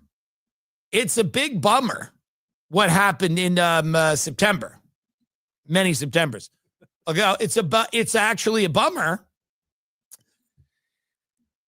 And, I think a lot of people are ready to move on from that. Moving on from that, the future is forward and the past is the past. And I'm hearing what he's saying. He's pretty much saying, like, if we really can't move past, 9/11, then, how could we ever hope to achieve peace in the Middle East? If that's the goal. Now, if the goal is not to have peace in the Middle East, then you can continue to be hurt and bring that up. But if that is the goal, then we are going to have to get over that and realize that was under different leadership. And, hopefully we can work things out with new leadership. But all right, let's keep it going. So now people go, oh, yeah, Arab world, planes. Let me tell you this. We got a beautiful plane. And this is is this a 747? Yeah. It is a 747-8. It's 13 years old, 12 or 13 years old, 747-8, jumbo jet. 747s are being decommissioned and nobody's using them because of the fuel efficiency standards. They are double-decker planes. It was listed for sale several years ago, $400 million, has 3 lounges, 2 bedrooms, 9 bathrooms, 5 galleys, a private office, and enough business class seating to accommodate dozens of guests. While Trump is redoing Air Force One, because I believe they're doing a reno on Air Force One, like a renovation, he's accepting this gift to use. Now, of course, the United States government is going to have to retool it to make sure that it fits all the specifications that Air Force One needs. Now, the officials are saying it was a security problem. These people, the officials, are saying it's a security problem. How about that rally in Butler, Pennsylvania? Was that a security problem? Where were these officials then? Anyway, the Wall Street Journal first reported this month that Trump had commissioned defense contractor L3 Harris to retrofit the Qatari plane in Texas. It's lavish. It's a lavish plane. People don't want their president on Southwest. I'm done. They want the president of the United States. Now, if I were Israel, I would now think of a gift. That's the way this works, baby. If I'm Israel, I'm Bibi Netanyahu, I'm thinking of a gift. Yeah, now how to send us into the next war. That's the problem. No gifts, but you still get taxpayer money. You try to send us into another war. Yeah, that's not how y'all do it. But you do what the Middle East countries are doing, which is not too bad. Shout out Saudi Arabia. Investments. Qatar came with investments and gifts, and they're letting us build our air base over there. Excuse me, but honestly, when you guys talk about it's a bribe, what did Donald Trump get out of this? That's favorable to the Qataris because we get investments from them. We got a plane. I think we're building a base over there, or an Air Force base, I believe. And what did they get from us? I know, right? No, you can't really say. It was just pretty much an all-around benefit to America because it was just a goodwill gesture. That's it. We should just take it and leave it at that. For example, there's an island in the French Virgin Islands that no one's using. Maybe give that. I'm saying gift is important. If Qatar is going to give $400 million, a beautiful plane, Israel should say, hey, and go over the top. Go over the top. Have you ever been in a family with siblings? I have not, but I hear that around Christmas or Mother's Day, there's a little bit of a competition to see who's going to give mom the best present. So I'm Israel right now. I'm thinking, how do we top a $400 million Qatari plane? I don't know. I don't have the answer. Supposedly retrofitting the 13-year-old aircraft to current Air Force One requirements would take years of work and billions of dollars. And you know what? I would have to say this. People want to say, well, what you mean? The Qatar's buying Trump's loyalty. For what? Like, in what case? Like, what Qatar got going on and they would need Trump's loyalty? Like I said, you got to better explain your answer. I'm pretty sure if you try to actually go in and explain your answer, you'll probably see where it falls apart. Like I say, you just can't say something at face value and be like, oh, well, They're doing it to buy his loyalty. For what? For what? What they got going on that would benefit them? I'm pretty sure I can name a few, but I'm just saying, hey, you're one making the argument here. I'm just saying it's a goodwill gesture from years of being in confrontation. Just like with Saudi Arabia, them investing in all that good stuff and giving Trump a nice little chain that you guys do not want to talk about. You want to talk about the $400 million jet, but you want to talk about the nice little lavish jewelry that they gave my man. So either way, it's just a gift, and we should just take it as that and understand. All right, good. It's pretty much you guys saying you guys want to have a good relationship from here on out, and just leave it at that. The fact that we're trying to make a whole corruption deal out of this is honestly,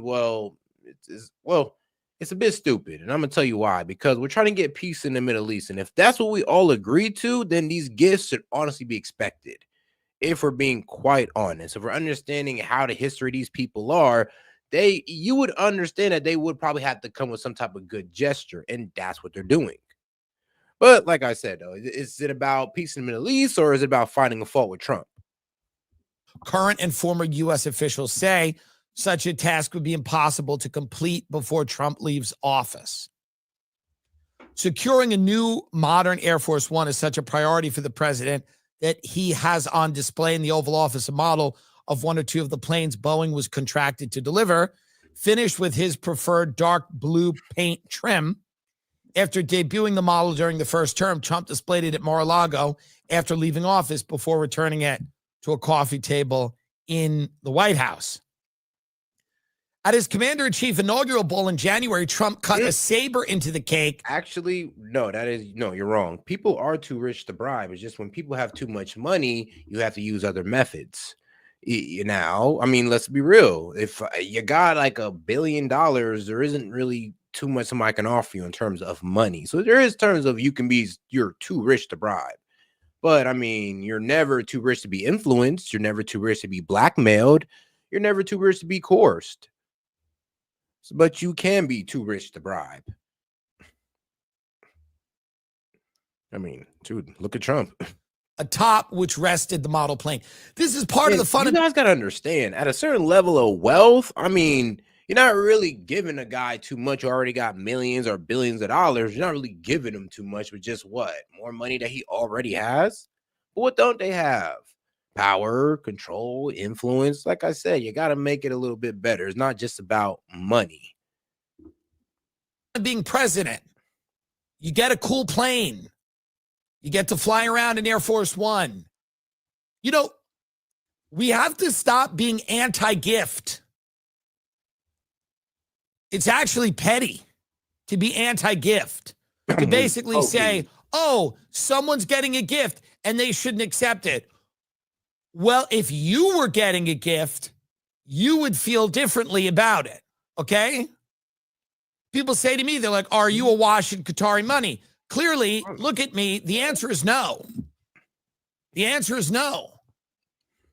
I'm not anti-gift. Yeah, I'm sorry, dog, but if you're going to sit here and spit lies in the chat, I would hope you're able to back that up. A conflict between India and Pakistan broke out under Trump. Well, yeah, that's true, but the conflict there's been an immediate ceasefire because of Trump. I mean, you're leaving out the facts there, my friend. Trump failed to stop the Ukrainian war. I mean, these guys are finally coming to the table. It's getting done, more than Biden. Hold on, were these guys even trying to talk peace under Biden? Were they even trying to negotiate a ceasefire, even trying to making the attempt to under Biden? So he made a lot of progress. So I think that is a very petty argument that you guys want to make on day one, when you had a president who didn't even want to commit to a day one or not even want to start the process whatsoever. And he failed to stop the genocide in Israel. I mean, here's the problem, bro. You want to talk about the genocide in Israel. I mean, at this point, it's up to Israel.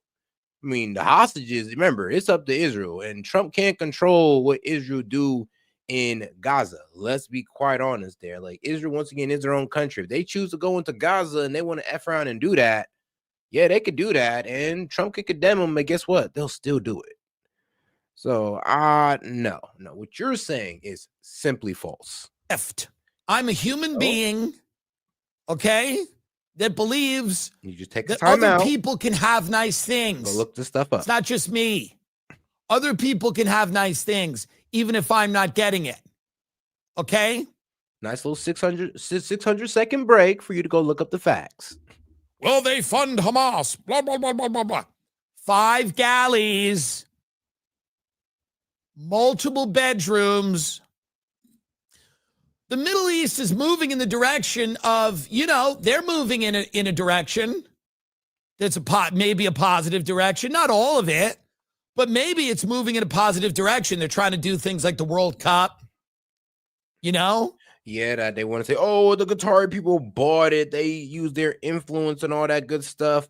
But I'm like, isn't that just a good gesture to the world that they're trying to open up and be a part of the world and not be seen as this crazy radical place? Like, could it just be that as well? Like, does it have to be framed as corruption? Or is that just, I don't know, mainstream media or just Zionist media trying to just always keep us against the Middle East? I mean, they'll preach about peace in the Middle East, but they'll villainize every Middle Eastern country. Like, make it make sense. They did the World Cup. Now, obviously, there's a lot of policies in the Middle East that are not good, and there's a lot of people that harbor anti-American sentiment.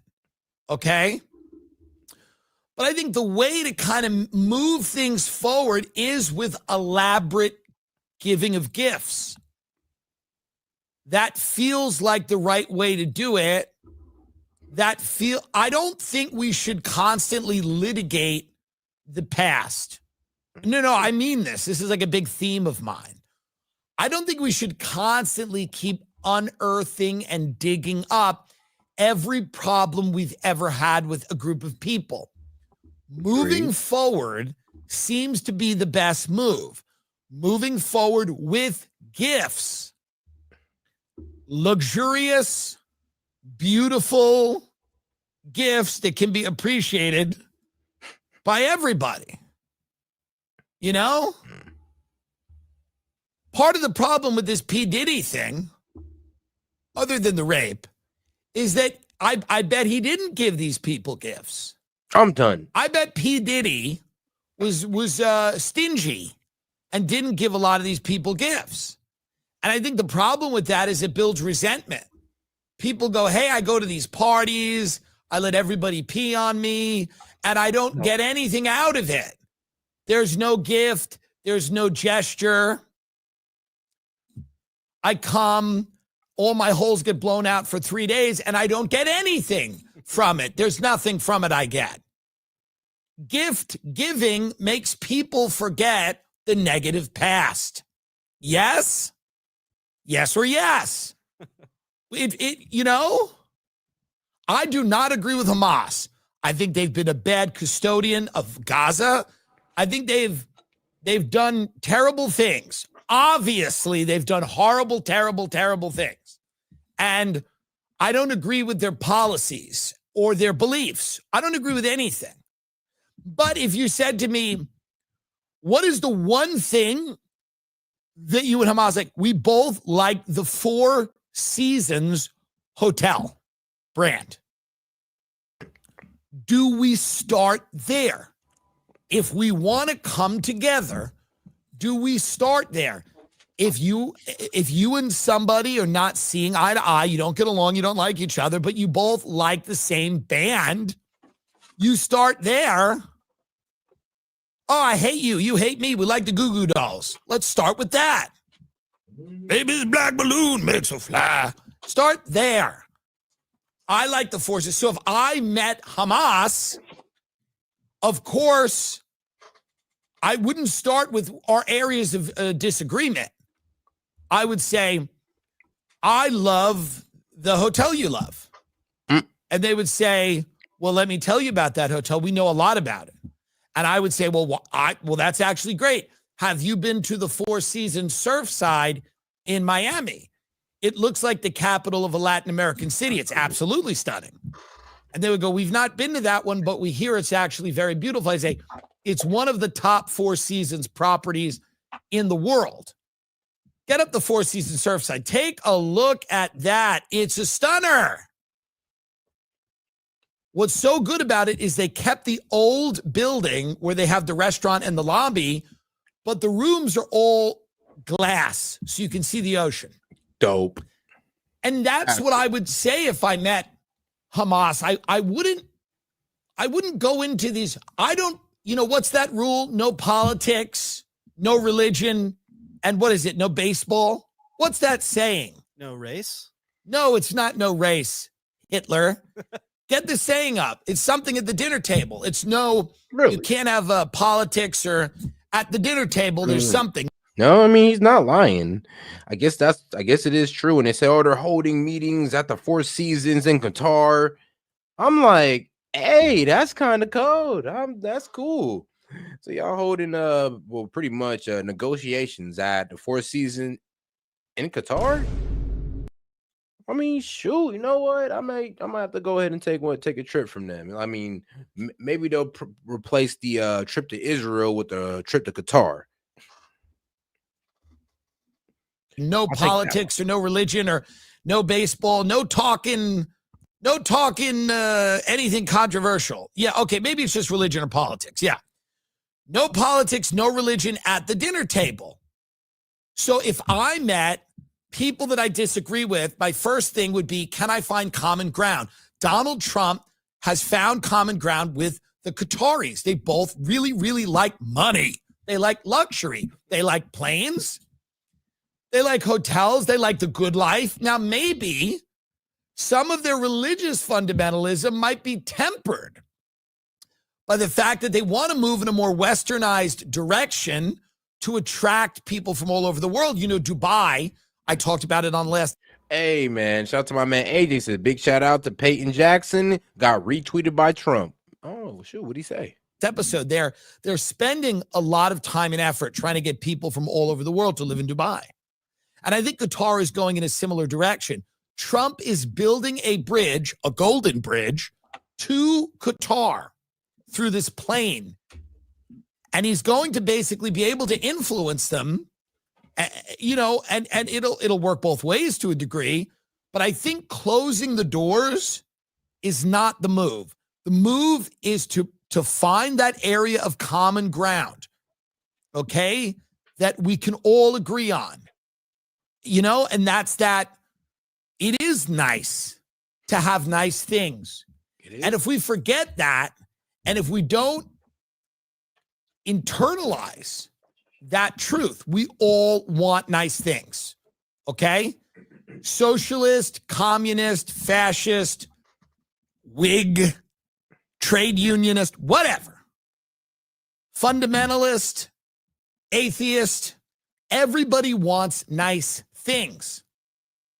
Some people might disagree on what those things are, but everybody wants nice things. Everyone likes nice things. Why in God's name would I not have nice things? I'm not ashamed that the president's sick. And all these people are whining and complaining, I can't believe he would accept a jet. It's insane to allege that just because Qatar is throwing a little money around, they're controlling the country. Number one, they're actually not. Foreign governments, their job is to influence America. That's the job of a foreign government. America, up until recently. I always do say people want to run off on Qatar's influences that they do have in schools and certain organizations. But then I'm just like, the same people want to bring up Qatar is get real hush hush when you bring up Israel's influence in our government and the entertainment industry. Like nobody really want to touch on that, but they're the same people who want to get loudmouth about Qatar. And that I would love to say politely, sit down. You might want to sit down on this one. Recently, and maybe still for the next 5 minutes, is the most powerful country in the world. So if you're a foreign government, you're trying to influence America. Now, when Trump goes to the Netherlands, they don't really have a lot of money, but I'm sure they'd give him a wooden troll or whatever they have, They always everybody always gives something. Qatar just happens to have it like that. They got it like that. So they're able to give him something that he values, which is a way to get from point A to point B. It's a way to go from Palm Beach to Florida, back to Bedminster, Bedford, whatever it's called, the fucking golf thing. I'm just saying we all have to open our minds here because, by the way, I love money. Oh, sorry, I like money. I guess I'll go and kill myself that I've admitted it. I'm sorry, I enjoy money. I'm sorry, I enjoy capital. I like having money. I like being able to enjoy myself, and have the people around me close to me having fun. We're all having fun. Oh, look, we're at Steve Wynn's resort. Isn't it beautiful? Isn't it fun? Isn't it nice? I'm sorry. And, you know, the WASP aesthetic of this country might be a little uncomfortable with how much Trump really exudes and lives a lifestyle of luxury, but I am not. I'm actually not. I'm actually on board with it. It's one of my favorite things about him. Why would you not live in a gold apartment? It's a fucking awesome color. I'm done. Why would you not build beautiful buildings? Why would you not fly around in great planes? None of this makes any fucking sense. Get on board now. If you want to get something going in America, you better fucking show up with a gift. What's that story, the gift to the Magi? I'll pull it up. It's a thing. It's possible this story has the opposite lesson of what I'm talking about, but I don't know. It's a short story by O. Henry. It tells the story of a young husband and wife, how they deal with the challenge of buying secret Christmas gifts for each other with very little money. As a sentimental story with a moral lesson about gift giving, it has been popular for adaptation, especially the presentation at Christmas time. The plot and the twist ending are well known, but the ending is generally considered an example of cosmic irony. Let's go to the plot. On Christmas Eve, a woman named Della Dillingham Young discovers that she only has $1.87. All right, before this man goes and breaks down the gift of the Magi, let's get right back into this little comedic hour with our man, Dave Smith. As he explains, well, Joe Biden, I guess in a comedic sense. Let's see here. We're in trouble. I don't mean to be like a downer up here. Like everything's going to be fine. You know, Biden's got it under control. I'm saying there's some issues that we're facing. But Joe Biden, you look at him and you're like, finally, someone with a firm grasp of the issues is at the helm. I trust him. I trust him to take us home. I like Joe Biden as president. I do. And I mean that. I'm not being sarcastic. I actually really love him as president. I think he's the man for the job. He is the perfect representation of where we're at as a society. If someone who didn't know anything about America was like, where's America at right now? You'd be like, right there. That's where we're at. This president made of tissue paper is basically, that's what we've got for you. Whew. He is old. It's unbelievable. Like, I know you guys here, you know me. Like, I'm not.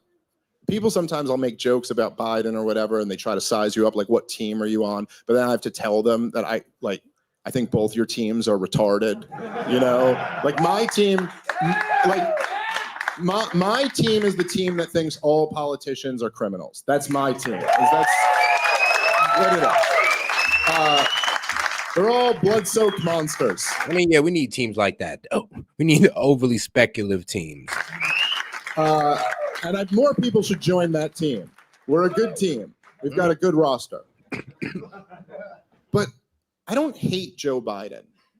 Like, I hate every president of my lifetime. I can't get myself to hate Joe Biden. Joe Biden is the first president I've ever genuinely felt bad for. Like, I think it's wrong that we're making him do this. Clearly against his will. Like, you know he doesn't want to be president. You know every morning Joe Biden wakes up and he's like, please don't make me president today. Please. And then his wife is like, you get out there and you fucking president right now. And he's like, okay. And then he doesn't know what he's doing. He never knows which direction to exit in. And you know that's all they talk to him about before the speech. They're like, just read the words in front of you and then exit left. And he reads the words and then he's like, fuck. Shit, they said exit something. I don't know. And he's always like doing this shit. It's just horrible. It's awful to watch. He does this thing, and I've never seen another politician do this, ever. Joe Biden does it a lot. But he does this thing where he'll start saying something, and then, like, he starts saying something, and then he like, stutters and stumbles, and then he just bails on what he was saying. Like he just pretends it didn't happen. You know what I mean? Like he'll start a sentence and he gets like halfway through the sentence and then he has a moment where he's like, look, we all know I'm not going to finish this sentence. So I'm just going to pull the parachute on this bitch. I'm hitting eject right now and we're going to move on to something else. You know, he's like, we all know how it goes. You know, we hold these truths to be self-evident. You know the thing. And then he's just like on to the next thing. And you're like, I do know the thing. I don't think you know the thing, motherfucker. I'm going to need you to tell me the thing. But he's not gonna.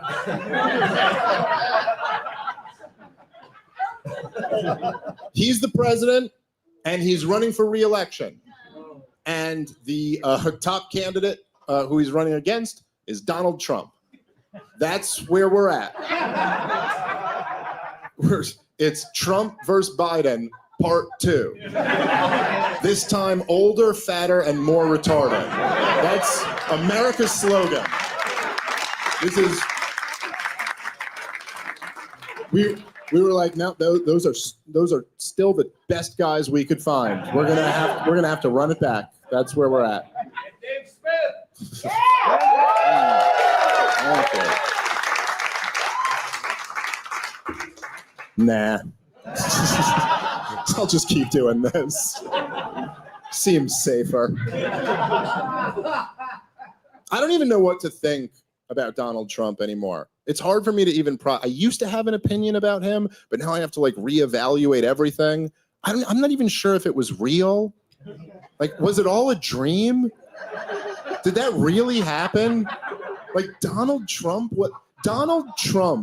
dipped his toe into politics and on his first shot became president of the United States of America? Yeah. Did I imagine that or did it really happen? I don't even know how to feel about it. Like, I used to think he was an idiot. I mean, that was a phenomenon. Like, we always joking, like, Trump is president? All right, that's funny, guys. So when's he going to just drop out and say he was joking? Oh, he's not? All right, well, I guess he's just an idiot, guys. I guess we'll just wait for when he loses. Oh, wait, he won the primary. Okay. Well, he can't possibly be president, guys. It's going to be ridiculous. And then he won the presidency, and then we just been freaking out. Well, the Lid's been freaking out ever since.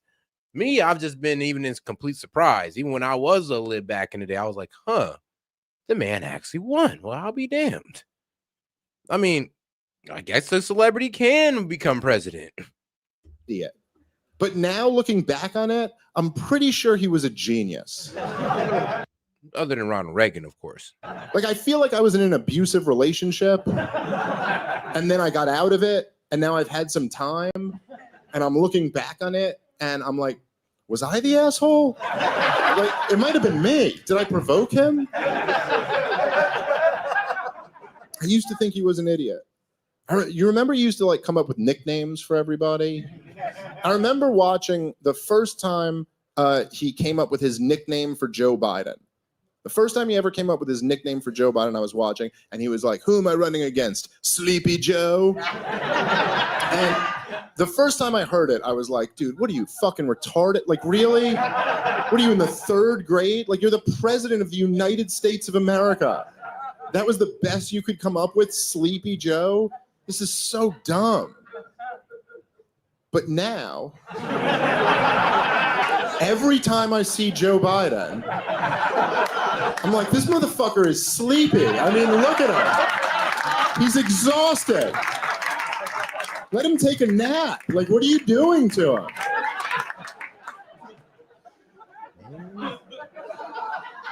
Trump is an interesting guy. And the response to him is really interesting. It's very revealing because they're all so scared of him. And these are like the most powerful people. Like all of the most powerful people in the country are terrified of Donald Trump, which shows how weak they are. Because like, what are you so scared of? He's Trump. He's 80 and fat and orange and retarded. Like he's like a fucking cartoon character. His hair and skin is not the color of any human being you've ever seen. And they're like, when you watch Trump on the news, it's like you're watching CNN and then a cartoon character comes onto the screen. Like you're watching fucking Roger Rabbit or some shit. And this guy terrifies them. They're like, he could ruin all of us. And they're right. Donald Trump's an alpha. That's how he runs off instinct. Everything's a gut reaction. Donald Trump's never read a book about nothing. That's nerd shit. He saw a show about it and he knows how he feels, you know? That's it. There was a big scandal a few months back when they raided Trump's house and they found a copy of Mein Kampf. And everyone was like, oh my God, what's he doing with a copy of Adolf Hitler's book in his house? And you're like, yeah, but he didn't read it. You know what I mean? Like, does anyone here think he read it? Like, no. He liked the color, so he bought it. Donald Trump doesn't need to do that shit. He just bullies people. He doesn't need. Do you remember what he would do to these guys? This is why they're so scared, because he would fuck them up. Do you remember what he did to Elizabeth Warren? He took that bitch's soul. Like, she used to be a respected senator. I mean, Pocahontas. And then Donald Trump just called her Pocahontas every day for like 4 years. And you can never look at her the same. You could never. Every now and then I'll still see Elizabeth Warren on television, you know, and she'll be like, I have a proposal, you know, and you're like, shut up, Pocahontas. No one cares about your dumbass proposal. So the story, if you don't know it, the story was that Elizabeth Warren had been claiming to be a Native American for her whole career. And she didn't just like say it once or twice. Like this bitch wrote a Native American cookbook. Yeah. And this is true. She was listed as Harvard Law's first ever female professor of color. Wow. And Donald Trump just decided to troll the shit out of her. Harvard Law. Yo, that's crazy. Professor at Harvard Law. That's scary. He didn't know anything. This professor of color. And Donald Trump just decided to troll the shit out of her. And he didn't know anything. Like, he didn't have any insider information. He's just Trump. He runs off instinct. And he was just like, that bitch looks white. And so he just decided that every single day he was going to call her Pocahontas. And it drove her fucking crazy. He trolled her into taking a DNA test. And she took it. She didn't have to take it. No one put a gun to her head. He just made her so angry that she wasn't thinking straight, and she took it. He said at a press conference, he goes, I will give Elizabeth Warren $1 million if she takes a DNA test. And she took it. She took it. And she made a video about it and put it on the internet. And she was like, I took the DNA test, Donald Trump. You owe me $1 million. And then the next day, the reporters came up to Donald Trump and they were like, hey, Elizabeth Warren took the DNA test. Are you going to give her $1 million? And he was like, no.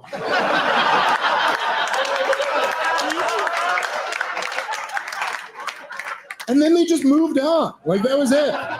Like, even the reporters were like, I mean, it's not a legally binding contract. We can't make him give her $1 million. And we got other shit to talk about. So they moved on. And Elizabeth Warren was just left having taken a DNA test in front of the world for no reason. And she did not do good on that DNA test. She did not do very good. She was so excited about getting the $1 million that she completely didn't think about the fact that her score was bad. Like, really, really bad. She was less than 1/1000th Native American. Less than 1/1000th. And she's been claiming she was a Native American her whole life. And then she put up 1/1000th. You can't do that, right? You can't be 1/1000th Native American and say you're a Native American.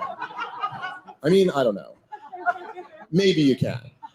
But if you can, then we should all be able to play by those rules, you know? Like, this is true, okay?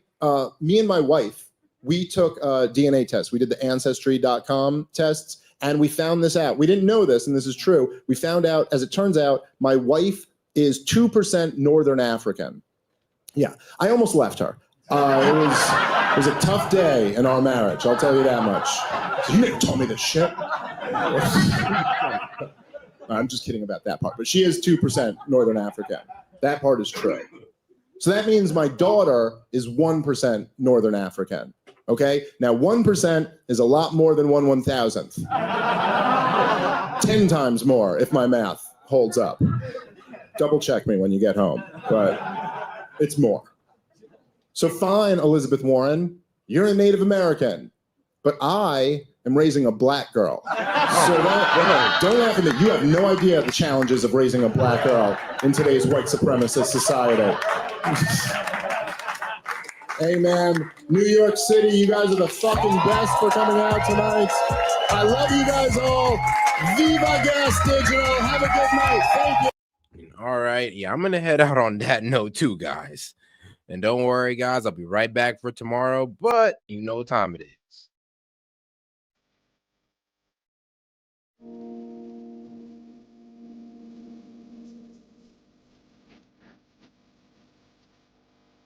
All right, guys. I'm about to head out on this one. If you want to go ahead and leave a super chat before I head on out, or tap the screen like the video, I really appreciate it.